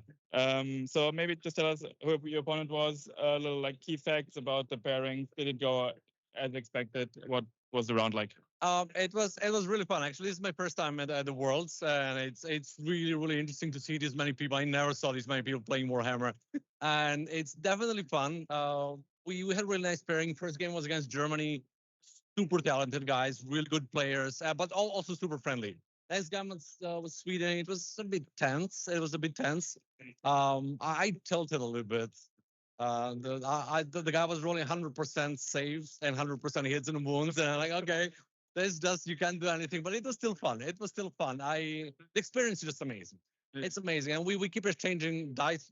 I picked up like 15 different dice from different countries, and that's really just fun experience. Yeah, well, thank you about the honesty. I mean, like being a little bit tilted is kind of part of it sometimes, right? But you always try to like stay positive, stay motivated, especially in like a team format like this. Exactly. I mean, it could always bring you another point or two in the end. So you're looking forward to the next round? Something from the. Sorry, that's my Thank you. This was not sexual harassment. Let it be known. This was just cleaning up. Obviously. So looking forward to the next round? How's it going to be? Yes, definitely. It's definitely going to be fun tomorrow. I'm back in my good mood. I've been having a long flight because I flew in from Shanghai, and it's been really long flight. I'm a bit tired today, but tomorrow it's gonna be better. I'm just super stoked. It's a fun experience. It's something unexpected. That's great to hear. Is the final result for your game there already, or is it still going on? For my game or for the whole team? For the whole team. For the whole team, I think we're up by a lot because we have teams winning 20-0, 19-1, 15-5, 14-6. I lost gloriously with 17-3. But I think my teammate got the good luck that left me. So it's just really good. They picked up. Having a good team, it's really important. Yeah, it sounds good. Thank you for your perspective. Good luck for tomorrow. Everything. Thank and you. See you soon. Yeah. Oh, this was a very nice interview. Thank you very much, Eli. This was great. So I think it would time for Canada because we know that the captains are ready. I'll go back. And it would be great to get a quick catch up from Canadian guys. And then we can head over to Dario for the interview of the captains for Belgium against Spain. Yeah, I'll just have to run for. I think this is one of the. This is very. This is the fastest walk I've ever seen from you.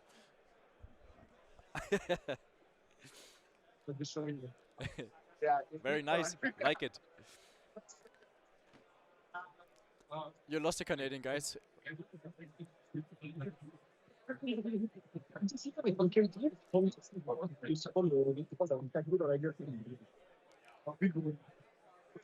And what do you think? He's trying to ask Jordan. Jordan is one of the guys from Seasons of War. I think he's not the captain, but I think he's very famous in terms from the whole YouTube scene.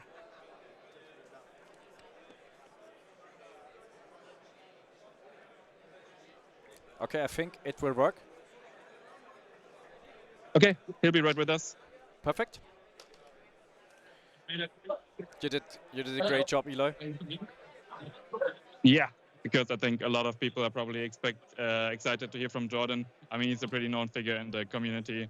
But we'll just wait for a second, and then we'll give it back to you for the post-game interview. Perfect. Sounds amazing. Do you know the final result for France against Canada?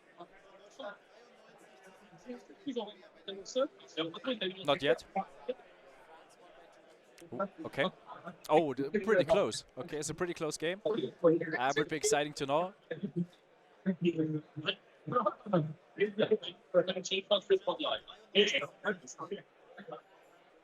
Sorry? Okay.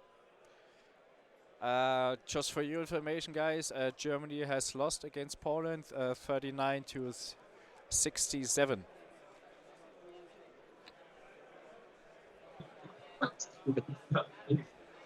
When did he tell you that who is ready for the interview?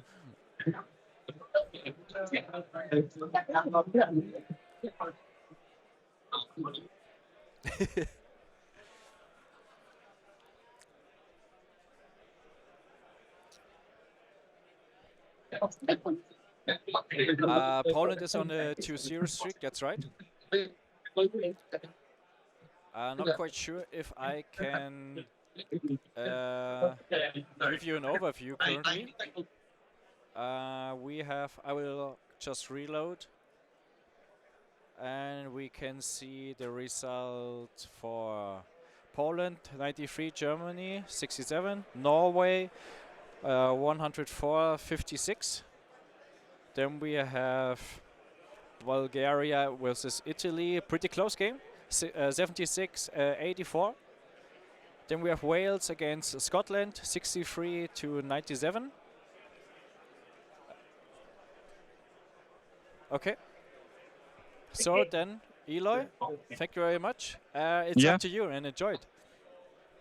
Yeah, I was harassing him for quite a while now, so I'm sorry about that. No worries. But I mean, you're a pretty known figure in the community, so it's always good to hear from you. And so we just want to get your insight about the event, and then also maybe take us through the round if you know some details already. Sure, yeah. I mean, Worlds is always a great experience. Great community, international guys coming out, seeing people from years past is always a lot of fun. So obviously had a tough round here against France, but got to test ourselves against some of the best competition, which is what we're here for. So yeah. So is the you done already? No, it's still going on. No, our round is done. Oh, it's done. What's the final result? You know already? Yeah, I'm not exactly sure, but it was, I think, 2 or 3 point difference, or equates to, I think it was like 82 or 83 to 77 or 76, something like that. So kind of in the 4 to 8 point difference range, which is pretty close. But going for you? No, Your way? no, Oh. unfortunately. Is that like kind of a grudge match, or is that? No, this is I think our first time playing France. Okay. So yeah, no, and obviously they're really good. So to have it, 1 or 2 points in a game be the difference, can't did everything we could do, right? So can't be anything but happy with that. Yeah, it's super close round. And you took a win in the first round, obviously, yeah. Yeah, we had a win. We played Greece, so they knocked us off round 1 last year, so we got our revenge this year. But we had a great round with them as well. Yeah. Probably your best dressed team, obviously. Greece, yeah, their uniforms are pretty slay. All right, then thank you for your time. Yeah, my pleasure. Good luck for the next round, and I hope to talk to you again. Thank you. Bye bye. Thank you, John. Thank you, Eloy. Okay. Very amazing. Then I'll take it back to you, and we'll get on going with the post-game interview. Yeah, you can slowly. It's coming.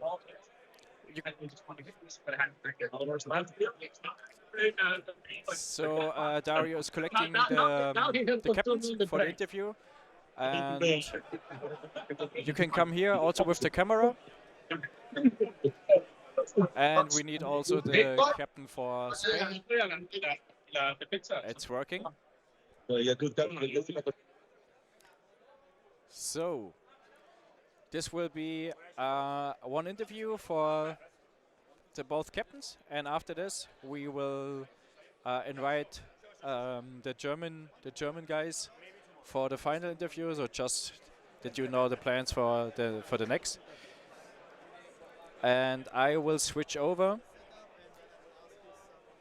to the guys behind me,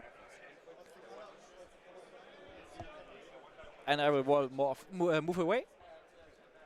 And are you ready? Okay, then. So we are ready. We are here with the 2 coaches of our last rounds. Team Spain against Team Belgium. It was a spicy matchup. It was very intense on the both streaming tables. And as I heard, we have intense matchups on the other tables too. And that's why I have the coaches here and not the captains, because the coaches have a big overview of all the games. So I'm going to the right. We don't spoil the score here. I just want to hear what's your highlight of this round. Tough matchup. Every game was hard for us. And I think we could win 2 games, and that's the one we need. And we don't. Yeah. And we lose on this 2-1. I heard one of your players, I think it was the Belgian player, got a Kingslayer. Yeah, he did the rampage on Brunswick, got 6, killed the Brunswick, then slay à la Real. Yeah. You're shaking your head. Was important. Because it happens. That's it happens. Yeah, it happens. It happens. My partner told me that he rolled 2 sixes, so it was well. I heard it was 3 hard sixes. sound things. I guess it was not 2, it was 3 sixes. Are really 3 sixes? I didn't know that. What can we do? On 4 dice, that was 4 So six. he's not only dead, her son is average. also bad and she cannot come back. So I will go the same question for you. What was your highlight of this round?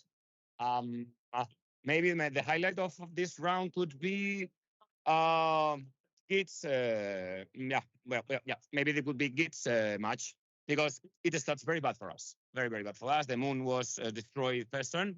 Wow. So we were a little scared because he can't return the trolls. You're playing with half of your army. Yeah, we play with half of the army, but after that, three turns after, I look at it and he take good positions. He almost killed most of the army. Don't know how because I was then there, but he do it. And finally he wins. So at first we weren't too confident about that, but finally it goes. So that's maybe. Congratulations on this one. Thank you. So Thank you. when we go for the pairing rounds, in our opinion, we thought it was slightly favored for your team, especially the matchup for Korn against the Granta Stampede. I still don't know how this goes this worse. And this one was an even matchup, I think. Were you proud of your pairing or did you switch something in the afterwards? We did the matchup last round, and we want to try it again because I think we can lose, but by a bit. Because I think it's the better team, the better army to take it. Yes, of course. And I think we pair on the scenario when they pair on the matchup, and that's why there is so many. I think I can tell. We want the Nerf girl on the scenario. They want the matchup, and yes. So the pairing seems a bit weird, but that was how we do this. So you eat the one frog to get the other better matchup. Yeah. It's sometimes like this in pairing, but did you expect this outcome from the pairing or was you surprised? Yeah, likely.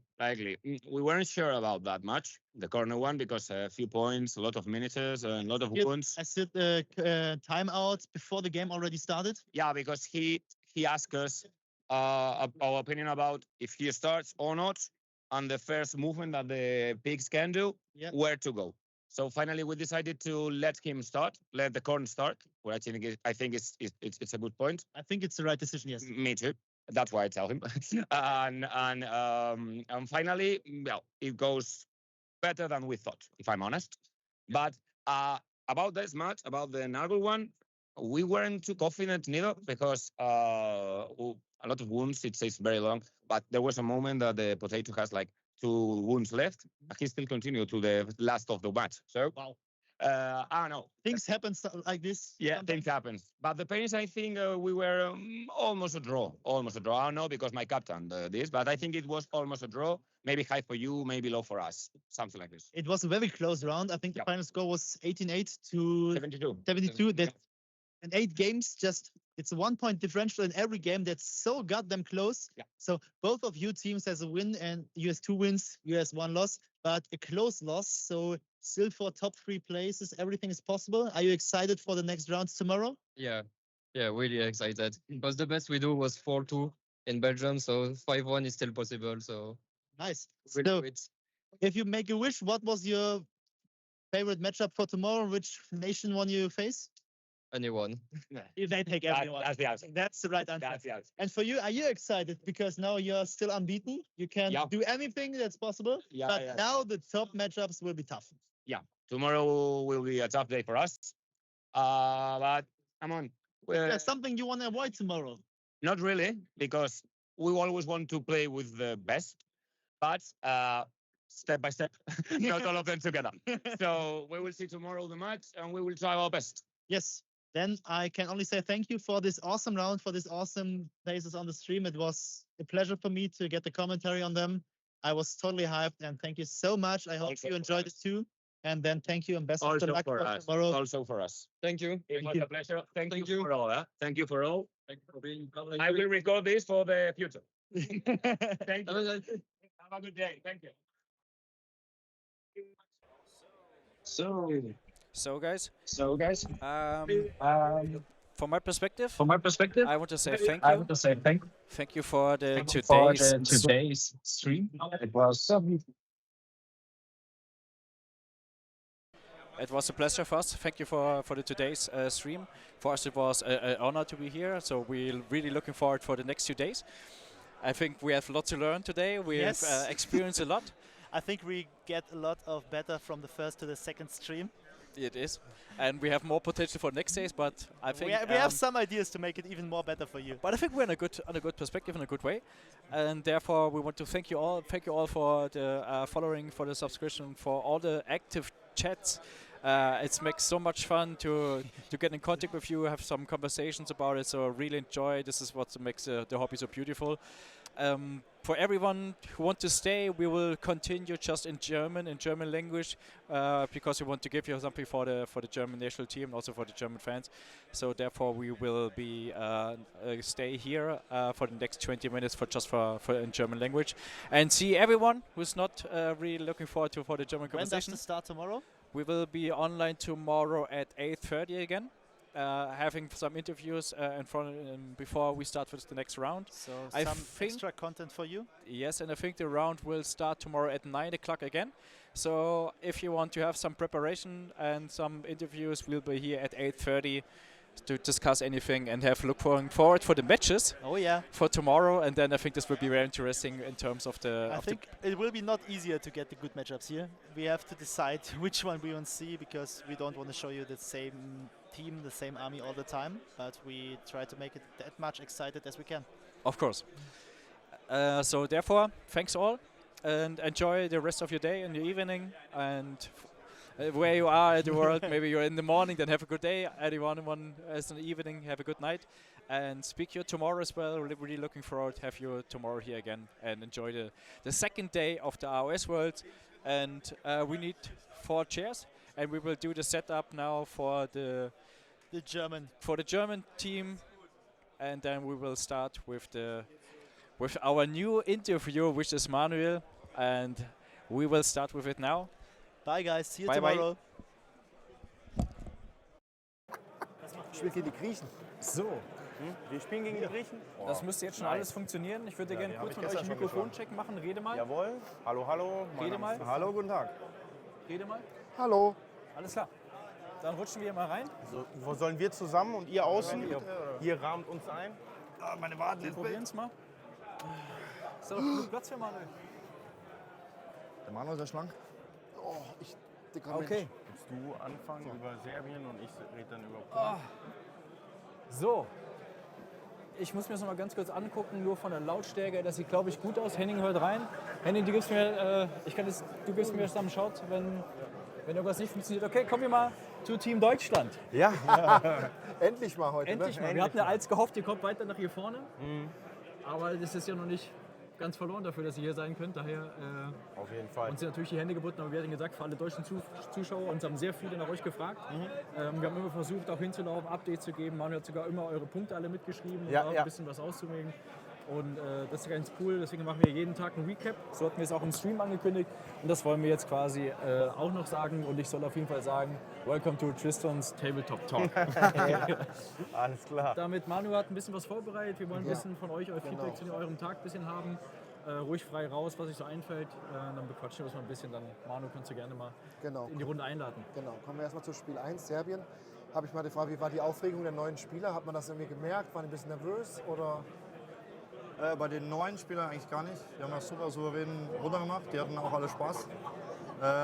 Bei manchen Spielern hat man vielleicht am Anfang gemerkt, die haben es vielleicht noch nicht ganz ernst genommen. Das war noch so ein bisschen wie Singles. So, ja, hallo, und lass mal Würfel tauschen. Und das war dann, da sind auch Sachen passiert, die kann man, klar, im ersten Spiel, wenn alles freundlich ist, man vorne liegt, ist man auch ein bisschen großzügiger, Takebacks und so kann man machen. Ja.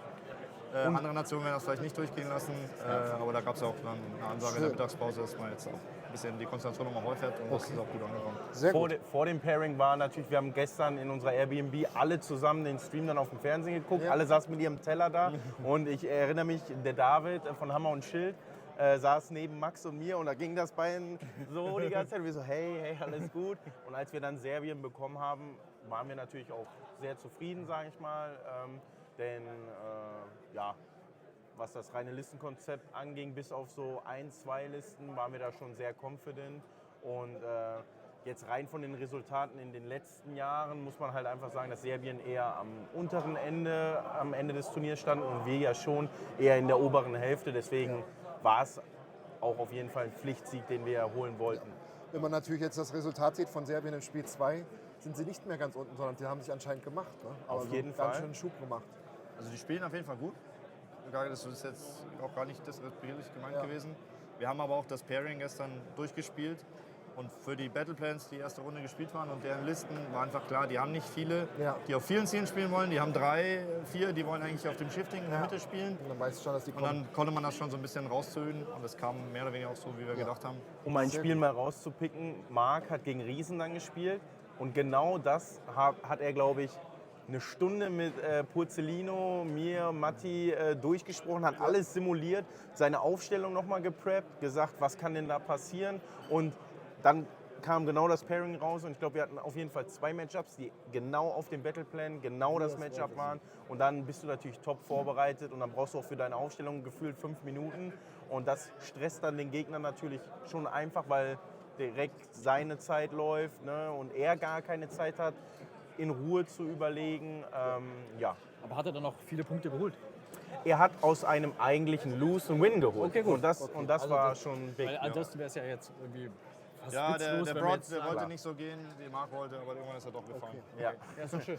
Wir haben gestern nur einen Schnitt dazu. Wir waren ja zum Beispiel in der Pizzeria, wo die gestern quasi einen Livestream gemacht haben. Da waren alle Nationalitäten ja so vertreten und alle haben mitgefiebert, wie das mitgeguckt, Kartenspiel geschrien und alles. Das war richtig, war richtig witzig. Und ich muss schon sagen, klar machen wir natürlich an sich versuchen eine sehr neutrale Berichterstattung zu machen, auch englischsprachig.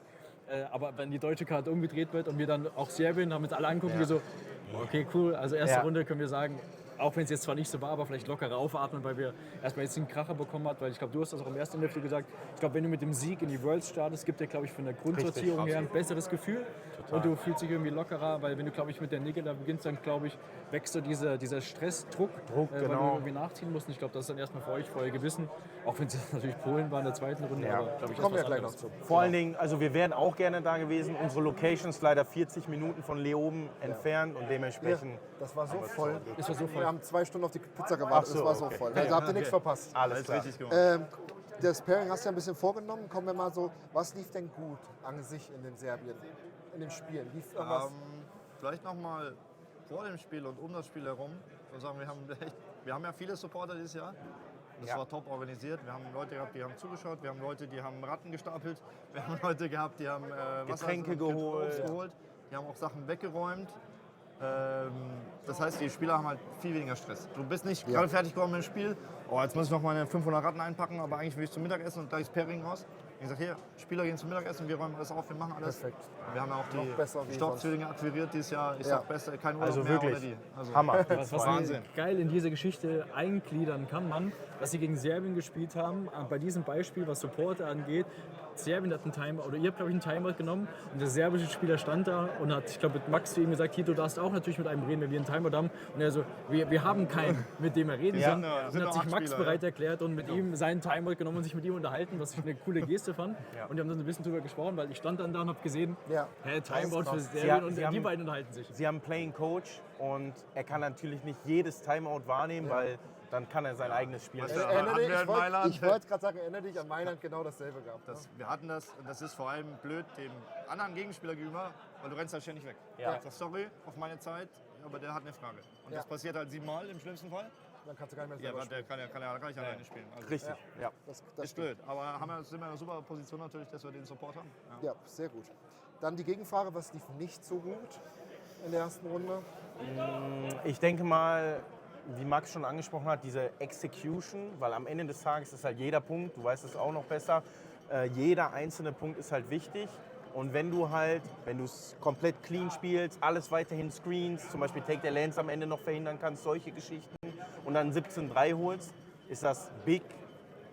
Ein 16-4 ist auch nett, aber jeder Punkt ist im Team halt so wichtig, denn am Ende, sind wir mal ganz ehrlich, ungeschlagen hier rauszugehen, das wünscht sich jeder, aber ist so gut wie unmöglich, sage ich mal. Und dann sind die Punkte direkt wieder wichtig, weil dann ist man in einem Bracket mit mehreren Teams und dann sind wir wieder beim alten Scoring, dann zählt jeder Punkt. Zählt jeder Punkt.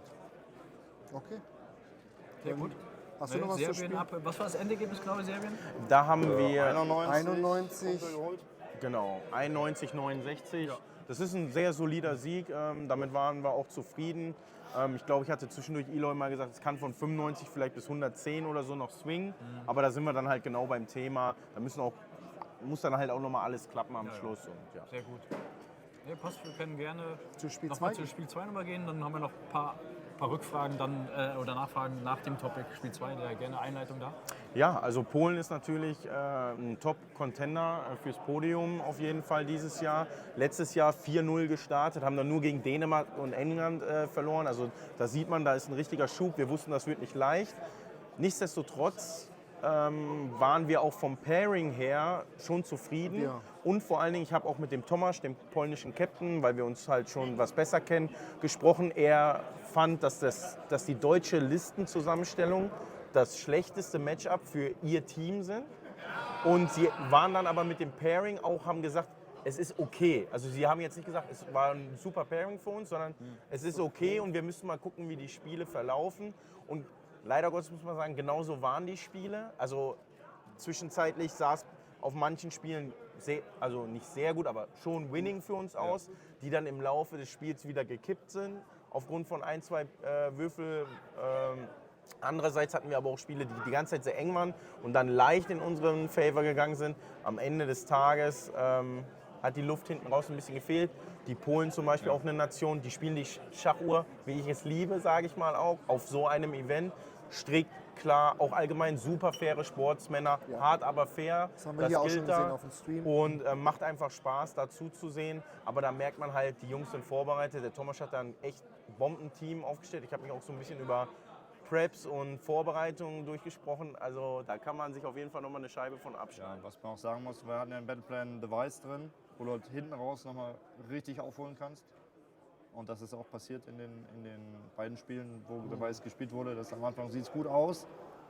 Und dann ja, schauen wir mal. Und wenn dir dann die Luft ausgeht, dann scoret er zweimal 10 Punkte, 20 Punkte und du nicht mehr. Und Ich wollte gerade sagen, und ihr holt er wisst halt ja, richtig 20 Punkte, wo du dann selber vielleicht 2 bis 4 Punkte nur noch scorest. Das ist direkt dann ein 14-6 oder so in die andere Richtung, obwohl du gefühlt von deinen 1,5 Stunden, die du auf der Uhr hast, 1 Stunde 10 die ganze Zeit unentschieden gespielt hast und in den letzten oder sogar 10 Minuten swingt es dann so hoch. Und Battle for the Pass genauso. Wenn du da Runde 3 den Gegner mehr oder weniger rausgeräumt hast und dann immer die großen Punkte hinten holen kannst, die aufs 5er Ziel nicht kommst. so gut 10 holen kann. Wenn du vorher mal auslegst, jeder macht 7 oder 6 so, und dann hinten raus haust du 10 und der Gegner halt dann nur noch 3 oder 2, weil er nur noch auf einem Seitenobjektiv steht. Du kannst ja mal sogar mit Device, wenn du ihn weghaust, in 5 Runden scorest du ja 20 Punkte voll. Und du kannst ja nur Punkte holen, wenn du noch auf die Mitte kommst. Und wenn du nicht kriegen kannst, kriegst du ja gar keine Punkte außer in der Battle Tactics. Ja. Also hast du Minimum immer 20 zu 8 Differenz in 12 Punkte, das sind ja allein schon 3 Punkte auf der Matrix. Genau, das ist ja genau. schon Und das recht ist, viel. haben wir dann auch leider gemerkt. Aber es sind ein paar Sachen dabei gewesen, die werden wir ansprechen. Weiß jeder in seinem Spiel, was lief und was nicht lief. Weiß jeder, woran es lag. Müssen wir jetzt keinen persönlich werden hinstellen, sowieso nicht. Nee, ach, das sowieso nicht und am Ende des Tages. Aber wir müssen sicherlich auch mal schauen, nochmal heute beide Spiele, die Pairings angucken. War das auch wirklich so, wie wir es einstellen? Richtig. Weil es war schon, wir hatten ein sehr gutes Gefühl nach dem Pairing. Ja, schaut gut aus, viel, so ein bisschen Tendenz für uns. War das wirklich so? Muss man vielleicht nochmal kritisch reingehen? Ja. Oder war es vielleicht auf dem Battleplan doch nicht so gut? Ich glaub, das ist Weil die Matchups können ja nochmal kommen. Ich glaube, das ist ein sehr guter Punkt, das ist eine große Schwierigkeit. Ich glaube, du gibst dir vielleicht ein cooles Matchup, dein Captain sagt vielleicht sogar... Ja, du hast das 4-mal gespielt gegen 2 Leute und da lief super. Ja. Oder dann sagst du, ja, ist ein gutes Match, habe ich gutes Gefühl. Genau. Ja, und der Pole spielt das dann vielleicht ganz anders. Ja. Wir haben heute schon gesehen, die machen Battle Tags auch ziemlich clever. Ja, haben wir heute auch was gelernt heute. Ich glaube, das geht viral. Richtig geil. Und ja, dann stehst du da und denkst, oh, war jetzt auch nicht mehr so gut. Oder du hast vielleicht die Kombi Gelb-Gelb, also Matchup Gelb, Battleplan Gelb, aber dann in der Kombi zusammen ist es eigentlich vielleicht doch gar nicht so gut für dich. Das ist auch super schwierig, mal mit diesen Einschätzungen dann schnell Entscheidungen zu fällen. Richtig. Also kann ich voll verstehen. Das, Wir können ja mal bei Polen kurz auf 2 Listen eingehen, die ich sehr interessant finde. Einmal die Fireslayer-Liste finde ich sehr interessant. Die haben sie auf Scorch Earth hier als Defender gelegt. Auf 8 Zielen. Hatten die nicht Fireslayer, aber das Schweden. Entschuldigung. Das war Schweden. Dann gegen was haben die gespielt? Oh. Gegen Gegen Stormcast. die Stormcast-Liste. Die 12 Prosecutors. Ja. Da zum Beispiel ganz wild.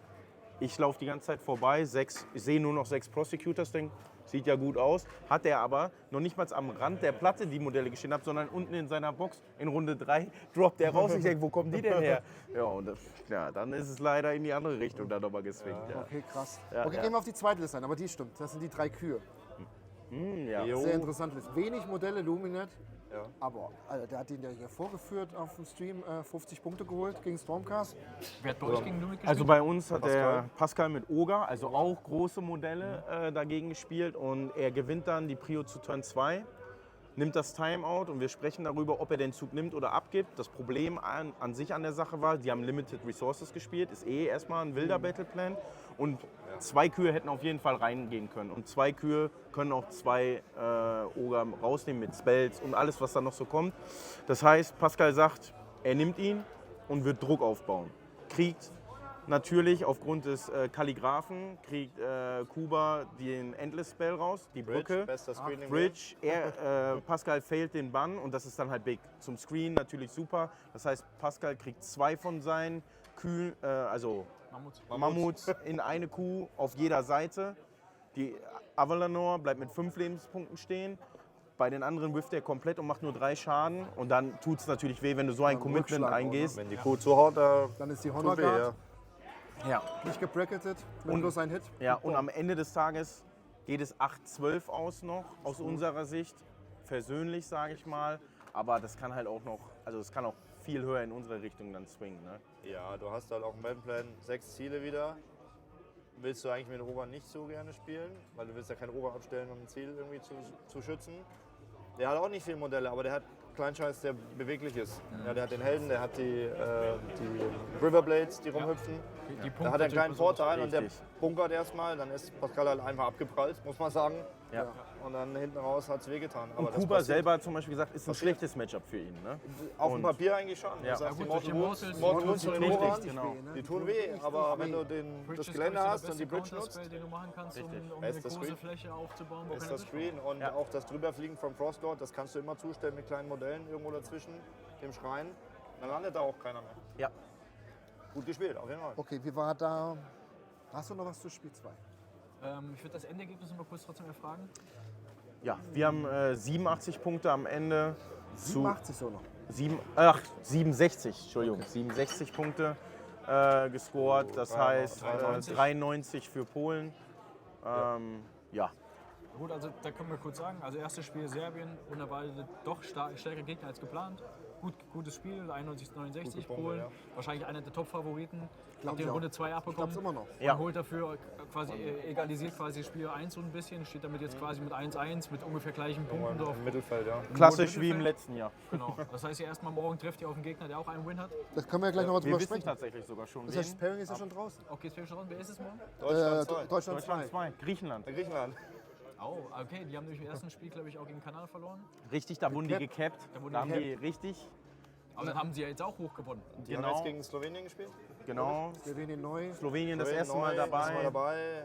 Immer ein bisschen eine Herausforderung am Anfang. Startet jetzt heute Abend bei euch in der Bude richtig die Vorbereitung? Definitiv, ja, weil wir kennen die Jungs, ne, gerade die deutschen Kriegsmotte, Dominik Seyhun, 2. Platz vom Raccoon Rumble, er liebt es, wenn ich das immer sage. Dann Lukas Kalusa, der hat auch schon für Team Germany der gespielt. Der hat gestern schon rasiert, kann man auch mal sagen am Screen. Hat Spielerfahrung. Ja. Hat Spielerfahrung und mein Geheimfavorit Robert Bankster, ja, war ja auch Supporter bei uns im Laufe des Prozesses, hat dann die Möglichkeit bekommen, dort zu spielen und hat dann gesagt, Leute, ich verabschiede mich für die nächsten 4 Monate und wir sehen uns aber auf Worlds. Und ja, aber auch an sich die Griechen, ne? Der Kapitän. Stylianos spielt nicht, ne? Stylianos spielt nicht, der ist Bierfee.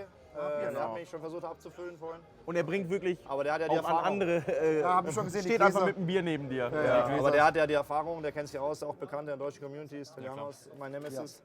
Ich warte noch auf meinen Sieg. Der hat Ahnung, also die sind informiert. Die kennen uns. Ich muss ganz ehrlich sagen, also die haben auch einen Vorteil. Ja. Die kennen uns, die wissen, was wir spielen. Genau, also ich habe mich mit Robert vorhin unterhalten mit Mittagessen. Erstes Spiel lief schon gut für ihn, hat er gesagt. Ich schätze mal, das zweite lief jetzt auch gut, wenn die hoch gewonnen haben. Der wird sich bestimmt freuen, gegen euch zu spielen. Definitiv. Und ich muss ganz ehrlich sagen, ganz liebe Grüße an Timo Wiebel gehen raus. Ich bin froh, dass er dieses Jahr nicht für Griechenland spielt. Denn der ist natürlich auch eine absolute Maschine. Das stimmt. Das stimmt. Ein was schießt noch vor, dann kannst du gerne noch die abschließenden 2 Fragen machen. So ein bisschen Insights für euch. Also ihr habt gehört, viele Leute, viele Supporter dabei. Tobi ist der Kapitän, der Coach ist der Matti, genau. Welche Rollen erfüllt ihr so Sub-Coaches? Ja, wer bist du eigentlich und was machst du hier? Ja, Also, gut. Hier steht Coach. Ich bin ja, das hat man ja auch bei dir im Interview gesehen, ich bin ja Teil des Mannschaftsrates, habe das Team mitgebildet und man kann aber auch fairerweise sagen, weil Max und ich die Erfahrung haben, wir coachen quasi mit dem Matti zusammen, weil eine Person alleine, das heißt, ist halt wenn einer einen unmöglich. Timeout nimmt, Also wer kommt dann? Matti offiziell, bei den Polen, die haben zum Beispiel 2 Coaches gehabt, das heißt, ich bin auch einfach immer mit Matti hingegangen. Offiziell haben wir 10 angemeldete Leute. Ja. Das ist, die 8 Spieler, Coach und Assistant oder Reservespieler. Theoretisch dürfte der Spieler sich aussuchen, ob er mich oder Matti haben will. Meist Matti, weil er die Übersicht hat über alle Spiele, weiß, wie es steht, außer jetzt jemand spielt jetzt gegen was speziell, wo ich sage, ja, da habe ich Ahnung. Vielleicht steht das so, bleibt auch bei der Armee, die ich gespielt habe, habe ich ja dann auch Auge drauf gehabt, bei Fragen geantwortet. Dürfen sogar beide, habe ich auch mal, wusste ich auch nicht. Ne?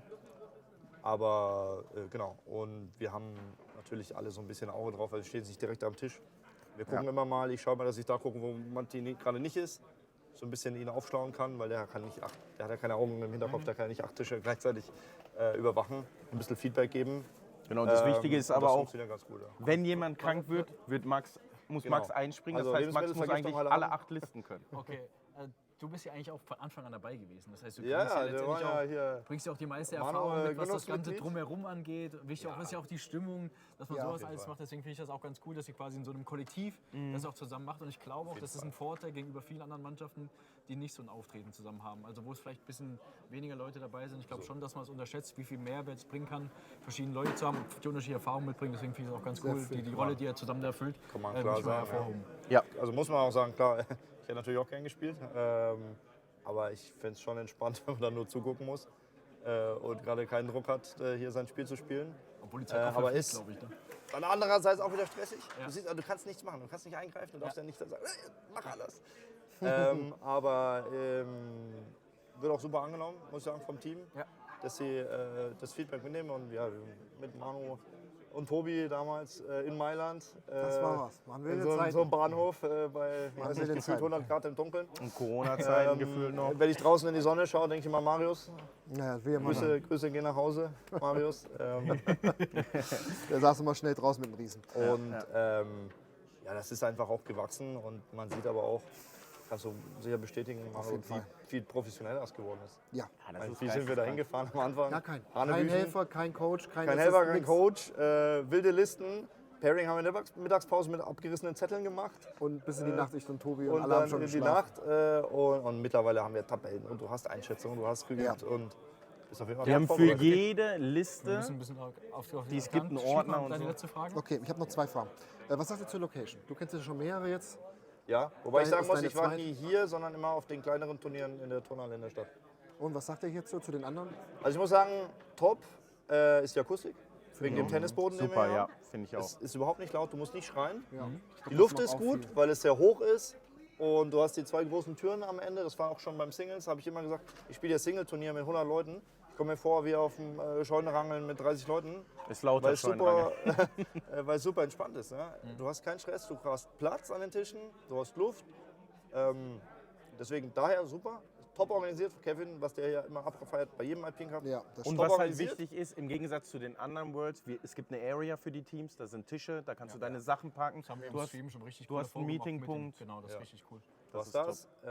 Verpflegung ist super und kann ich jedem empfehlen. Kommt vorbei auch für Single-Turnier nächste Jahre, falls es mal wieder hier passiert. Oder auch für andere Teamturniere hier oder Single-Turniere. Die haben erst letztes Wochenende in dieser Halle, ich glaube, 400 Mann 40k-Teamturnier gespielt. Ja, die sind sehr aktiv hier. Und jetzt schon wieder so ein Event hier abreißen. Machen einen guten Job, Jungs. So, 2 Fragen. Eine schnelle und eine noch. Was macht ihr heute Abend noch? Was passiert noch? Heute Abend wird natürlich ganz klar über den nächsten Gegner gesprochen, das ist ganz wichtig. Okay. Wir haben gestern schon vorgekocht, ne? Chili, das heißt Abendessen erstmal gemeinsam. Er sagt wir, aber es waren die Zwillinge, muss man natürlich. Und ja, und dann wird sich natürlich intensiv darauf vorbereitet. Nichtsdestotrotz werden wir mit Sicherheit, wir kniffeln ab und zu, um die Stimmung auch mal ein bisschen zu lockern. Wir haben eine Sauna dort, wo man dann nochmal kurz Damit bevor er auch man mal ins gewinnt. Bett geht, übrigens Tagessieger, 3-mal in Folge. Und ja, wir haben eine Shisha mit natürlich, Ja, wer ja, uns Colin, kennt, seine auf Sachen. dem Balkon. Also Das weiß ich. natürlich auch noch ein bisschen, Ja, ganz das Wichtigste in Vorbereitung hast du vergessen. Das ist die Sauna. habe mit ich gesagt, Aufguss hör zu. Und die Massage. Ja, gut, wir haben Die sogar Bilder, Massage. die Bilder auf OnlyFans. Wir fragen nicht, wer bei euch die Massagen übernimmt. Genau, die Zwillinge. Alles klar. So, letzte Frage. Wiener Schnitzel oder Kaiserschmarrn? Wiener Schnitzel. Wiener Schnitzel, aber nur mit Kalb. Ja, ist natürlich. Wiener Ja, Schnitzel. in Das ist doch ein Schnitzel. Österreich kann es auch mit Schwein sein. Wir sagen ja nicht nach Wiener Art. Richtig, nach Wiener Art. Das war's. Habt ihr eine, ich habe eine zum Abschluss. Das Maximum, was gehen kann, 5-1. Ja, rechnerisch. Brennt ihr dafür? Das ist auf jeden Fall noch das Das Ziel. ist das Ziel. Dann werden wir 100%. das auf jeden Fall nach wie vor Ja, auf wir jeden sehen Fall uns doch richtig halt verfolgen. morgen Abend dann, oder? Morgen Abend sehen wir uns wieder. Und dann können wir gucken, ob wir auf der Zielgeraden noch sind oder ob es wieder was Besonderes ist. Aber wir drücken euch natürlich hier alle Danke. aus Deutschland zukommen die Daumen. Und wir verfolgen das natürlich morgen wieder genauso wie heute und wünschen euch natürlich alles Gute. Vielleicht sehen wir Vielen ja auch Spiel herzlichen 4 Dank. auf dem Streaming. Das wäre natürlich geil. Also wir hätten richtig Bock, strengt euch an, dass wir euch sehen können. Wir geben Gas. Das wäre für uns auf jeden Fall ein Genussmittel. Also viel Erfolg. Wir drücken euch Danke, die Daumen. danke. Ja, Lasst euch heute Abend gut Kommt durchgehen. gut heim. Machen wir. Alles klar. Ciao, Vielen ciao. Dank für eure Zeit. Euch allen noch einen schönen Restabend. Wir sehen uns morgen früh 8:30 Uhr. Geht's wieder hier rund bei Miniparadice TV. AoS will stay tuned. Bye bye, gute Nacht und ciao, ciao. Sehr gut. Mann, was immer so lange laberst. Der Mann muss